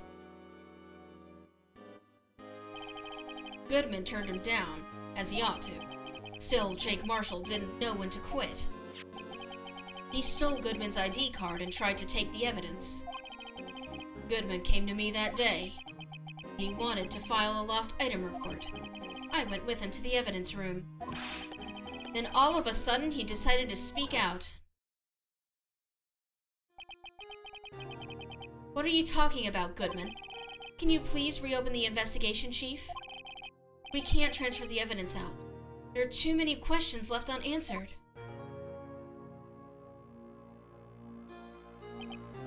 He opened his evidence locker, and as he was taking the evidence out, he said, "It's not too late. I'm going to hand all this over to Marshall." Well, to be honest, I was a bit taken aback by his words. I had a bad feeling when he came to see me, but I never thought he'd bring up SL9. That's when I saw it. That accursed knife.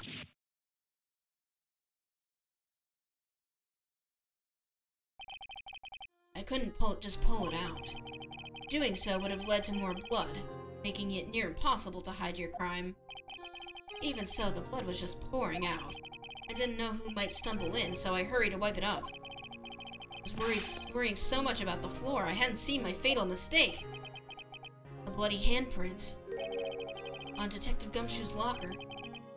I used to be known as the crime computer, but everyone has to start somewhere, I guess. I was too nervous. I had no business doing any of it. And you put the body in my car?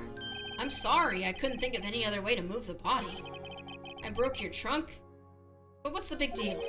You make a lot more than us detectives ever will. Leaving the prosecution's car aside, how?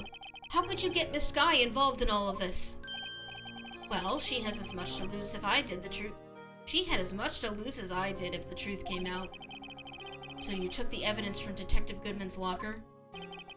I felt bad for having to do it. I also didn't have the time to pick and choose what to take. So, you left the jar fragments in the glove. Yeah. It looks like I was better off being an investigator of crimes than a committer.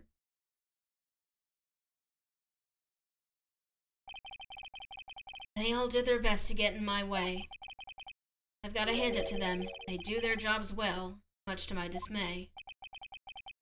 Fake evidence doesn't hold up very well against close examination. Must have known that.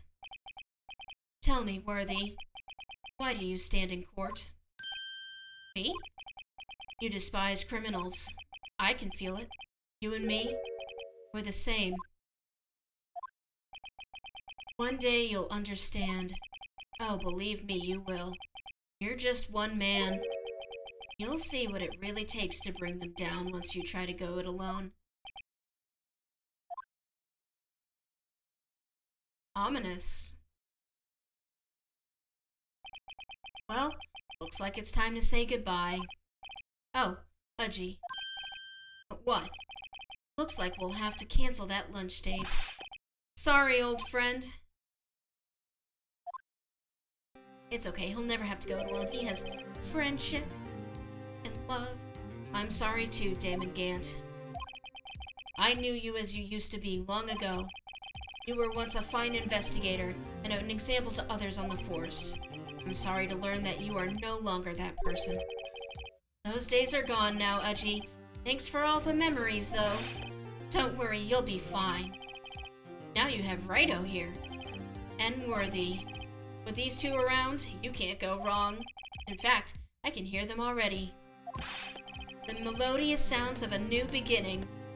Okay. You don't have the right to, like, do this kind of shit, okay? I can call them gay, but you can't. There are two things I want you to understand.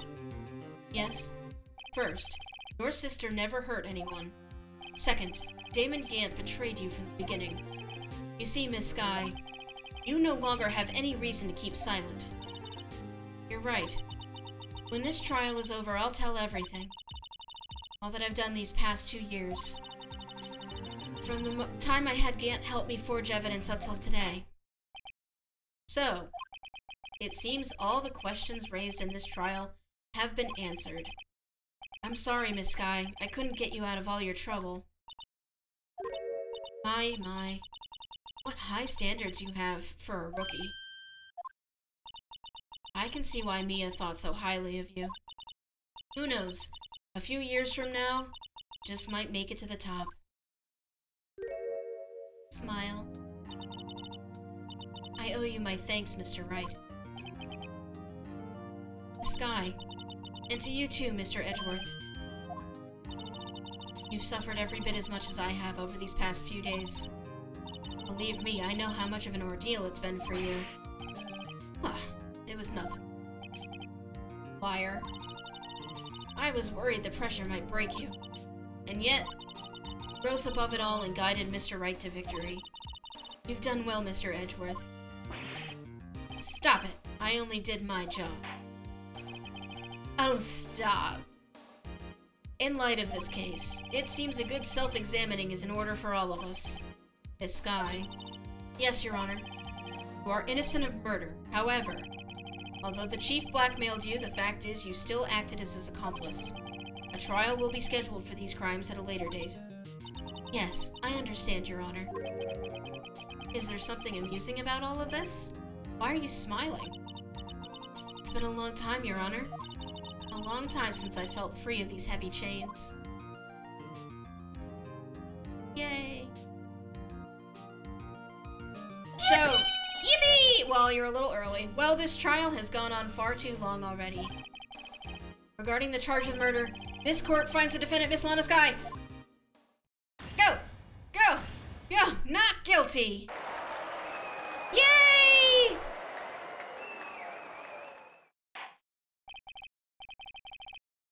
That is all. This court is adjourned. Yippee! Yay! Oh, he cooking!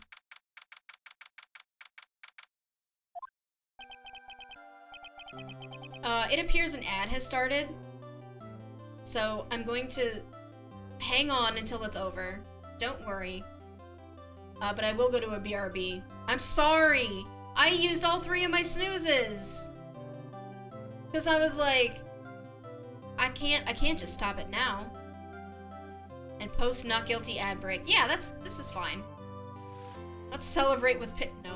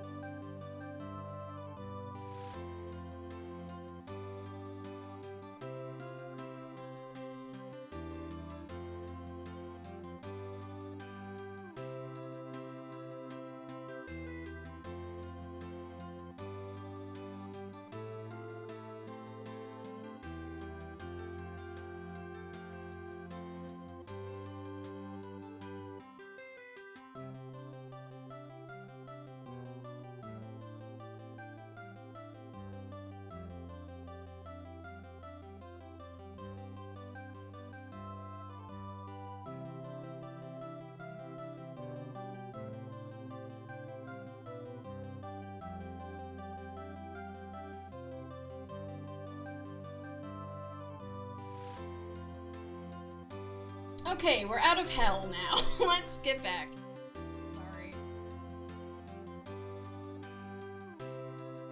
Oh. At long last, it's finally over.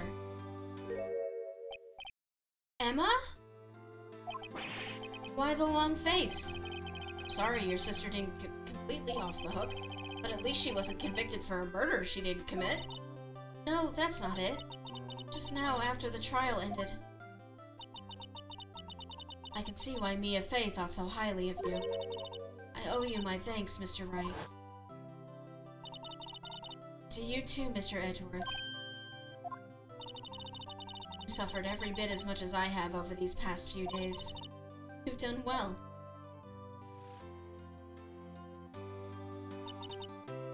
You know, I did my best too, but Lana didn't say a single word to me.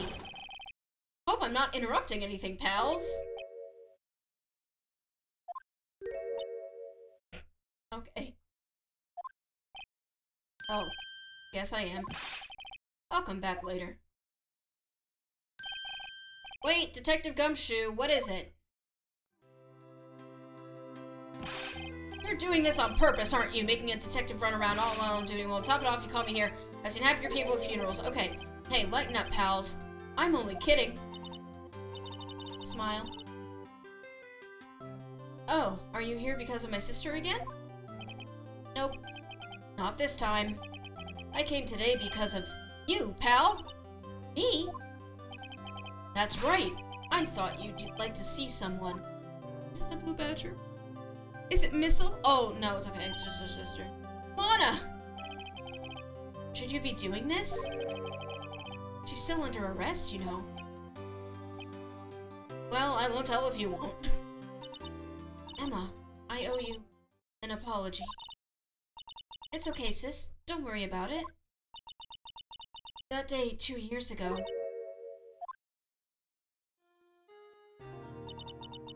was the first time in my life I ever panicked. It was all I could do to keep myself from screaming. All I could think about was keeping you from getting wrapped up in that mess. Sis, I asked Gant to help me cover up the truth. I thought I was doing it for your sake. But now, I realize I was wrong.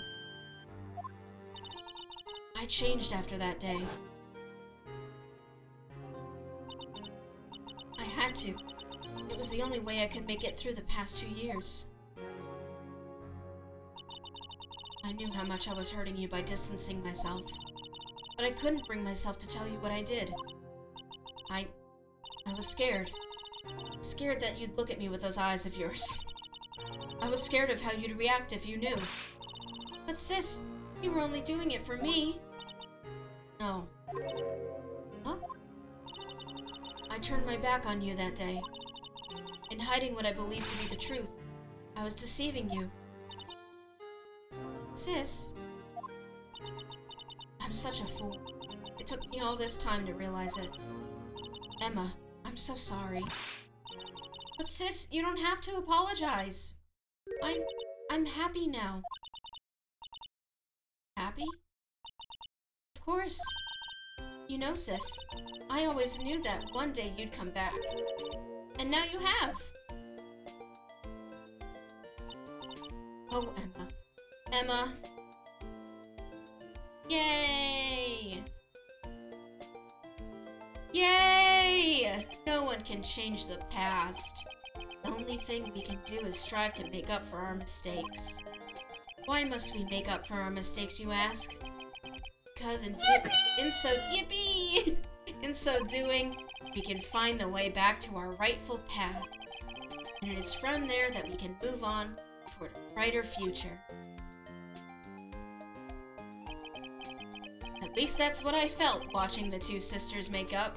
And then I went home, and I was all alone, and Mr. Wright, Mr. Gumshoe. Me? Thank you both for all that you've done. I'm sure we'll meet again someday. Isn't that right, Edgeworth? Edgeworth? Stop hiding and come over here. He's hiding. Where was he hiding? I just came to say, congratulations. Thank you. Thank you, Mr. Edgeworth. Right. Well, I'll be going now. There he goes. Mr. Edgeworth, hope you don't blame yourself for what happened. We were the ones who acted corruptly, not you. I like to imagine he was hiding behind the plant. I thought it was the sofa. And he just, like, hops out from behind there. What if he was hiding behind the plant, but, like, is still obviously there? Like, he's such a wide man. It's too late for me. No matter what anyone may say, I realize today that I can't correct my mistakes. Mr. Edgeworth? Not only that, but I don't even trust myself anymore. Chief Gant was right. You despise criminals. I can feel it. You and me, we're the same. One day you'll understand. Oh, believe me, you will. You're just one man. You'll see what it really takes to bring them down once you try to go it alone. I do despise criminals. I plan to dedicate my entire life to fighting them. But in order to fight crime on my own, I need a weapon. It's scary, but I've known that to be true for quite some time now. But Edgeworth, who knows? Given enough time, I might have tried to pull something like Chief Gant did. That thought terrifies me. That's why I can't continue on as a prosecutor. Edgeworth, don't you understand? Damon Gant and your mentor, Manfred von Karma, were both the best of the best when it came to fighting crime. But they both made the same mistake. You said, in order to fight crime on my own, I need a weapon. That may be true, but think back to today's trial. You weren't alone. You had the power of love! You were working together with Mr. Wright. And because of that partnership, you were able to present evidence that otherwise would have gone undiscovered. Isn't that right, Mr. Wright? I feel a really not hetero moment coming on. Huh? What? Oh, yeah. What is this, a pop quiz? Come on, Mr. Wright. Show him what Lana's talking about. Evidence, huh? Something that neither Edgeworth nor I would have been able to find on our own.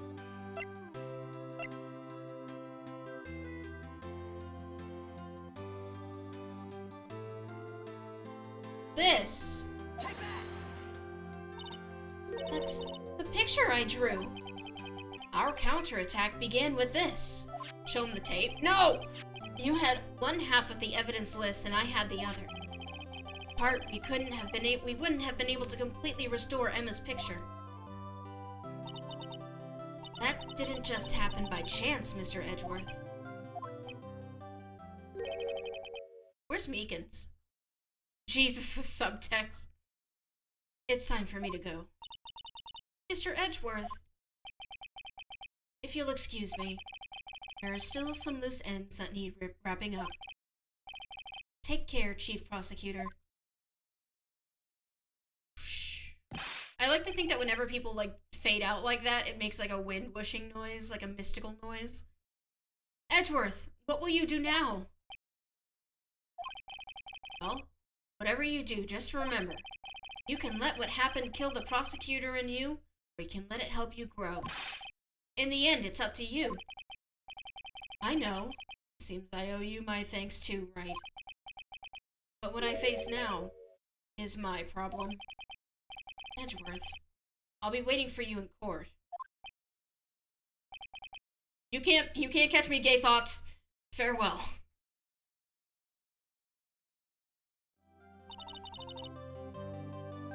I'd better be going too. Okay, but I'll be by to visit soon. I'll be waiting for you. It seems we both have a lot to learn and catching up to do. Here! Yes, the scientific investigation book with the ducky! This is a little something for you. Here goes Miles, going to hide behind Charlie in our office again. scientific investigation. It's the first book I ever bought. Study it well. Thanks, sis. I will. You open it and it's like, luminol. And it's got like a picture of the duck, like spraying for blood. So, another case came to a close. As for the sisters, I have faith. Oh. Faith that their lives only just begun.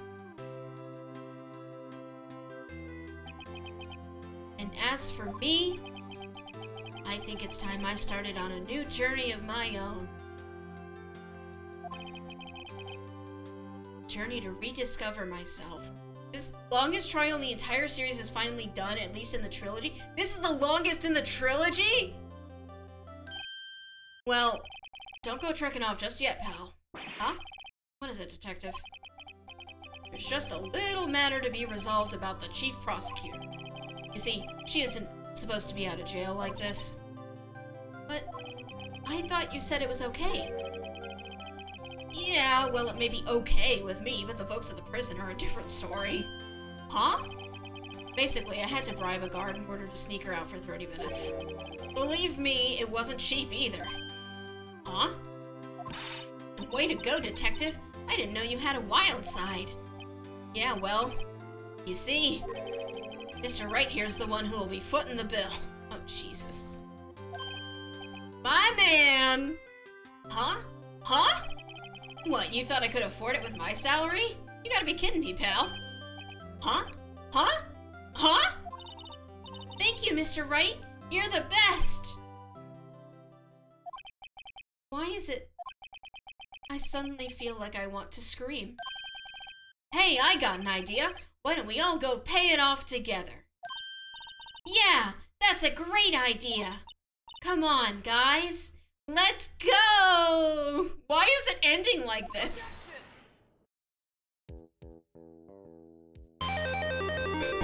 Oh my god! Oh, Joe. Joe, I hate to tell you this. Oh, I arranged for a friend of mine in Europe to take care of Emma. I hope she'll be pleased to study under a top coroner. As for me, this affair has pretty much ended my days as the prosecutor's office. Still, I managed to find my way back to the field somehow. Hi, Joe. Also, then I'll be able to investigate crimes together with Emma. Sorry, this is auto-scrolling and I can't stop it. We just finished this game. So... But thank you so much for the raid. We're watching the credits now. We're chilling. We're having a good time. It's like this whole part needs its own credit sequence. Yikes. I thought I was a goner for a moment there. In the end, though, they overlooked my unauthorized investigation of the chief's office. If we penalize... Oh, shit. Yeah, that's what they said. They said that. It just goes to show you can't shake me off that easily.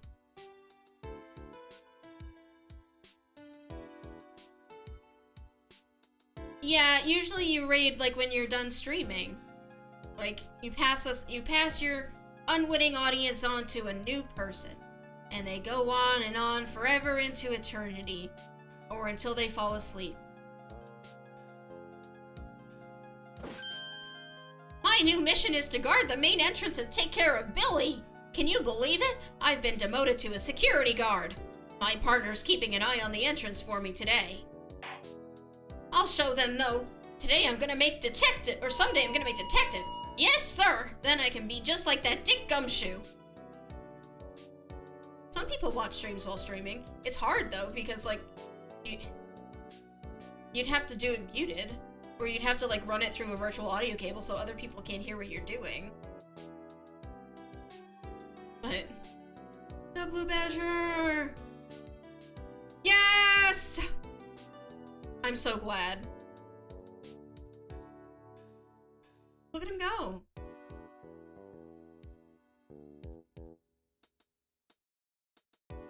No! He died.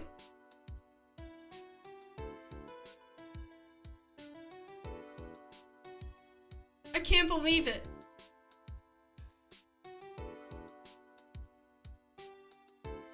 What? What? What is it? Can't you see him having me a showdown with... I can't read that. Miss Star managed to sneak this into me. She's seen... Okay. Well, cowboy, it seems like you did it. You even gave Bambina back her smile. Can you make sure Billy and the gang get their water? I can't believe Blue Badger's fucking dead. I loved him. I might not have been very nice to him, but I did love him. It looks like we won't be seeing each other for a while. As a farewell gift, I put a new gift on the menu. The right way lunch. The top layer tastes as bitter as defeat, but the bottom layer's as sweet as victory. Kids seem to dig the turnabout theme. It's a hot seller around exam time. Just be sure not to eat it backwards. Yeah, I might have been mean to him, but that's just how I express my love. Damn, you live in her head rent-free. I think she's addicted.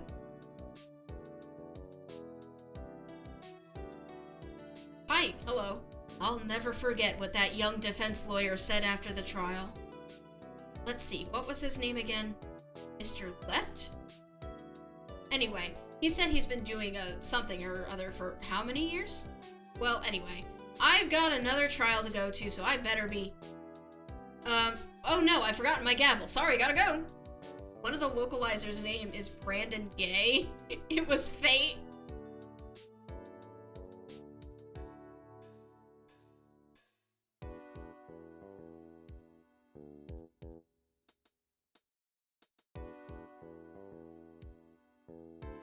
Wow. Anyone else? Yeah, okay. Nothing soothes the soul like fresh country air. Still, something I do miss hearing you. Sometimes it's... objection! Still, I can't go back until I'm a full-fledged spirit medium. Mystic Maya, afternoon training's about to begin. Coming! Well, see you around, Nick.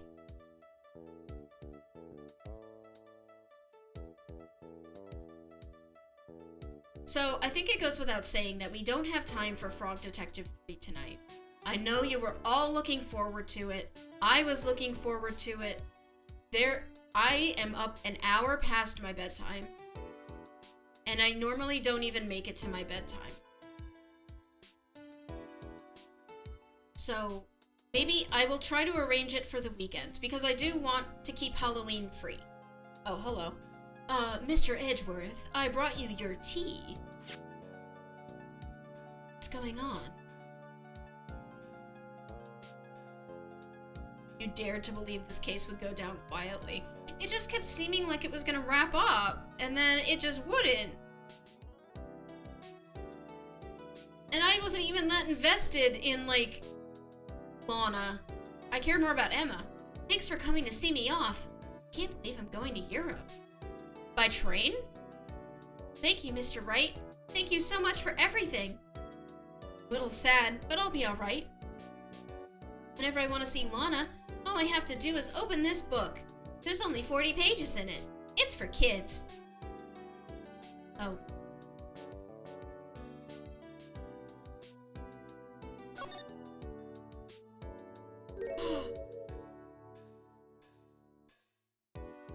Aw, that's cute. Oh. That's cute. But all cops are bastards. So it's gonna have to go away now. Right? Bye. I got an achievement for beating it! Yay!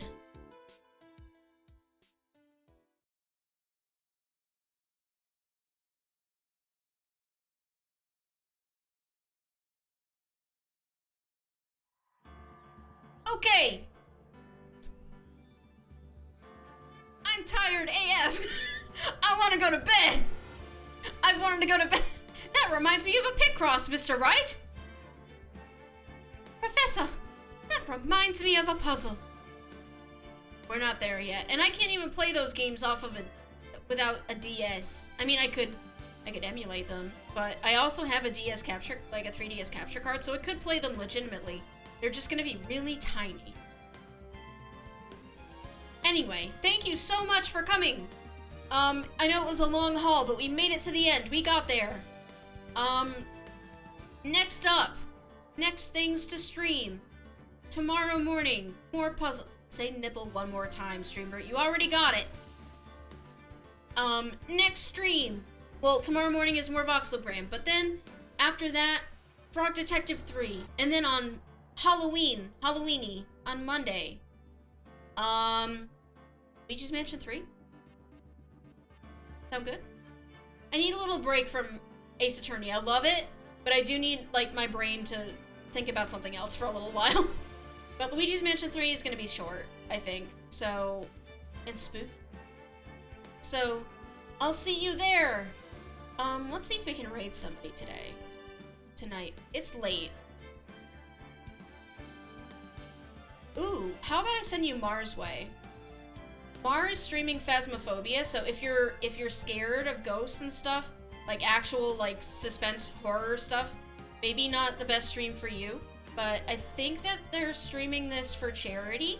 So charity is always good. And he's playing with Duke and Katie Dids and a fourth person I cannot determine from this distance. So, let's go over there. What do we want to say? Objection? Square?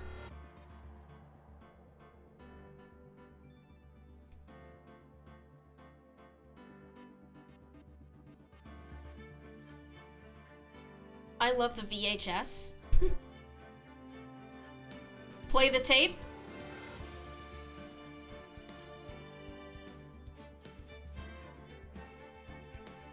Play it again, Nick. Yeah, I like play it again, Nick. Alright, let's raid. The phrase is play it again, Nick. Let's go. Have a wonderful night. Get lots of rest. I am going to crash headfirst into bed. Let's go.